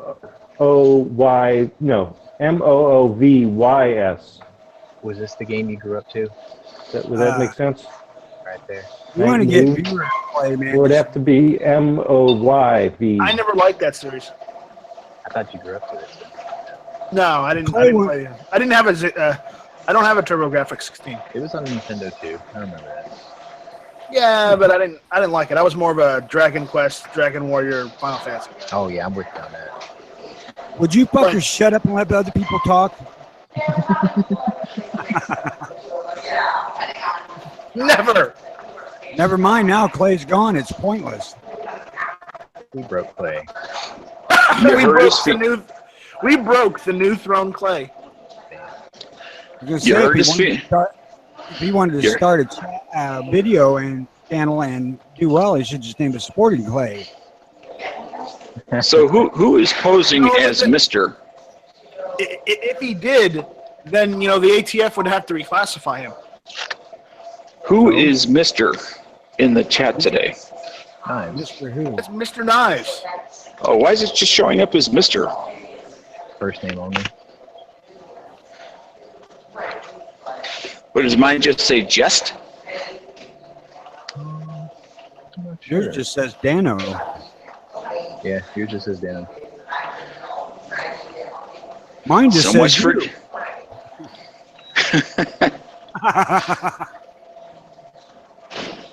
Mine just says Magnum. I'm just kidding.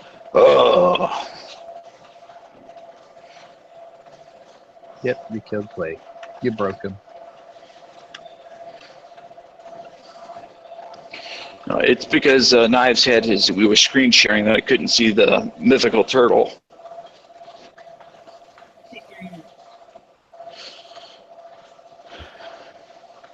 I think he's in a corner pouting somewhere. I think Nightstark pissed him off with that sanctuary state bullshit. Oh shit. Shots fired again. Who? Clay? No, Turtle. Oh, Knives. Knives doesn't get offended. He just gets even. It's true. I wasn't firing shots at the dude. I was just commenting on the racist ass shit here. He's gonna get even, and he's gonna get even bigly. It's gonna be huge. large. Huge.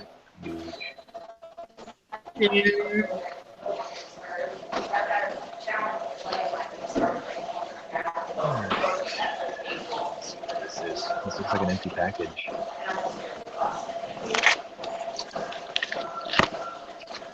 Man, they need to hurry up and start fucking up the mail again. I need some more optics.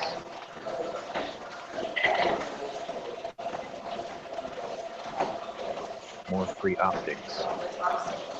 Now, I heard something interesting that I wonder how more common this is becoming, that my local gun shop that I was at earlier, his distributor is literally right next door to, I'm not sure if it's FedEx. In fact, I think it is, no, not FedEx, but UPS. So if he orders by like 1 o'clock our time, 1 or 2 o'clock our time, he'll have that item the next day, even if it's not ordered the next day. So he gets 1 day delivery without paying for it. Which would be great if we didn't have a 3-day waiting period.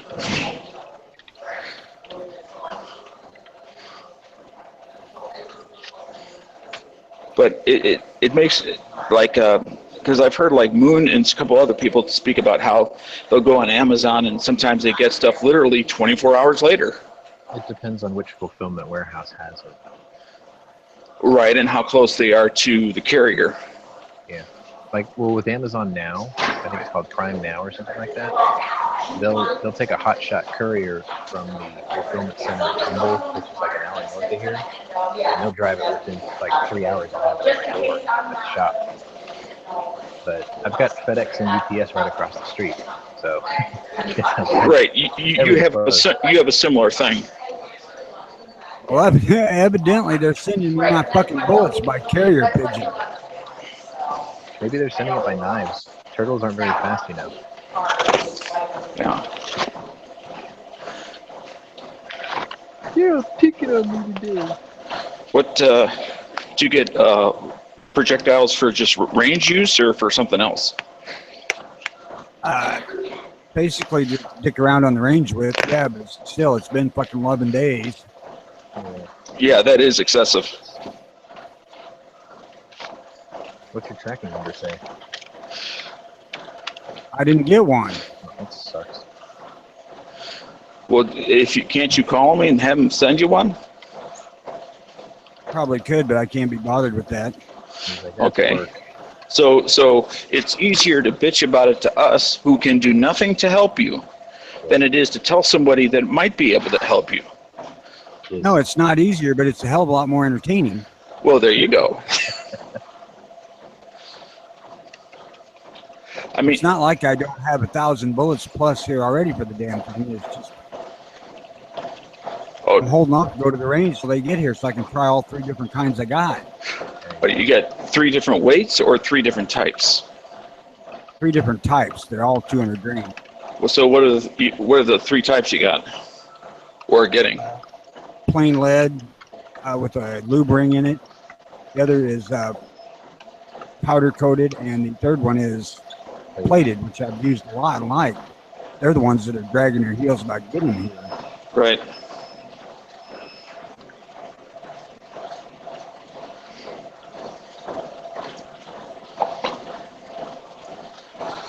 It's just a good excuse not to go out in the rainy, shitty weather to go to the range.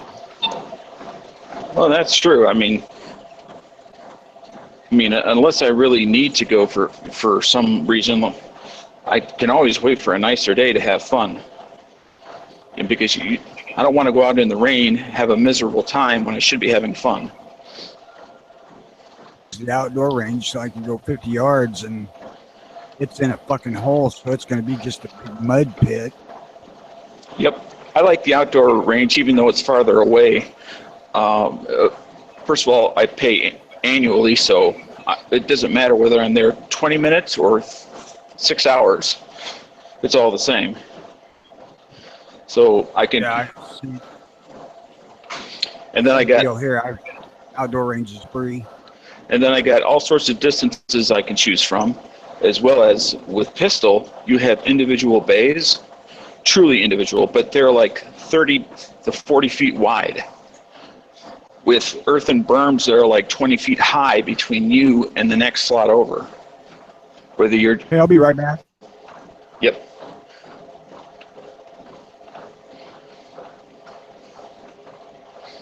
It's funny that you mentioned going out in the rain.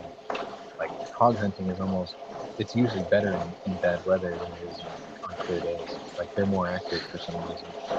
Now, is that because of either sound suppression of just somebody walking around in the bush, or is it also possibly because of suppression of the human scent?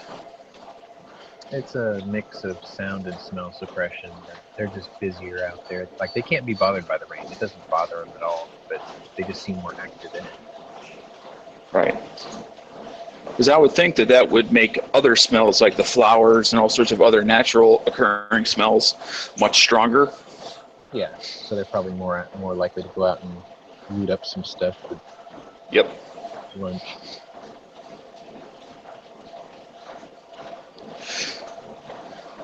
So Sean, have you the firearms that you have purchased sold any? Just or do you tend to keep everything that you purchase? At first, I had a couple of guns that I traded towards something else, but pretty much everything I've got now, they're considered heirloom quality. So, like, I don't have anything I would trade anymore. Okay. Like, if I don't think I'm going to keep it, I don't even buy it. Yeah, I don't have anything that's heirloom quality. I mean, I have some that are more expensive, but that does not necessarily make them heirloom. It's like most of my Smiths are collector's versions or competition versions. So, I mean, like, I'm not giving up my competitor or my 500 anytime soon. That type of thing. My 686, on the other hand, if the right deal came along, I might be willing to part with it, but I'm really happy with it. So, I mean, I'll probably just buy something else instead of trading it towards something else. What barrel length? That one's the 6-inch. Gotcha. It's got the full under barrel lug, so it's nice and heavy.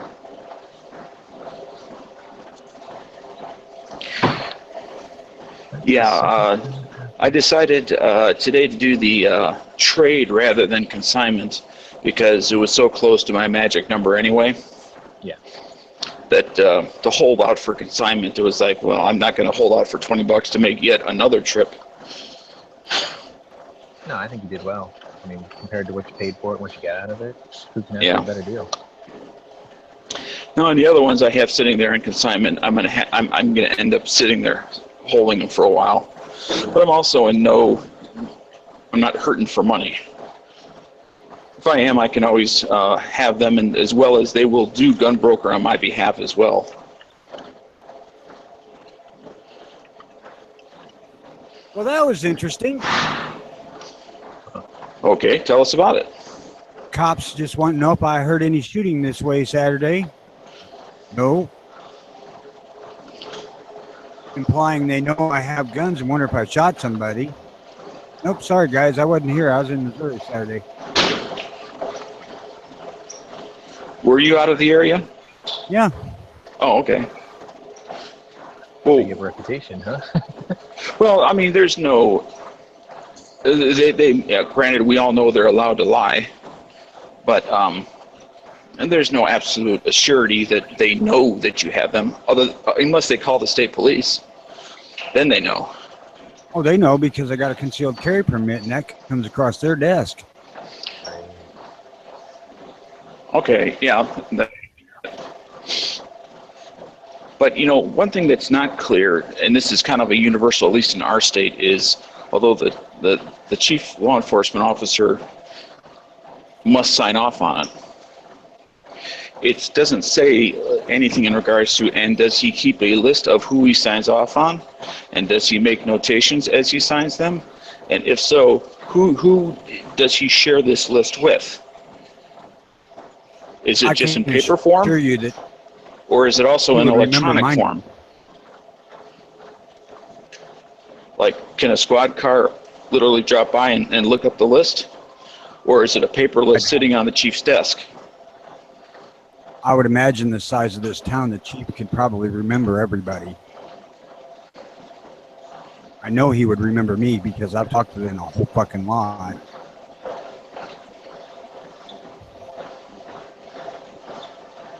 And But it's not unusual for shots to be fired because my neighbor down here, 2 houses down from me, lives out of the city limits and he shoots in his backyard sometimes. right. That's what happened, and the new neighbors to the other side of me probably just freaked out. Yeah. And being 5 days later, it's some nosy busybody. Well, I don't know if it's just he finally got to me. Well, if it was a high priority thing, he would have gotten to you much sooner, like driven to your place. He might have been questioning everybody in the area. I mean, it ain't like they got a lot to do here. Well, that's what I mean. They could literally get in their car and drive from house to house to house. Did you hear anything? Did you hear anything? Did you hear anything? If there was an actual issue other than a noise violation. I left here at 8:30 Saturday morning and didn't get back here until about 8 o'clock Saturday night, but I didn't hear nothing. And he's okay.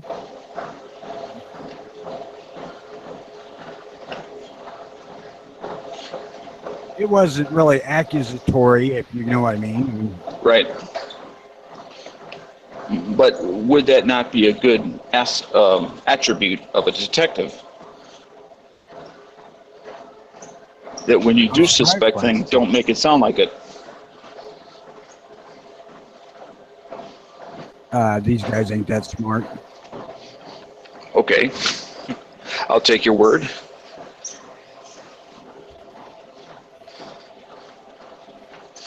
And again, I'm thinking it's simply a noise issue, which is why it's.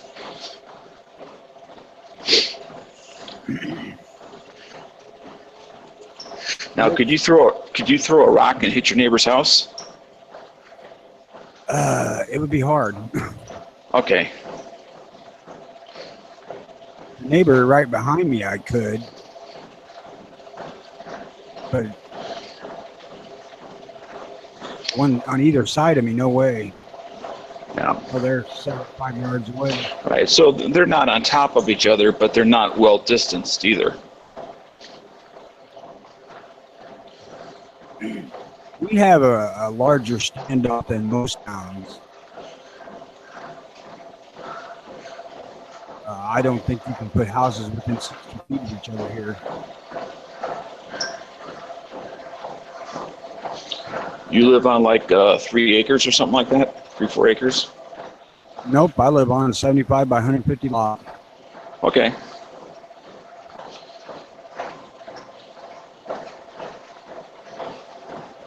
But my nearest neighbor lives on the one lot beside me and one lot back. He's actually behind me and one side over, but he's still close enough. I could probably bounce a rock off his house.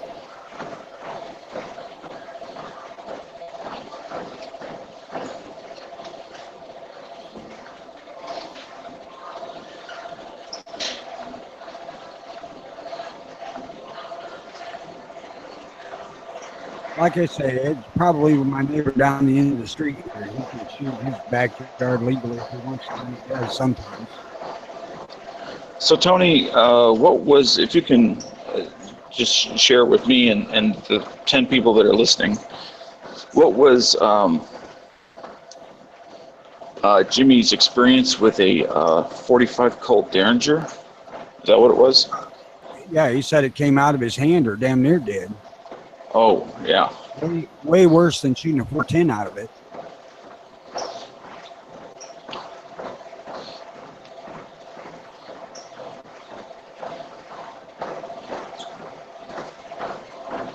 Yeah, I have no doubt in that. I mean, because the less you have to hold on to it, even if you do have a strong grip, there's just not enough material to hold on to. Yeah, so I think if Clay wants one in 41 Magnum, he's going to find out that's going to be a bitch to hang on to.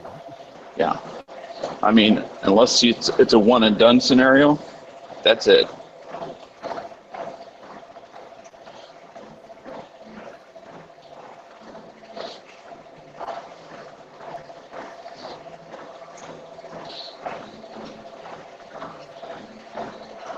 I mean, a 40 wood Magnum is a very respectable load. Well, yeah, it's you're no slouch, and I would think it's probably hotter than 45 unless Jimmy had some super hot 45 test loads or something.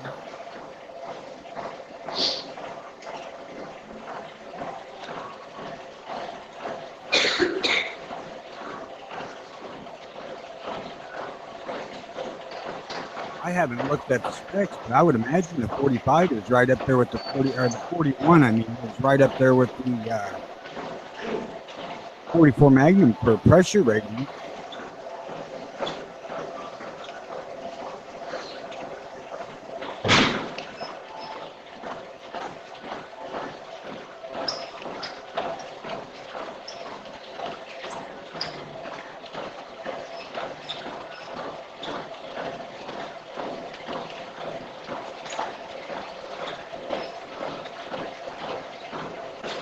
I'm watching UFC fighting / wrestling on TV here. Now, in that sort of stuff, is there such a thing as getting pinned, or you just beat the shit out of each other?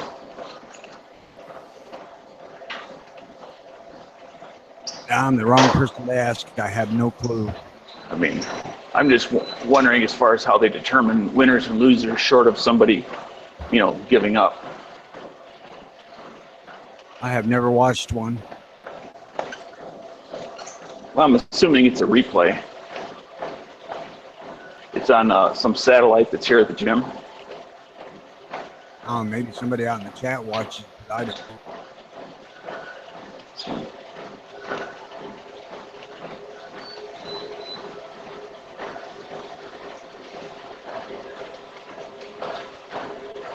I have watched a little bit of boxing, but I don't particularly care for it. Jason Black is the name of one of the guys, and Gris is the name of one of the other guys. So whoever Jason Black is.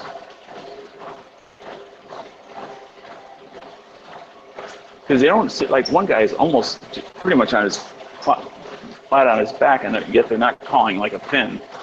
And I don't see anybody down there looking either.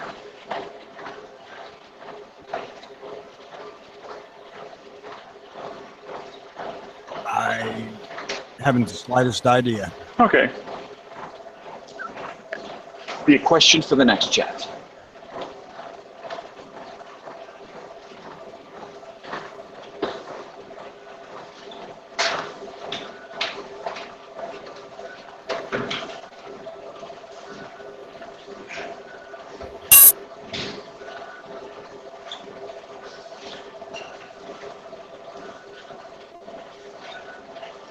Get that quiet.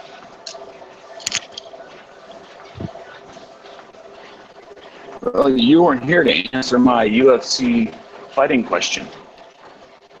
What you want to know?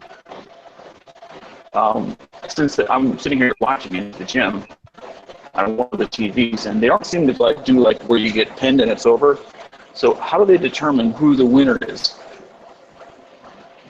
There's 4 ways that you can stop the fight. Knockout, doctors, stop the fight. I guess there's 5 ways. Trainers stop the fight. Submission. You have to be careful with the submission because you have to see the opponent tap the canvas. He's going to smack the canvas just like you see in WWE, or he'll Right. tap the opponent, tap out. Yep. Or if they pass out.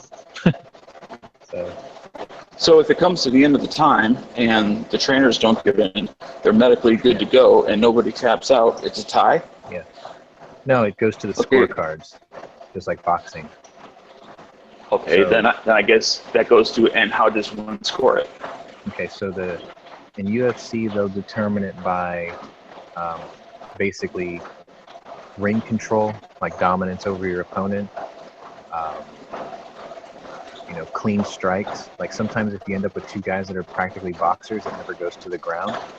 So it's about who got the cleaner strikes and the cleaner power shots, and who's able to defend themselves better. Judges like activity. So if you're active and your hits are landing, or if you're a grappler if you're a grappler, you're going to go for submission. But if you're a guy who can stop a grappler, where he can't lock in, certain types of chokes or certain types of arm and leg bars, then it's sort of they have to kind of judge if the grappler was any good or if the defender was any good. So they'll give the points to whoever was the more superior of the 2. Sounds It's very basically just who has subjective. the more efficient activity. It is. That's why there's 3 judges. Yeah.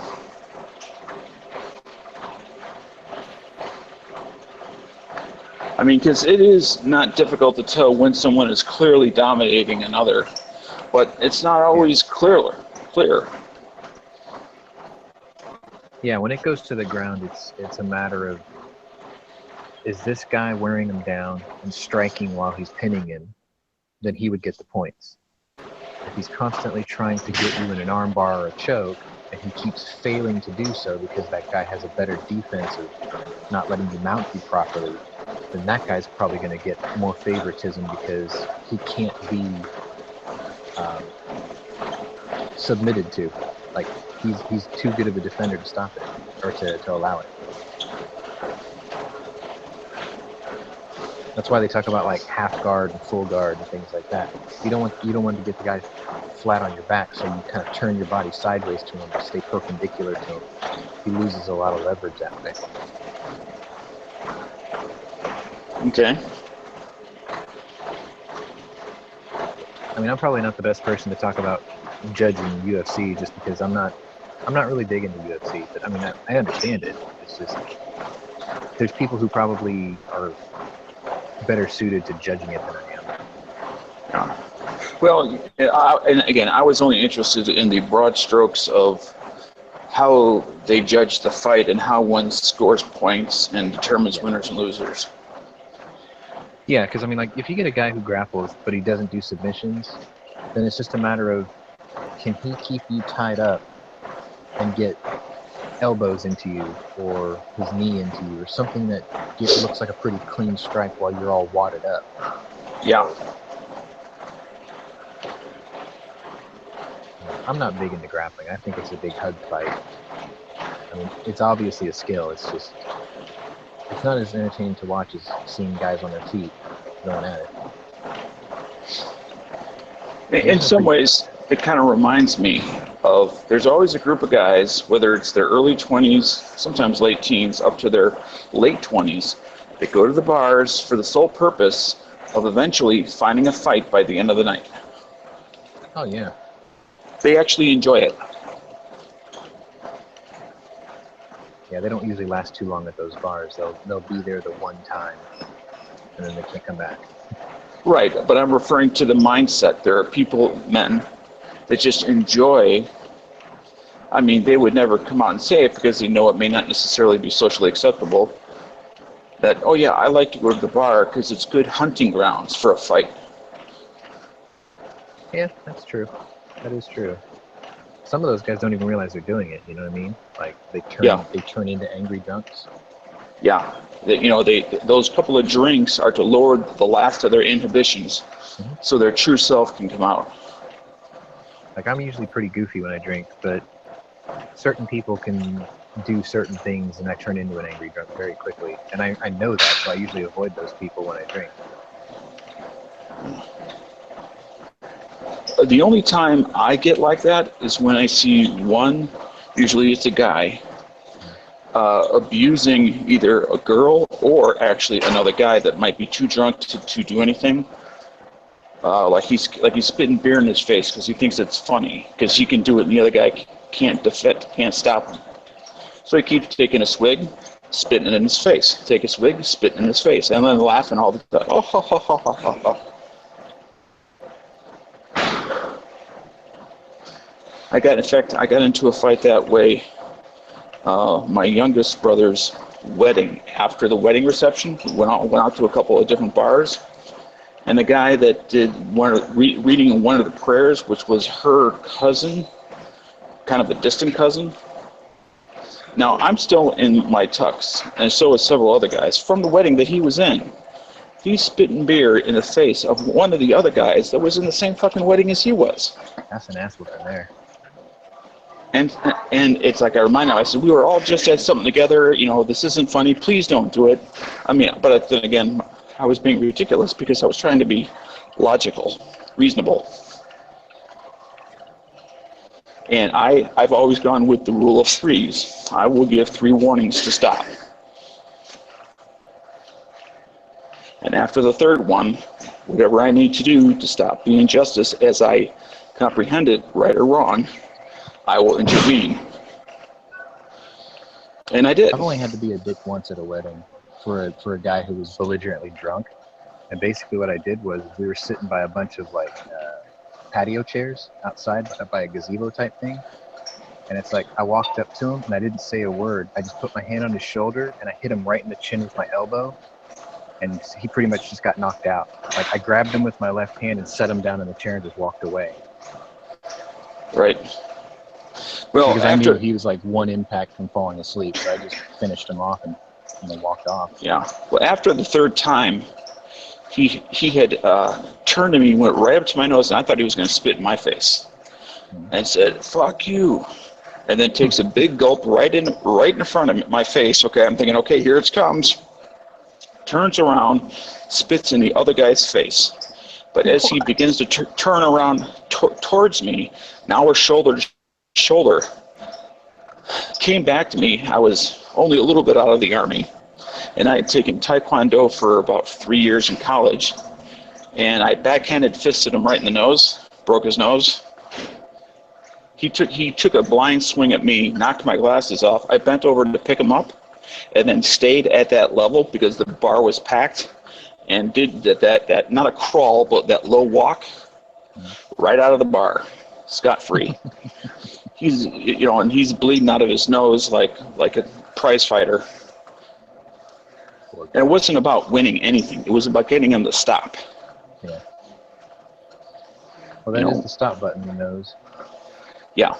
And since I didn't have but from a side to side, the most, to me, at that 3 seconds of thinking, the nose from trying to come up from just below your waist, bringing your fist up to a side, where you're hitting him with the back of your hand, but the knuckle portion and the nose was the only sort of hit that I was aware to do that would have at least some impact.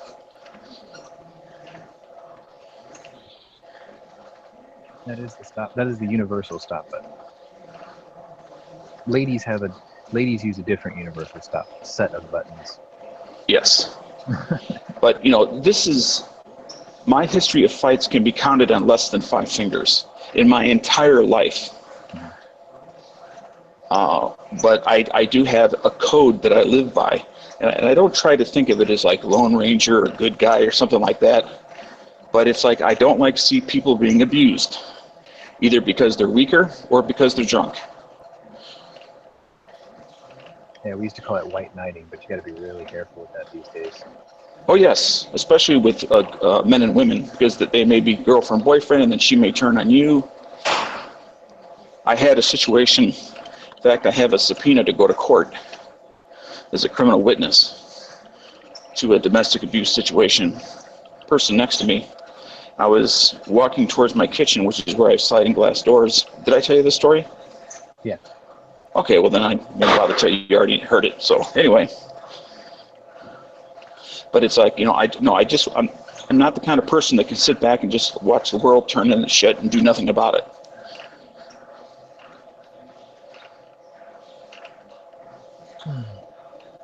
I can't count the number of times I had to draw down on somebody on one hand, unfortunately. Twice just last year.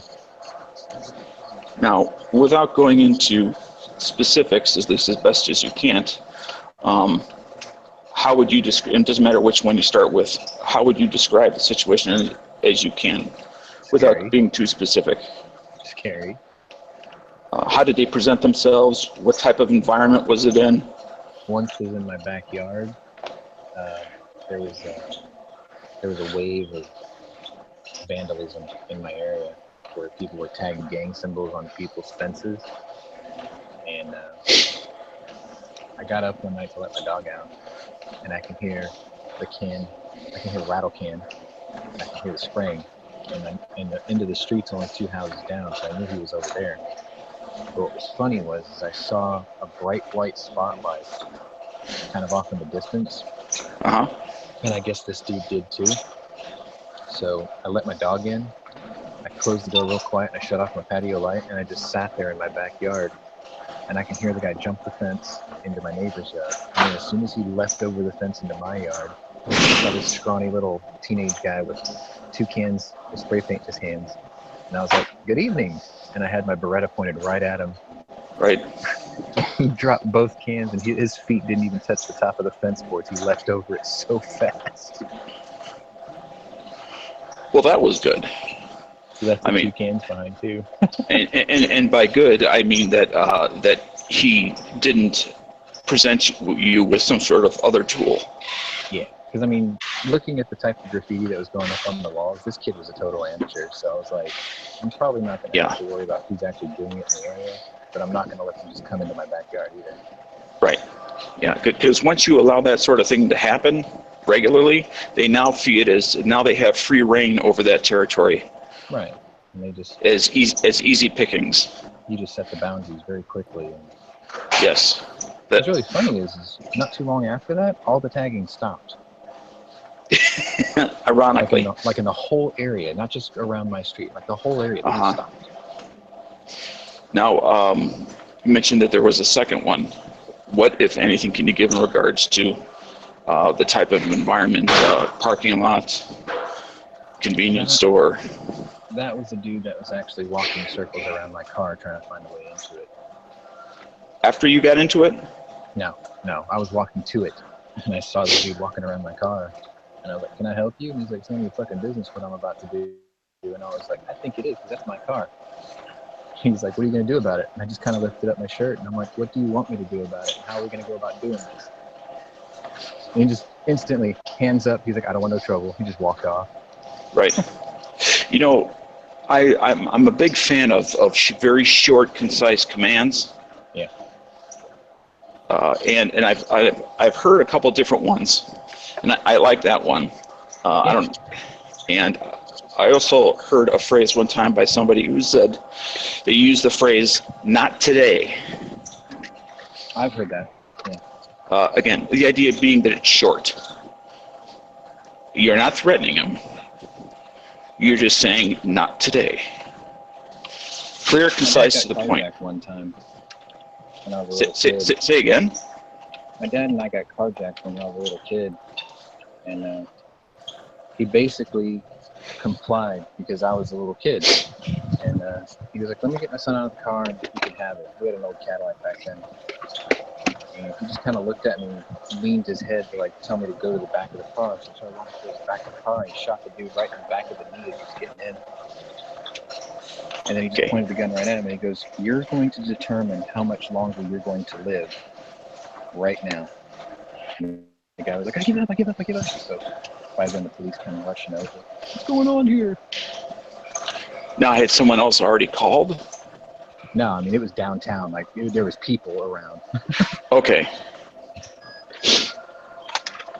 And I was just sitting there like, oh my God, this is so cool. Because, I was like this little kid. I didn't know what was going on. I just heard a gunshot and I saw blood everywhere. And this guy was screaming for his life.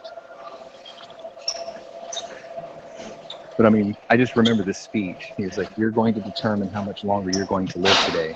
I was like, oh my God. Although it sounds very cool. He was very serious. Well, no, I understand that, but it's a little bit on the long side for when people aren't hearing everything, they aren't seeing everything. Mm-hmm. Both the attacker and the attackee. Yeah. He was as serious as a heart attack, man. They took his gun, and then he had to go and give a statement. And a couple hours later, all the witnesses corroborated, and he got his gun the same day. I mean, he just basically signed for it and walked out the same door he walked into. Now that's amazing. Yeah. Good times. No. A good outcome in a bad time. Yeah. Okay, I'll try to get in now that I've freaking turned my mic back on. There you go. No, we didn't hear a word you said. Obviously. The only command I ever used when I threw on somebody was stop. I mean, that's good if they're approaching. That's absolutely command number one.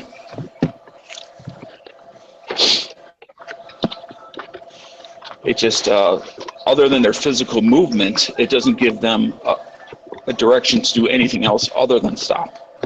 Yeah. And I'm not trying to be stupid. I'm just trying to say. No, short, sharp commands are the best.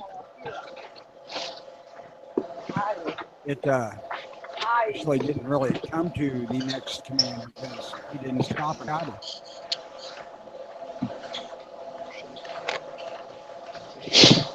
I mean, and depending on how you feel, I mean, although this is not a word that I would choose, but simply something as run. I mean, if it ends the situation with you coming home at night, it's a good outcome. No, I need these. I was working. It was my job to stop him. But, at those times, we're not always necessarily thinking clearly. So if it's short and concise, stop is by far beats a whole lot of other things like, let's get it on. I like not today. That's a good one. Your dad's was great. My dad's was awesome. I can't believe he was, honestly, I couldn't believe how collected he was after the whole ordeal. What did you? What did your dad say again? It was like, you're going to determine how much longer you're going to live today. Oh. Exact words. Yeah, I didn't know that. I'll never forget those.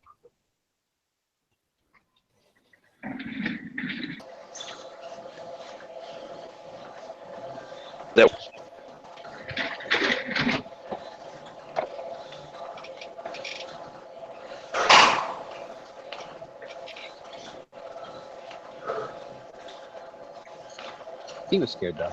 He admitted it. He was like, that's not something you train to do every day. It would be unnatural for somebody not to be.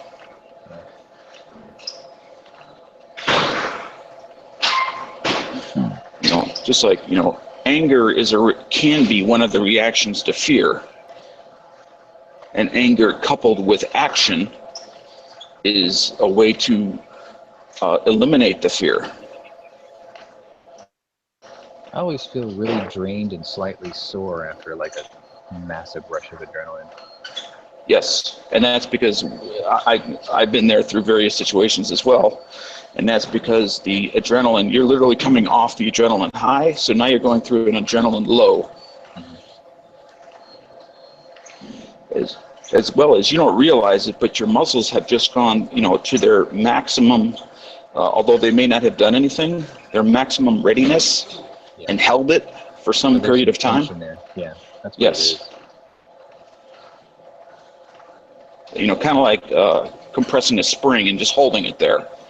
See, but the thing is like, even when I was learning about boxing from other trainers, they told me that what makes a really good fighter in general, not just physical fighter, it could work for gunfighters or anybody in a stressful situation, is you don't want to turn rigid like that. If you can stay, I think the guy said, if you can stay in a putty-like state, flexible, it's like you'll come out of almost every situation better off. But and that is true, in generally speaking, that is absolutely true.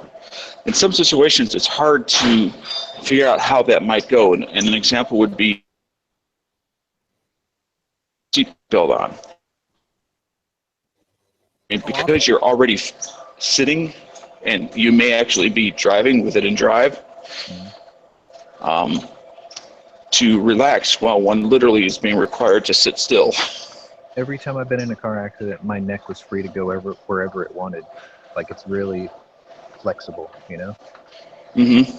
Like, now, I got used to it because when I used to do rock crawling in my Jeep, I could let the body of the truck just go anywhere it wanted to, and my head could stay perfectly still. So then when I drive on bumpy roads, it's like everything below my neck would move, and then my head would stay still because I could keep it that way.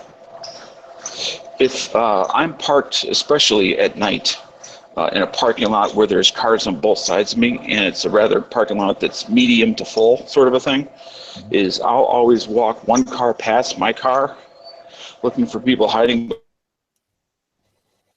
It's not a bad idea. Then check the back seat as I'm walking towards it, because they're not necessarily going to sit next to yours, especially if you're already pre-targeted. I think Island got to the part of my dad's speech just now because he said I would have probably added the phrase motherfucker. He wanted to be Samuel L.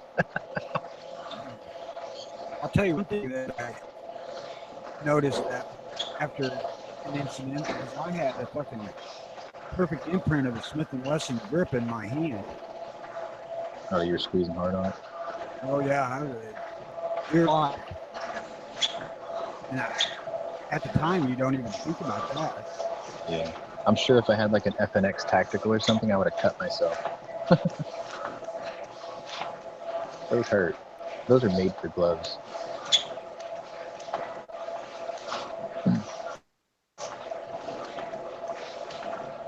Oh, hey, I'm joining this link. Pull it up real quick. We're probably going to go for at least another hour.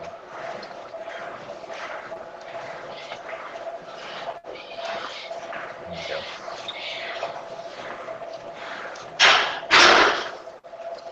All the storms have passed my area, and now they're over past me. I have to agree with Alan. I think I would have stuck that one there too. Yeah, what was really weird was my mom was actually in the hospital. She was really sick, and we were just coming to visit her. And she was really mad that we got there late. She was mad. He didn't tell her what happened until about maybe a month later, when she was feeling better. He was like, "You remember that time we were late coming to visit you?" She said, "Yeah, something happened. We had to go to the police station." He's like, "It's cool. Everyone's fine. It's all sorted out." Should have downplayed it, but she's still panicked anyway. Was it a car accident? No, this dude tried to carjack us at a red light. Oh. We were sitting there waiting for the light to change. He tapped on the window. My dad, like, being an idiot, he cracked the window open. He's like, "Can I help you?" And then this dude pointed a gun through the cracked window. Yeah. You know, I've had with the mentally unstable people come up and kind of like use the palm of their hand to like slap my car to get my attention. And of course, I'm not giving them my attention directly, although I am paying attention to them when I'm at like at a stoplight or something. And if they walk up to either one of my windows and then tap it again, I will lean over, put my index finger in the air as if I'm pointing to the ceiling, and slowly wag it from side to side like you would a child. And so far, knock on plastic, they've always gotten the message. I don't roll down the window. I don't talk to them. I just wag my finger in the no.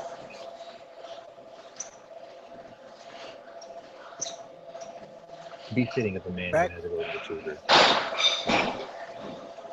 Back then, when I was working in East St. Louis, I'd just throw a fucking gun in the dash. Say again, Tony? I said back then, when I was working in East St. Louis, I would just throw a gun on the dash. Well, and that would certainly work in many situations. But there's, you know, in the area that I'm referring to, there is a medium to heavy police presence. And I don't want somebody pulling up either next to me or in the opposite direction and just happening to get a glint. Oh, I was legally able to do it back then. I had an Illinois tan card. I could Oh, load it with them. well, with the tan, weren't you required to either keep it holstered or in a box when you were not at the job? You were not allowed to carry it unless you were either to and from the job or at work. But there was no requirement that I know of about how you.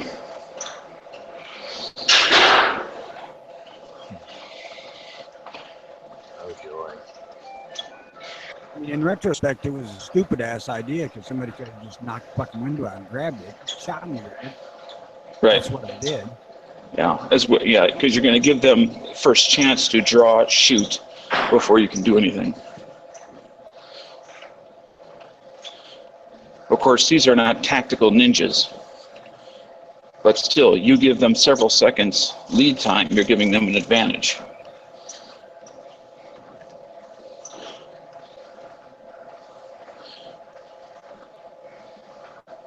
I'm not suggesting that people do shit like that because it was a dumb idea, but it did work.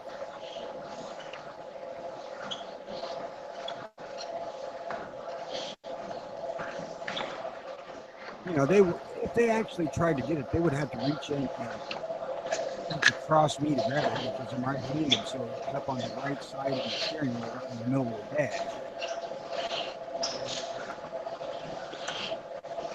But still, it was fun. But I was 28 and scared. So.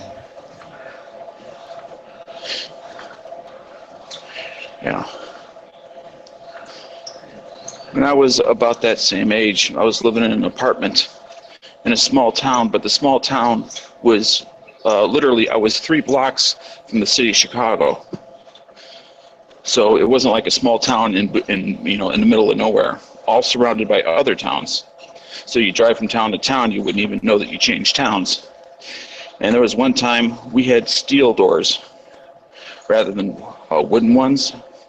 And it was one time, it was about 1:30, 2 o'clock in the morning. I was, watching a movie or whatever on a Friday, Saturday night. And all of a sudden, 3 or 4 guys, and I know this only because I did peek out the little peek window, came to my door. They didn't knock. They immediately started pounding on my door, like with the sides of their fists. Didn't mention anybody's name, like, hey, is Tony home, or anything like that. They started pounding on my door. Hey, let me in. Hey, let me in. Come on, dude, let me in. And I just stood on the other side of the door with my 686.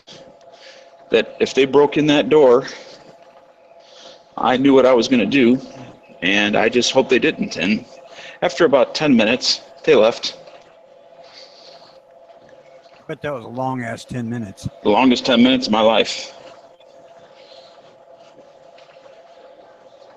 It was probably maybe 5 minutes, now that I'm thinking of it. 'Cause this was like 1988, 87. I had several different encounters when I was working security for the government that probably transpired over the space of a minute or two that seemed like Oh yeah, it's amazing how time changes when you're in those adrenaline modes.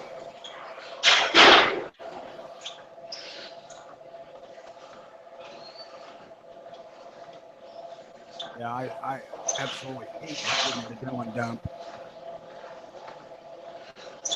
All right, that wasn't so But bad. it does what it's supposed to.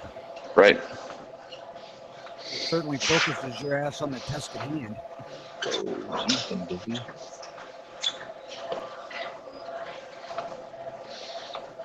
I'm afraid right now it'd kill me. Sean, you better be too. What? I'm afraid that adrenaline dump would kill you now. Yeah, I know, right? Shit. What the hell happened? I thought I was gonna die this morning. Actually, I was on my way to work, trying to beat the weather, and there's this road that it's left turn yield, and I want to go straight, right? And this dude in front of me makes a left, and I'm thinking, okay, there's nobody coming. So I try to go around him because he's not even supposed to be in the middle of the street. And as I go around him, there's a guy right in front of me, this gigantic fucking Lincoln making a left. And I locked up all four wheels and slid within like half an inch of hitting this guy. Needless to say, my chest didn't feel good for the rest of the trip to work. Yeah. Now, Yep, that's the adrenaline dump. now, if you feel that you're in a gray area in that regards, do you have something that you can take as precautionary? Oh yeah, Just- I carry a bottle. I carry the bottle with me. It works in like minutes. Okay.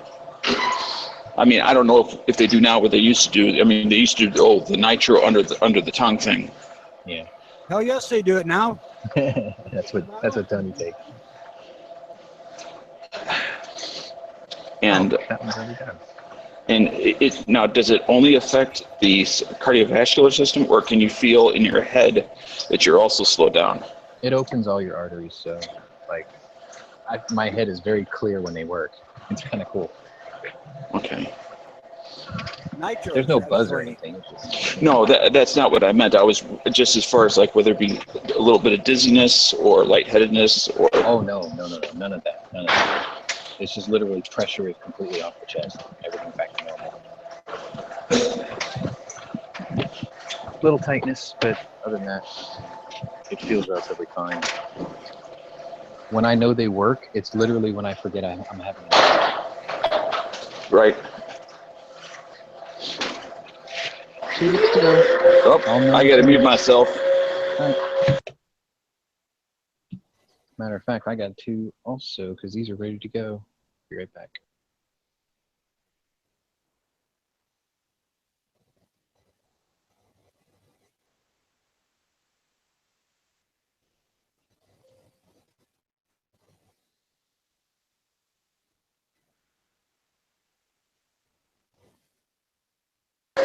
She's gonna be vacuuming the rest of the time I'm here, so I'll just listen. All right, Daniel. All right, Tony, the inmates in the asylum.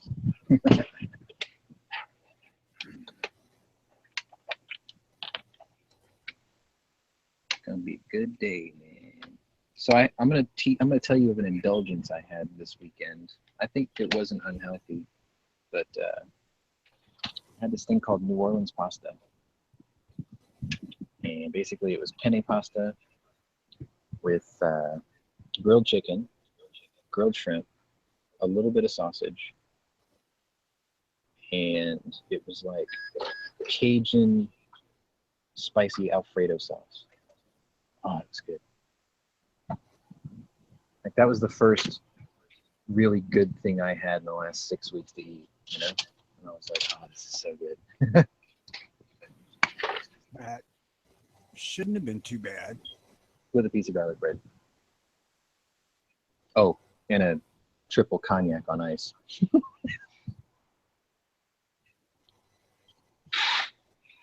Figured the cognac would thin my blood a little bit, you know?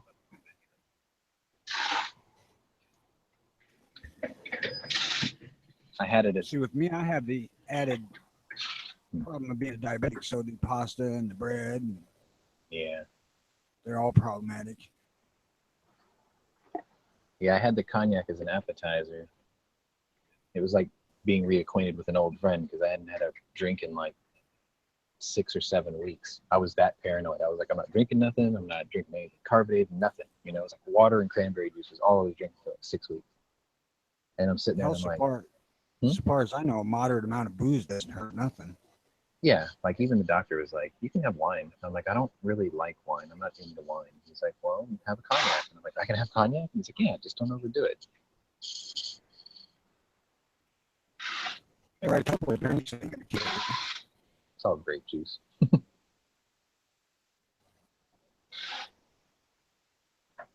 If Dano wasn't eating so many chips and cakes, they wouldn't have to vacuum so much. Shots fired.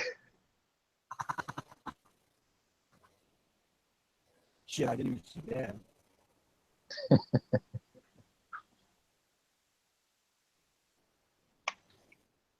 Man, we've been on the attack this week.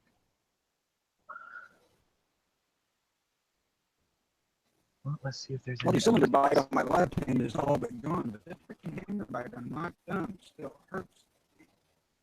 Did you make nice with the Neosporin? That shit works great. Not Neosporin, I got some generic triple antibiotic though. That'll work.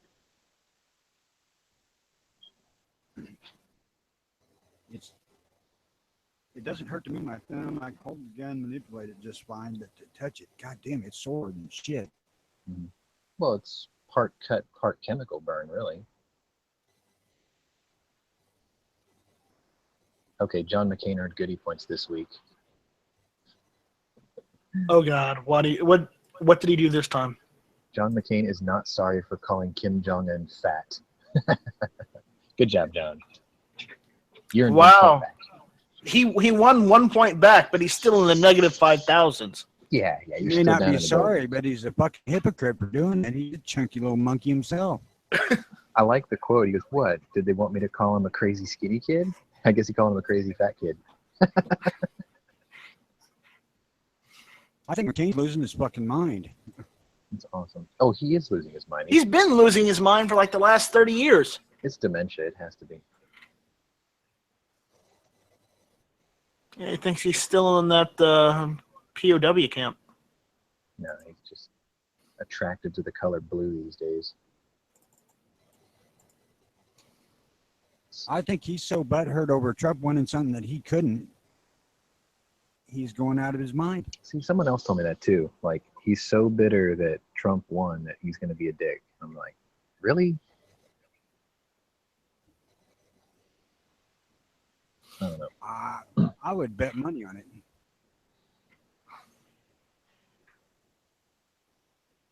Wait, what? Here's a kangaroo on a leash in Detroit. Nope, nothing odd about that. Apparently somebody has a pet kangaroo. I suppose the first question has to be why. Smeggy has a pet kangaroo. Well, you gonna try to rob a guy with a kangaroo that could probably box? No, not me. I just keep on walking.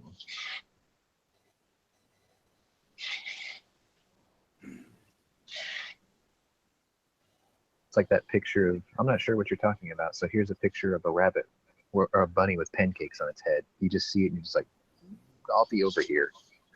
You're not even gonna try to solve it. You're just like, whatever. You'll fight any kangaroo. You can't fight a kangaroo. You were wounded by the blue pill.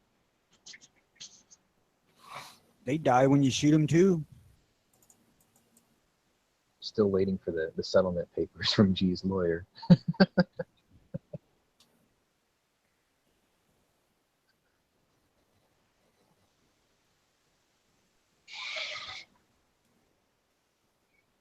Oh, and since those rounds, I actually made an even hotter load than the blue pill now.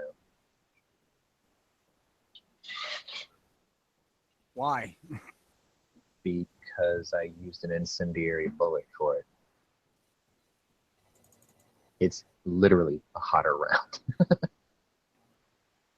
I called that, what was it, Clarksville Cartridge Company? I can't remember the name of that place. I've only bought from them once. It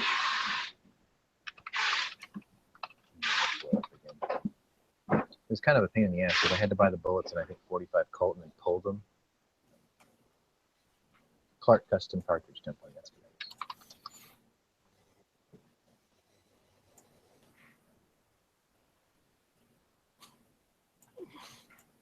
it is. I'll show you a link, or I'll put it on my camera so you can see it. Sean said, "I'll fight." Sean G said, "I'll fight any kangaroo." Yeah. They're all punk bullies. Kangaroo carry, says Grandman, and Z saying, "Please don't, G. I like you living." Ooh, kangaroo carry. Kangaroo carry. Some kind of pouch carry. Oh, here it is. They were 45 Supers, not Colts. So basically what I did was, and yeah, they're fucking expensive too. You'll see the price here in a sec. All right, so I took those,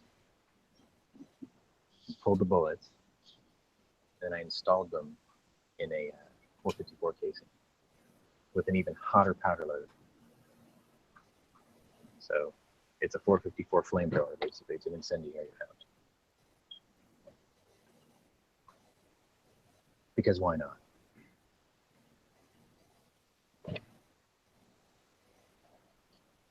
Well, I suppose if you're wanting tracers at night, you got something that... No, it's not a tracer. It's an explosive. So, like, it hits the target, and there's, like, this huge flash and puff of smoke.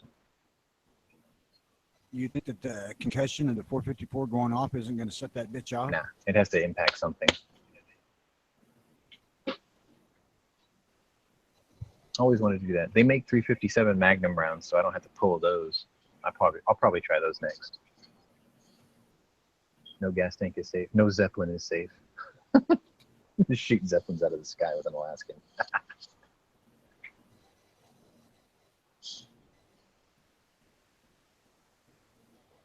Well, those might be anti-aircraft rounds. Yep. They're not illegal. You can have them. Yeah. Is Lake City in Missouri?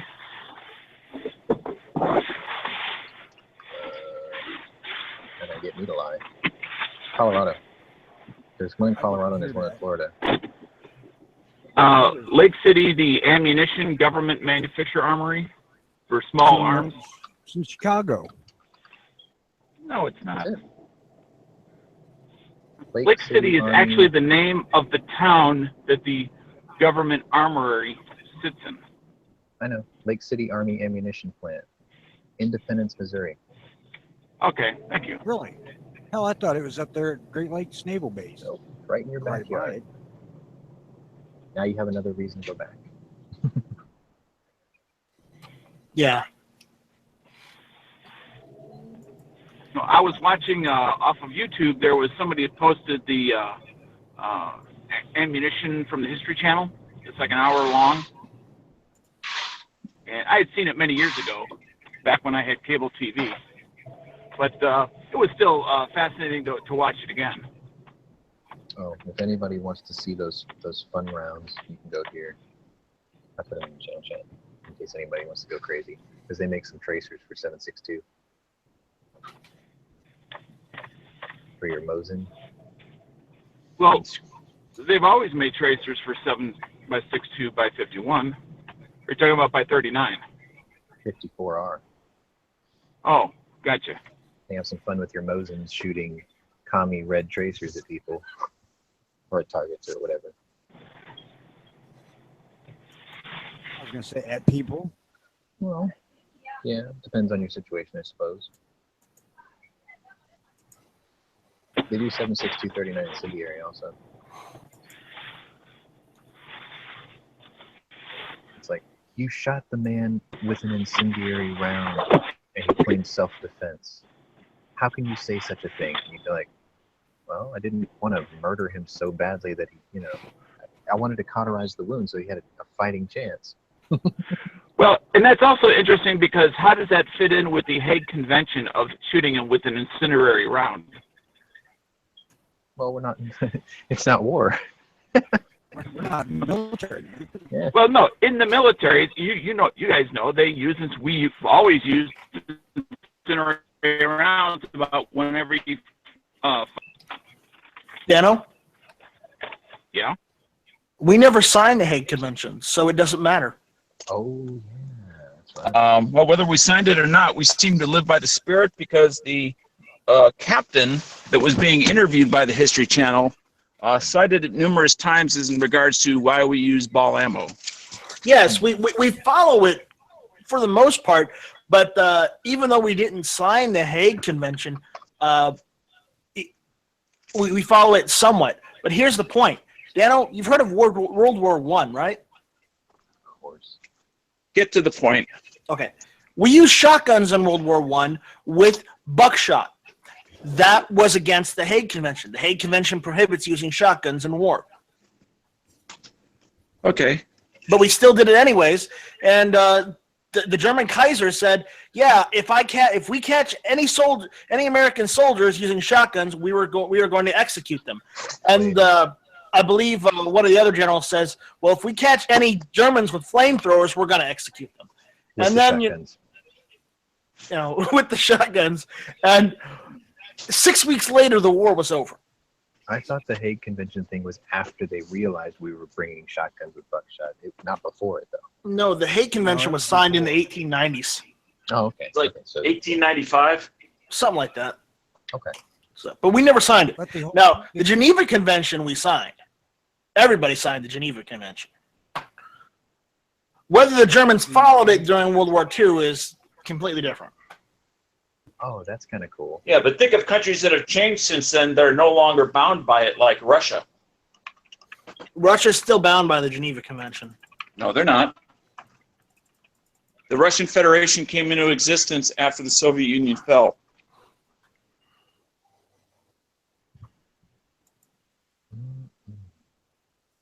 they were Russia before they became the Soviet Union, and they were Russia when they signed the Geneva Convention. Yeah. Well, don't confuse an ethnicity with a government. Okay, Daniel, let me ask you a question. ISIS is a government. Where was the capital of the Soviet Union? Originally? Okay, and I'm going to say the same thing I said before. And your point is what? They may have the same capital. Doesn't mean anything. Okay, then. Well, No, does that mean Germany is still Nazi Germany? Of course not. no, but they do still have the Reichstag. Technically. Technically still have that. And to answer your question, St. Petersburg.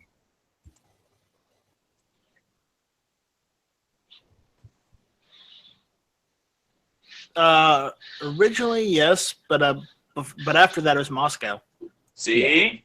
Imperial Russia Any was St. information Petersburg. contrary to the point cannot be tolerated within this chat. They changed it to Moscow, Yeah. but here's the point: the capital of Russia right now is Moscow. That's my point. Oh yeah? What was the original capital of Vietnam? I don't know. I didn't care. Hue.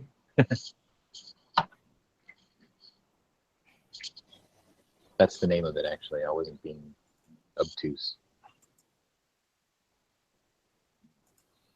It was all the way up in the north. The Reichstag is now a Holiday Inn. It's a brothel.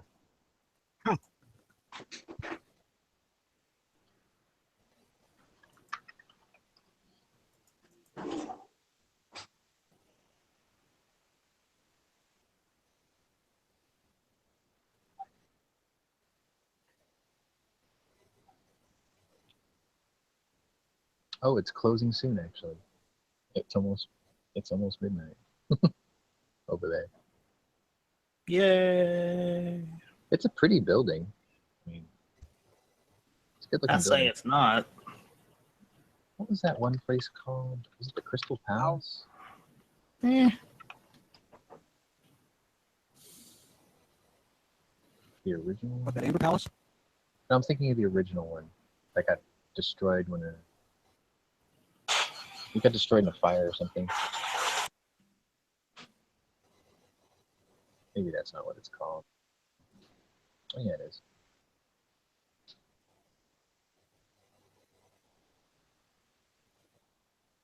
Yeah, Crystal Palace at Hyde Park. That's what it was.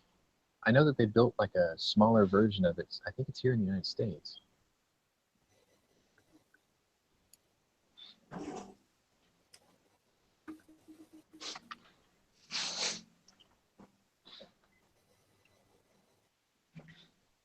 Chinese want to rebuild the Crystal Palace in 2013. British Council killed the idea in 2015. It was cool, dude. It was like a technological marvel at the time. Plus, it was like a cultural center of, you know, like you could have it was like Jumanji in there. It had everything. Jumanji. Yeah, it had everything. It was like the world's greatest museum, I guess you can call it. It was built in the Victorian era. That friggin' Amber thing was fucking awesome, and it's kind of amazing that it actually disappeared.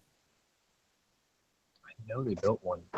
Matter of fact, some company uses it as its corporate headquarters. I think they built one here in the United States. It was like a scaled down version of the original building. I'm trying to find the thing. It's really cool though.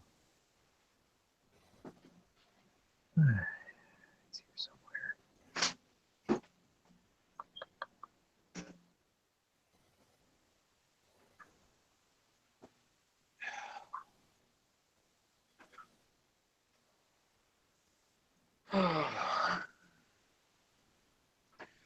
What happened here?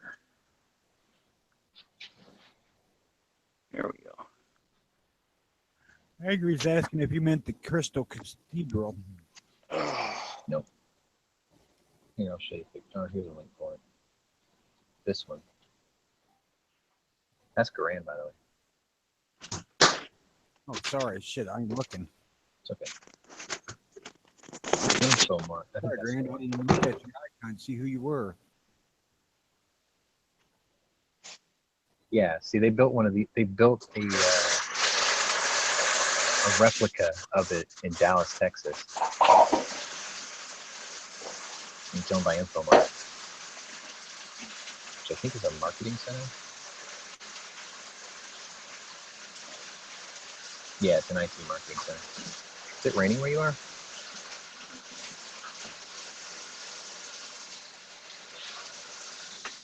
It was ringing where I was at a few minutes ago. I thought I just heard it.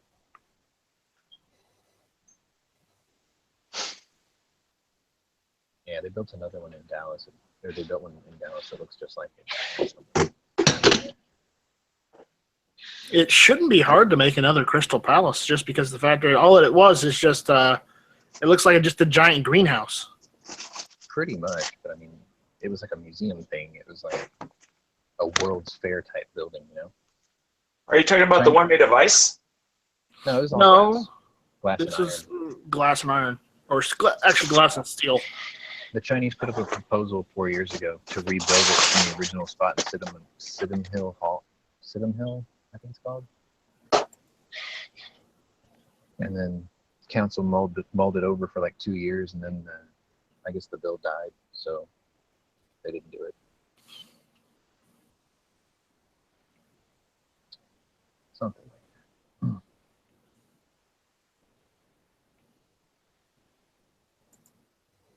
Garan has a flow of consciousness problem. That problem could be easily solved by firing either the red or the blue pill, but you might have to see Jimmy James about that.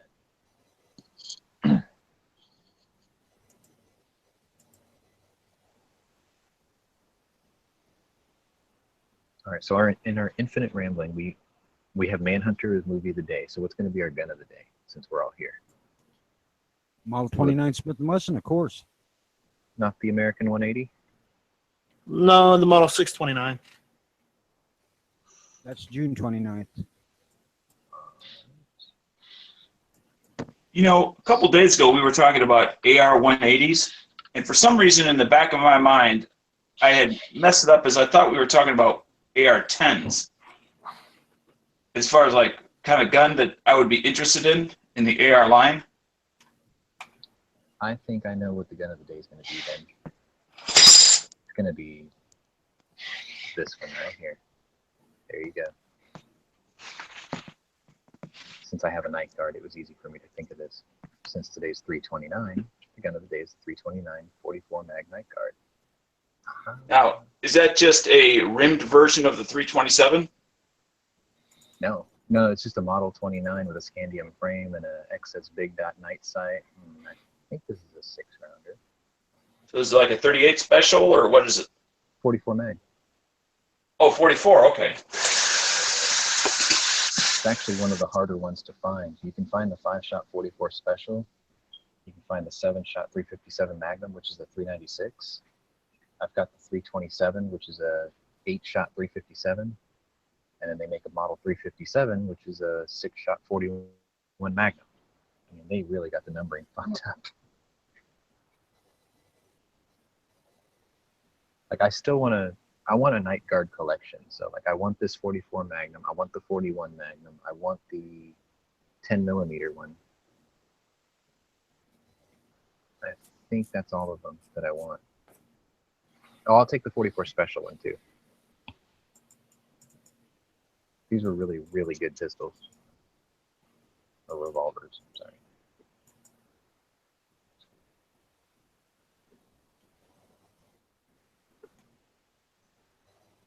I paid almost $1,400 for mine.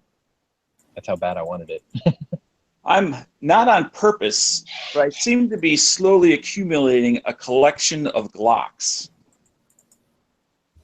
Well, you're going in the opposite direction Jimmy is. He's slowly diminishing a collection of Glocks. I mean, I've tried others.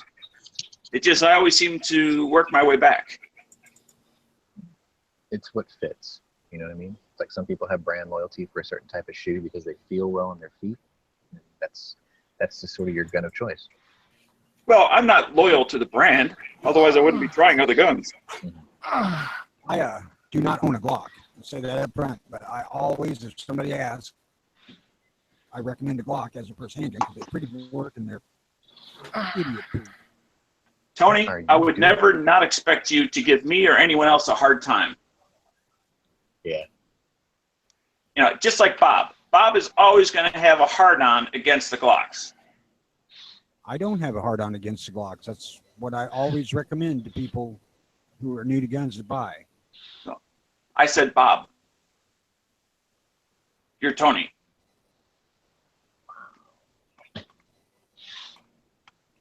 Drone video shows the horrifying scale of the Volkswagen buyback. Oh, my coffee's beeping. Horrible, fucking ugly, but hey, it worked.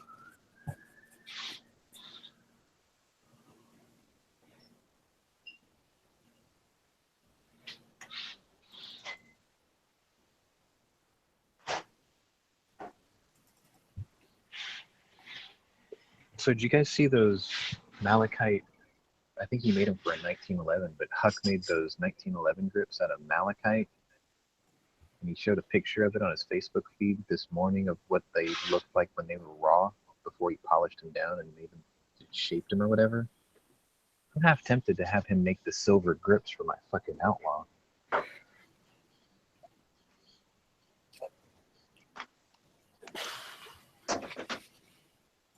It's gonna cost an arm and a leg though, because it's probably half a pound of silver. Anything happened in the news today? Well, it's been kind of slow. Another slow news day? Nah. Nothing really exciting. It has been for several days. Let me look at what I stated this morning.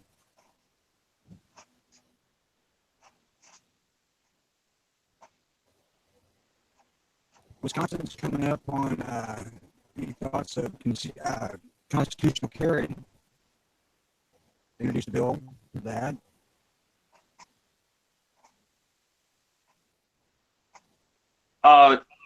You said that was Wisconsin? Yes. Let me do a little Google on that. is it just a proposed, or has it actually made it through the House or their Senate? I think it just come up. Okay, well, I'll Google it and see what I can find out. Wisconsin. Holy crap. What'd you call it? Constitutional carry? Is that what you called it? Permitless carry is what I think it said, but they referred to it as constitutional in the article. You know all that hoopla about transgenderism and crap these days? Yeah. Do you know who this is? I hate to ask. This is going to blow your mind. With all this talk about transgenderism, right? I read Yep. the caption for that picture, and basically what it read was, FDR was raised as a girl by his mother in the early years of his life. That's a picture of President FDR. Now, being that he came out, females almost always, about 80%, tend to come out very nurturing about not only themselves, their family, etc., but also about others not related to them, which is why they tend to vote more liberal than otherwise. That may possibly be why he was the way he was in regards to politically. I'm going to agree with G on this one. He was like, you know, in the olden days, a lot of kids were just dressed like that, and they had curly hair, like that episode of The Simpsons where Montgomery Burns as a kid had hair and he wore that kind of same outfit. I'm more inclined to believe that. Yes, I know the hair part is true. Boys would have their hair curled and stuff like that, but they still wore knickers. They didn't wear dresses ever. Right. I mean, that's where it literally crosses the line, is the dress. If it was just the hair, I might go with it, but not with the dress. That is odd. I can read a little bit about the Wisconsin thing in case anybody's interested. Yeah, go for it. The gown thing was pretty fucking common on way back in the day. A group of about 40 Republicans on Tuesday unveiled a proposal that would let the Constitution be the only license needed to carry a concealed weapon in Wisconsin. So it's concealed carry only.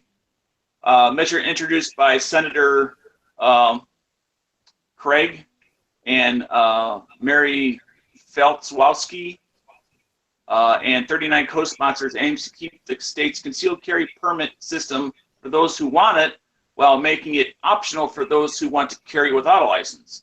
At its essence, this bill does two things: removes barrier to the exercise of a constitutional right and simplifies the law. If you decide to carry a weapon to protect yourself or your family, you should be able to do so easily without bureaucratic hurdles and without cost. The legislation repeals and amends a number of Wisconsin's firearms laws. Besides allowing concealed carry without a license, unlicensed open carry is already legal. Measure adds provisions for electronic weapons to the books, trims allowable gun-free zones, and streamlines the current language on guns and vehicles. Also updates Wisconsin's definition of antique firearms and modifies statutes on carrying firearms while shining or in spotlighting animals, which is a hunting practice. Craig launched an online petition to garner support for the sweeping proposal. Both local gun rights groups such as Wisconsin Carry and national organizations are applauding the effort. This is an important piece of legislation. Means law-abiding gun owners will no longer have to jump through governmental hoops and pay fees to exercise a basic constitutional right in the way that works best for them. That was a member, Scott Rausch, of the National Rifle Association. Then there's a statement here. This says, gun violence in Wisconsin is a public health crisis, said Schilling, who is a Democrat. I don't hear anyone clamoring to put more painkillers on the street to combat opioid abuse. So why do Republicans think more guns in the hands of dangerous criminals will make our community safer? ? Allowing anyone to carry a loaded concealed firearm in public without any safety training or a simple background check is completely irresponsible. So far this year, both North Dakota and New Hampshire have approved constitutional carry. bringing the number of states that have adopted the practice to at least 12. Lawmakers in 2 other states, South Dakota and Montana, have approved similar proposals only to see them vetoed by their respective governors. So I'm surprised that Montana would veto such a thing, but it goes to show you, I'm out of touch with the way states used to be. And that's the end of the article. It does not have a link as to where to go to show your support, which is a little bit disappointing. Because otherwise it seems to, and this is from guns.com, where I'm reading this from. So I would think that they put a link in there, like if you want to support this bill, click here. But that's not in this article. Wait a minute, I may be wrong. Let me check this. Okay, I am wrong, which is good news. I will put this link both in the chat here as well as out in the lobby, as well as I will bring it out in the Daily Gun Show. So in case you don't catch it here and you want to catch it later, check out the Daily Gun Show and it will come up and we will supply that link. And that goes to a wisconsin.gov address to the Senator David Craig, which is sponsoring the bill. I don't know yet if it will, it's an online form, if it'll accept it because I'm out of state or not. Don't know. I think I've triggered. But I'm glad to see it. Of course, I'm reading this off my computer, yet I'm in this chat on my phone, so I got to work my way over there to post the link. Let the squirrel turn inside my computer. Alt history, I like that. Alt history. That's now a thing.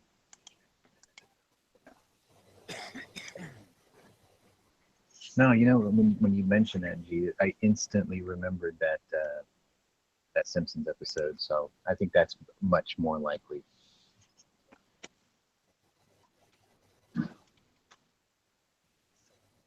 So the link is in the lobby over at Gunchannels. My computer is acting very slow. Besides, it's a lot easier to cut armholes in a flour sack and head hole than it is to make perfect paints.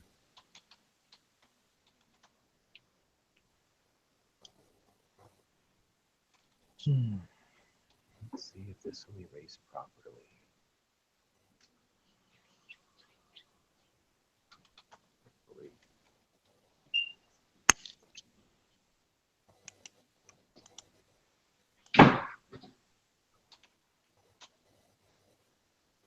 Okay. I got to go over to the show notes. Sure, put that in over there so I don't forget.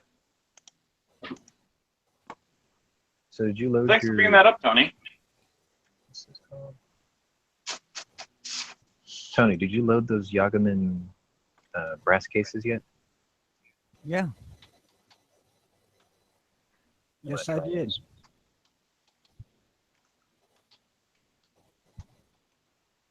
Yeah, they seem to be just fine. They were all cut.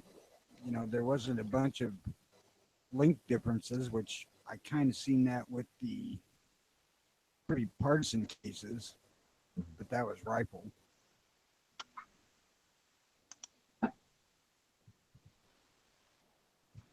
So they seem fine to me. I won't hesitate by anymore. It was just, Dana was talking about Wisconsin law, so I was just, it reminded me that's where they're from, so I was like, I wonder if you loaded those. Like, I've got nothing against Starline, it's just I'm kind of, I want to try something else that has a different head stamp. I know it's a stupid reason, but they're priced well, so I'll give them a go.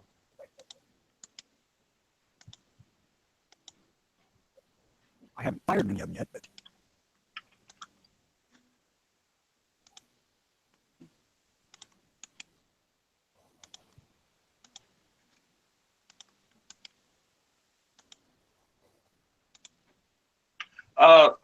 Tony, have you heard anything in regards to our state and suppressors?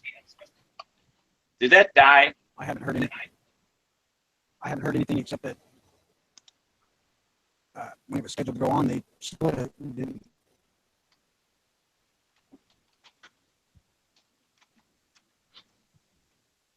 Out.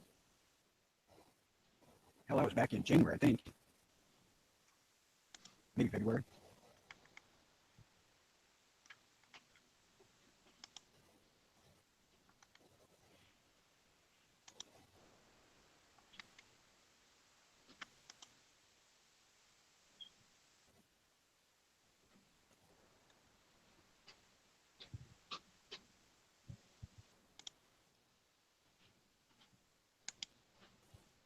We're probably going to have to wait for the piston match over the veggies to get over with before we see anything real substantial.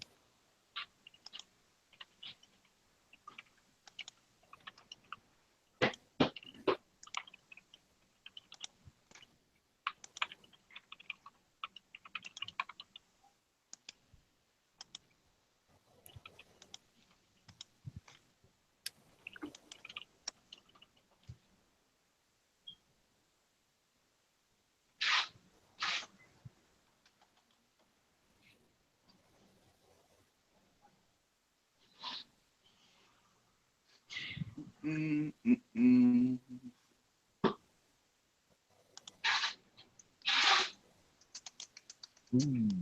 Indonesian man's body has been found inside a python in India.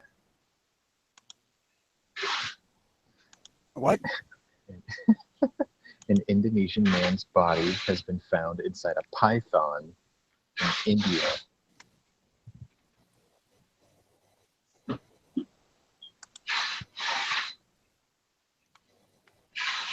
We were immediately suspicious that the snake had swallowed Akbar because of around the site we found his harvesting tool and a boot.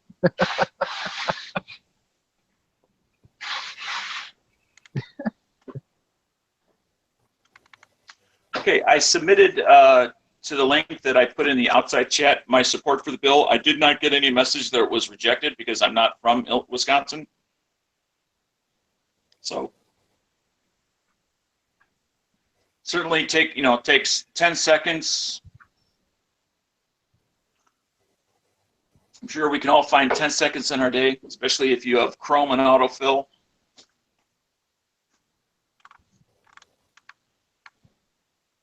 I don't know if Chrome's required, but just an autofill function. Autofill fucked up one of my credit applications one time. It put my average monthly salary as my yearly salary, and like they instantly rejected my application because they were like, "Come on, dude! If you make that much a month, you could just buy this shit outright like 1,000 times." And I was like, "What do you mean?" And they said, "This is what was on your form." And I'm like, "Oh shit! Sorry, autofill." I had to redo the whole thing. Well, I only use autofill for address and name. I don't use it for anything else. Thanks, Google.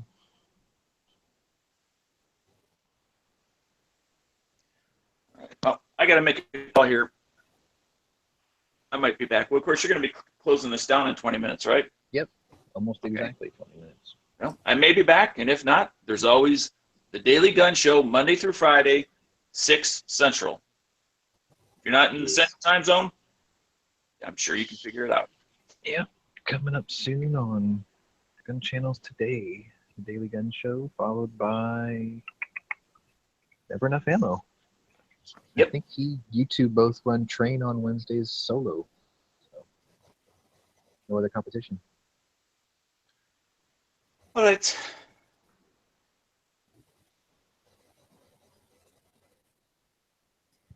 Later, See Dano. you later.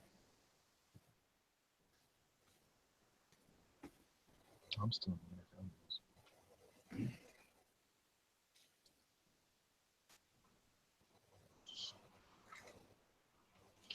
Now I'm fucking triggered.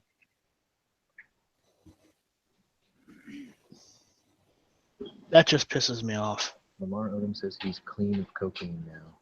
Yeah, I don't believe that either. Yeah.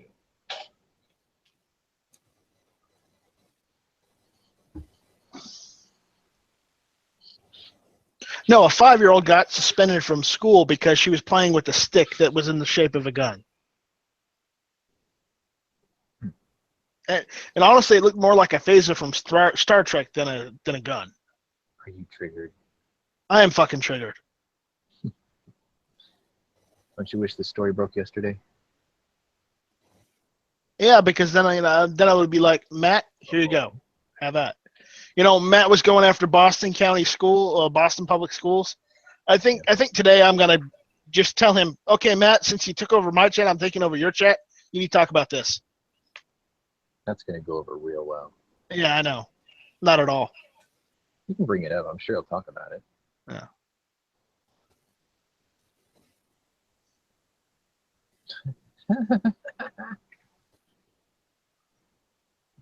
What? No shit. Master P says the Pelicans should hire him as assistant coach. He's serious. He actually had 2 NBA contracts as a player. Wow, I didn't know that. I learned something today. All right, I'll be right back.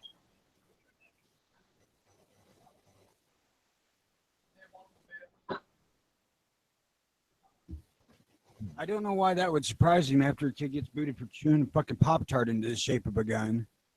I know, right? It's like, what the fuck is going on? Like, do you remember when you were growing up, they had this game called, like, Smear the Queer, and you had, like, a dodgeball, and you had to, like, throw it at people? Like, actually hit them? Can't play that no more. Can't even play dodgeball no more. They don't want people playing, what was it? There was a district in my area where they banned freeze tag because they didn't want to unfreeze girls by crawling under their legs or some shit like that. Because, like, you know how in freeze tag, like, you'd be frozen, you couldn't move, someone had to come and touch you, and that was too easy. So then, like, kids came up with the rule that the person who unfreezes you, you have to stand there with your legs open, like a tripod, and they have to, like, crawl underneath you, and then you're unfrozen. They banned that. God, that would have been my favorite game in high school. Yeah, they banned that because they didn't want boys crawling between the legs of girls. It's like, come on, man.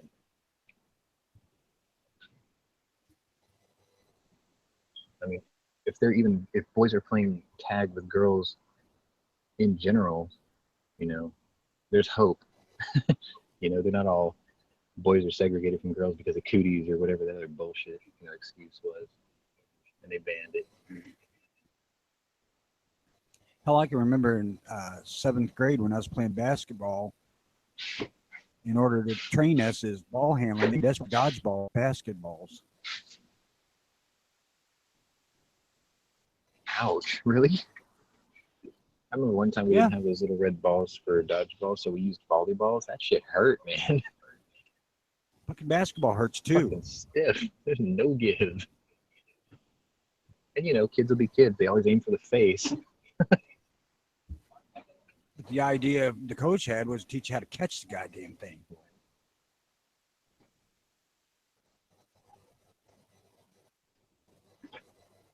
Watch. They're gonna ban the NFL because one man's gonna have to have his hands between the legs of another man. Someone's gonna make that excuse, and then the NFL will be gone. I'm back. It's bad enough that they're banning and ejecting players for the hits that make highlight reels.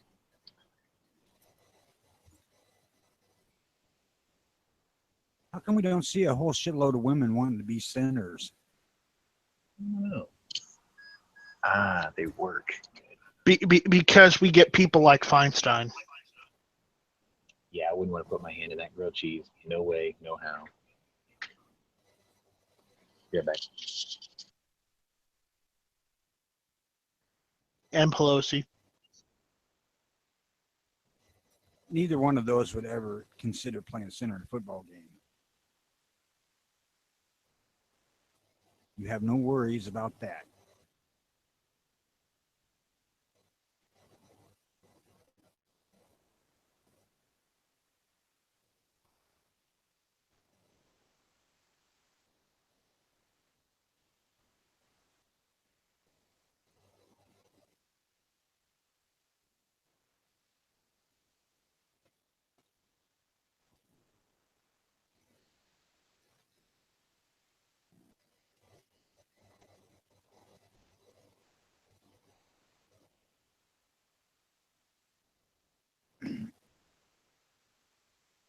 I don't know what the hell that surprises you about that stick. I mean, the kid chewed a fucking Pop-Tart into the shape of a gun and got booted, so.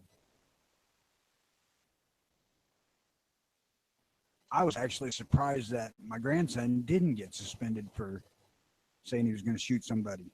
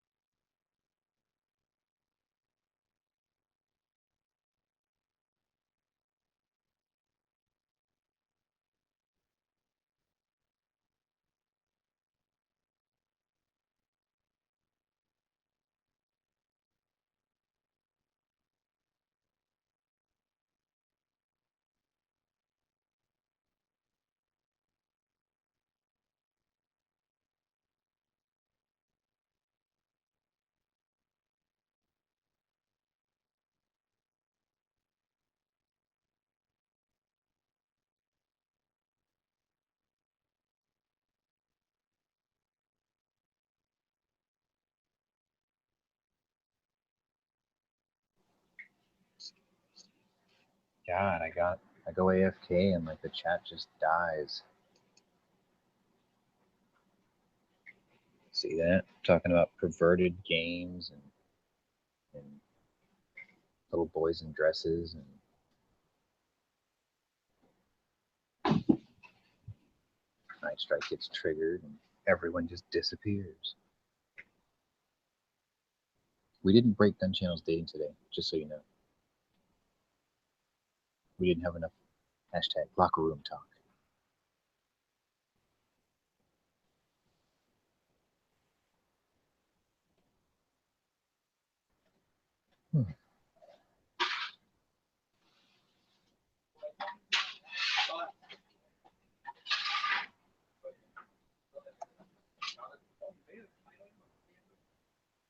There's nothing wrong with your feed. I think it's just winding down a bit because I'm fixing to take off and I'm trying to start closing up the shop. So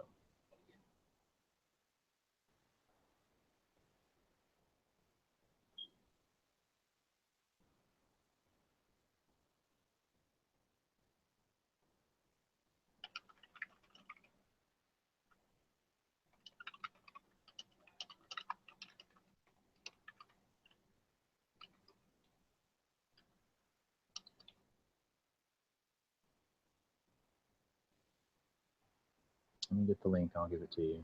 I'm going to run it for like maybe 10 more minutes. So if you want to come in here and barrage the folks with info, you're more than welcome to do so. I'll be right back. Yeah. All yours. Oh, Smeggy's on his way.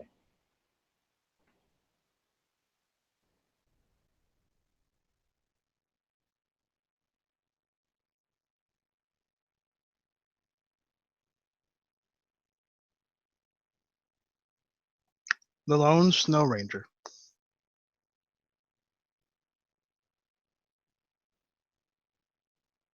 It's the Orange Bandito. What?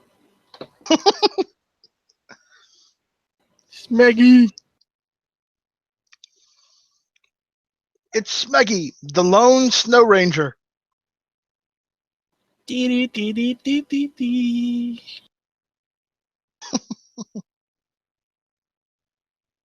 And he's not saying anything. He's spreading magic. Mm.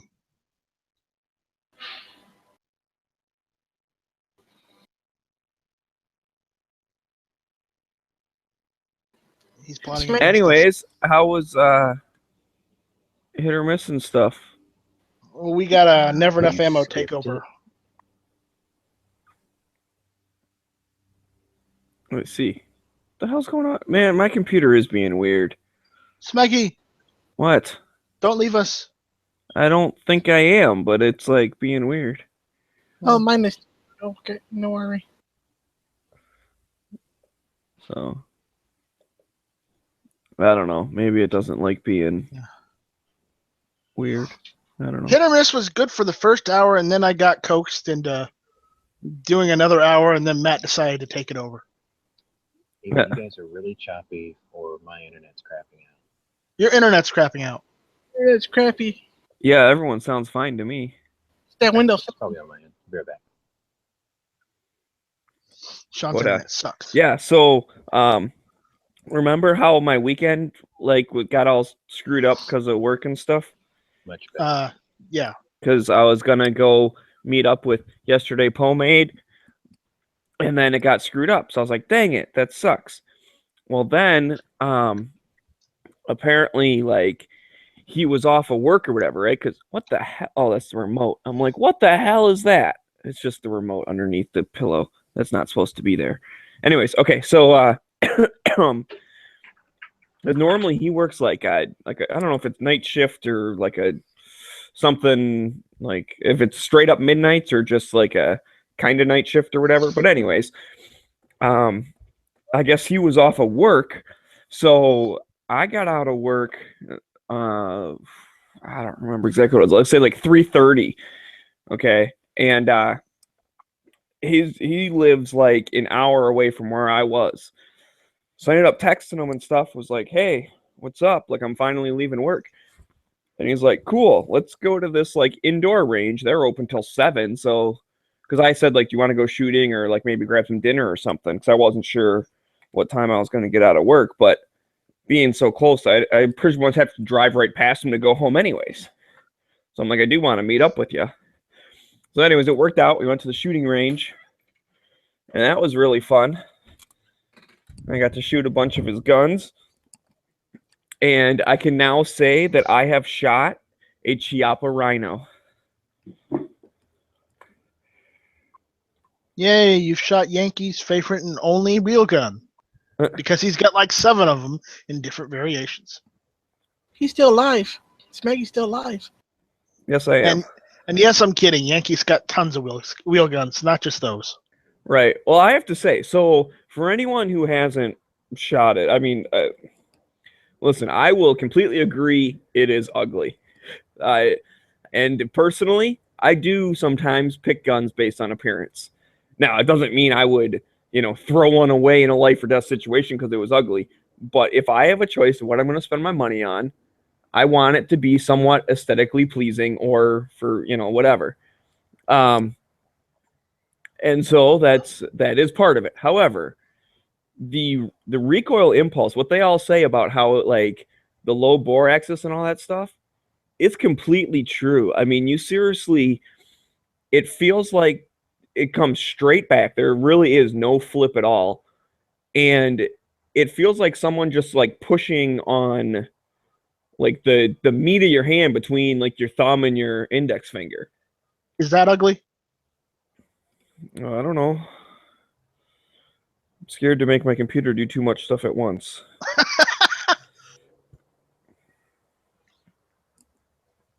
Yeah, it's kind of funky looking. Well, I want one of those because it's a Unica 6. It's a semi-auto revolver.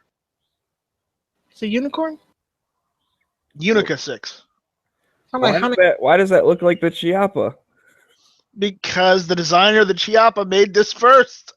Well, there you go. Problem solved. So, yeah, anyways, I don't know. It was interesting. So I thought that was pretty cool. And then I shot a couple different Glocks. They're all right.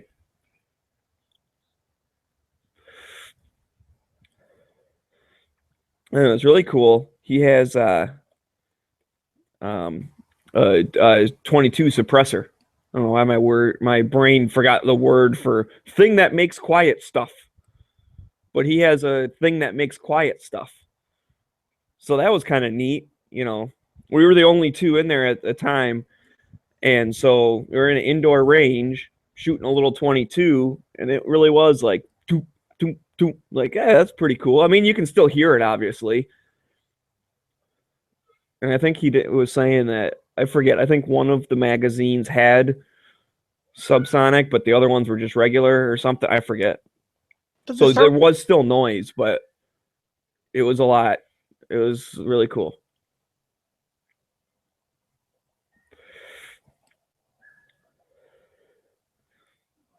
So yeah, I had fun. It really awesome. made up for the weekend I had because that was not as much fun.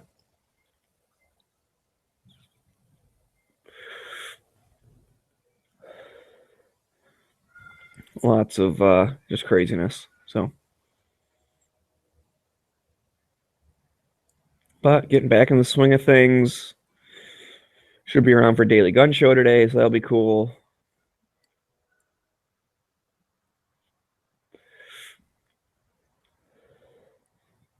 I had some leftover venison that I cooked up right before I left.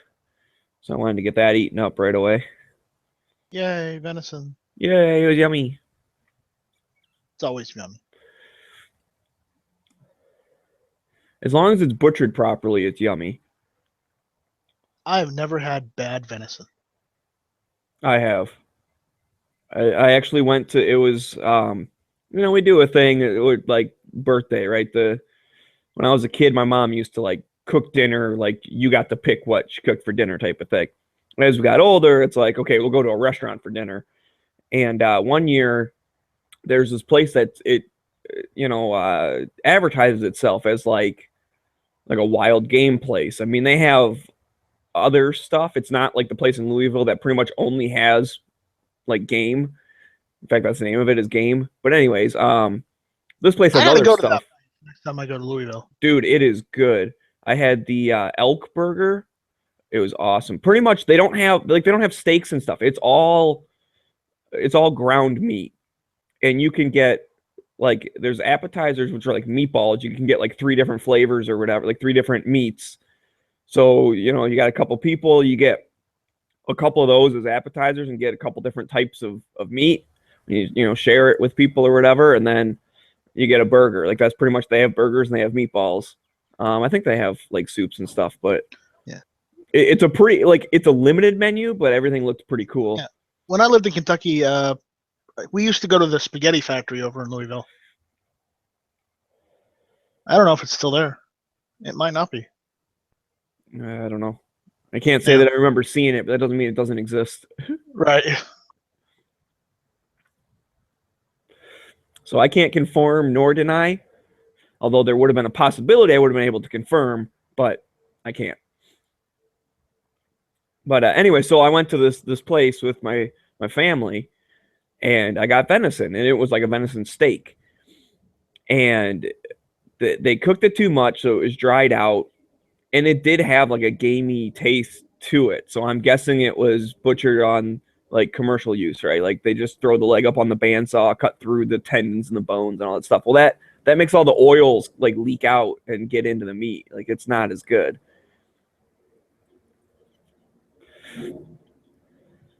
And someone else had bad. I think my mom got like, fish, and it was bad also. So I've been there a couple times. I remember it being good, but that time it was not good. And that was the first time I'd had the venison there. So then I was like, if that is people's only experience to venison, like let's say they are like, I've heard all about this stuff, I'm going to go to this place and get venison, and they had that experience that I had, they'd be like, oh, it's all dry and gross. Like, I mean, I ate it. It wasn't inedible, but it wasn't as tasty as a steak that I made at home. Blasphemy. And I'm not that good of a cook, so normally restaurant food tastes better than what I can make. Normally, as long as you get it cooked the way you want it. Yeah, I mean, I'm a meat plus fire type of person. Like meat plus fire equals food. So I don't do fancy stuff. I just so meat plus fire equals smeggy. If you are what you eat, I guess. I mean, I eat other stuff other than just meat, but you know. How you make your venison? What you put on? All right, guys, we've hit that witching hour. You're a witch. What about a witch hunt? I've slept with my share, but now we've hit that hour. I got to close up the shop. So you guys can tune into the Daily Gun Show coming in 70 minutes. Oh, that makes it sound way longer than that. Say an hour and 10 minutes. Then it's like almost here. An hour and 10 minutes. But 70 minutes? Like, oh, that's forever. Like and with any luck, there will be a Good Morning Gun Channels episode 4 because tomorrow's not one of Jimmy's days. So we'll probably be back in the morning. If a night strike doesn't get to it first. That's fine. You beat me to it. That's cool. Anyway, I'll see y'all later. See you, man. Bye-bye.